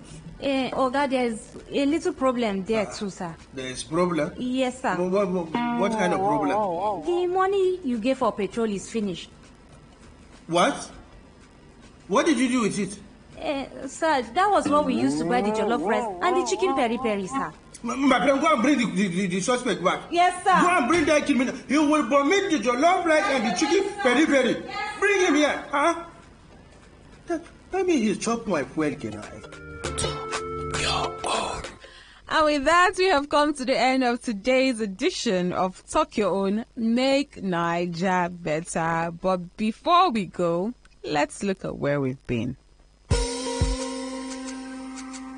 Today on Talk Your Own, Make Naija Better, we looked at some of the provisions in the Nigeria Police Act 2020 and why it is beneficial for you as a citizen to know your rights in the Act. On this matter, we had a chat with Fred and Young on the streets of Abuja, and they talked about what provisions in the Act stands out for them And Young said these provisions will be relevant if the police officers are properly trained on the Nigeria Police Act 2020. We also spoke to Taplong Lucy James, a legal practitioner with Partners West Africa. And she told us that the Nigeria Police Act 2020 was enacted out of a desire to have a more transparent and modern police force. She even talked about arrest and how you should be treated when it comes to arrest by a police officer. Talk your own. Alrighty, dear listeners, that's all the powers we can fit into today's airwaves. Until next time, this is Ekpedeme Umo, aka Super, signing off from Talk Your Own, Make Naija Better. Talk Your Own is produced by BBC Media Action with funding from the German Federal Foreign Office through the United Nations Development Programme. What's a successful business without sales? And what is sales without an audience? Well, do you know across 6 states in 2 geopolitical zones all at once? How? With Today95.1 FM, you can get millions of people to know about your business. And what does that mean to you? More sales. Call 081-389-2850 now for more information.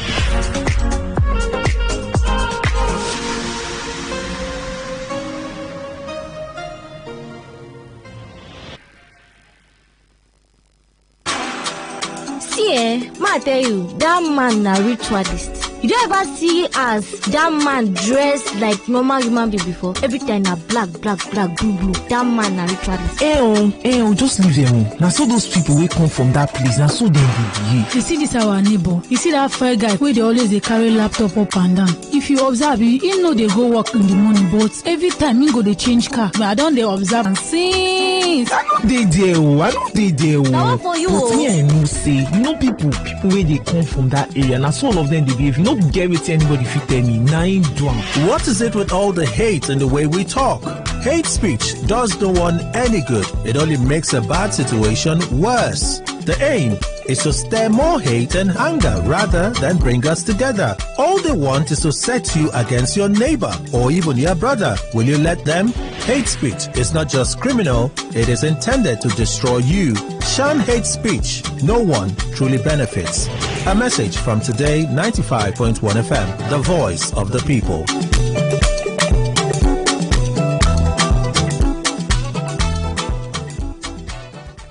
I have a dream. I have a dream too, that one day Nigeria will become the greatest nation in the world. How will that happen? That's what Changemakers International Initiative is about. From 15th to the 20th of August 2024 at Yakubu Gowon Stadium, Elokoya in Port Harcourt. Come and get empowered to make an impact and improve the society at Changemakers International 2024. The event features special women and men's conference on economic investment, health, family values, etc. Listen to seasoned men like Ankyo Breaks, Dr. Richard Okoye, and chief host Pastor Dr. William Skumiye. Music by Priye Odede and Chioma Jesus. This event will be flagged off by the special guests of honor, His Excellency Sir Siminalayi Fubara, GSSRS, Executive Governor of Rivers State. Guest of honor, Her Excellency Professor Ngozi Odu, Deputy Governor of Rivers State, and Her Excellency Mrs. Valerie Siminalayi Fubara, wife of the Executive Governor of Rivers State. You can make a change. Oh yes, that's what Changemakers 2024 is about.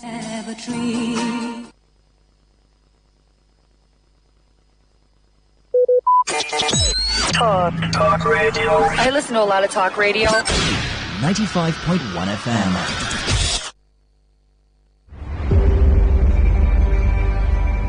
Maybe home is somebody's smile when they look at you for the first time. Maybe home is being a home to something you love and adore with all your heart. And that is what life, friendship, and love are all about. Maybe home is listening to all of your favorite shows on Today 95.1 FM. We create memories. We inspire comfort. We are the voice of the people, and we are home away from home.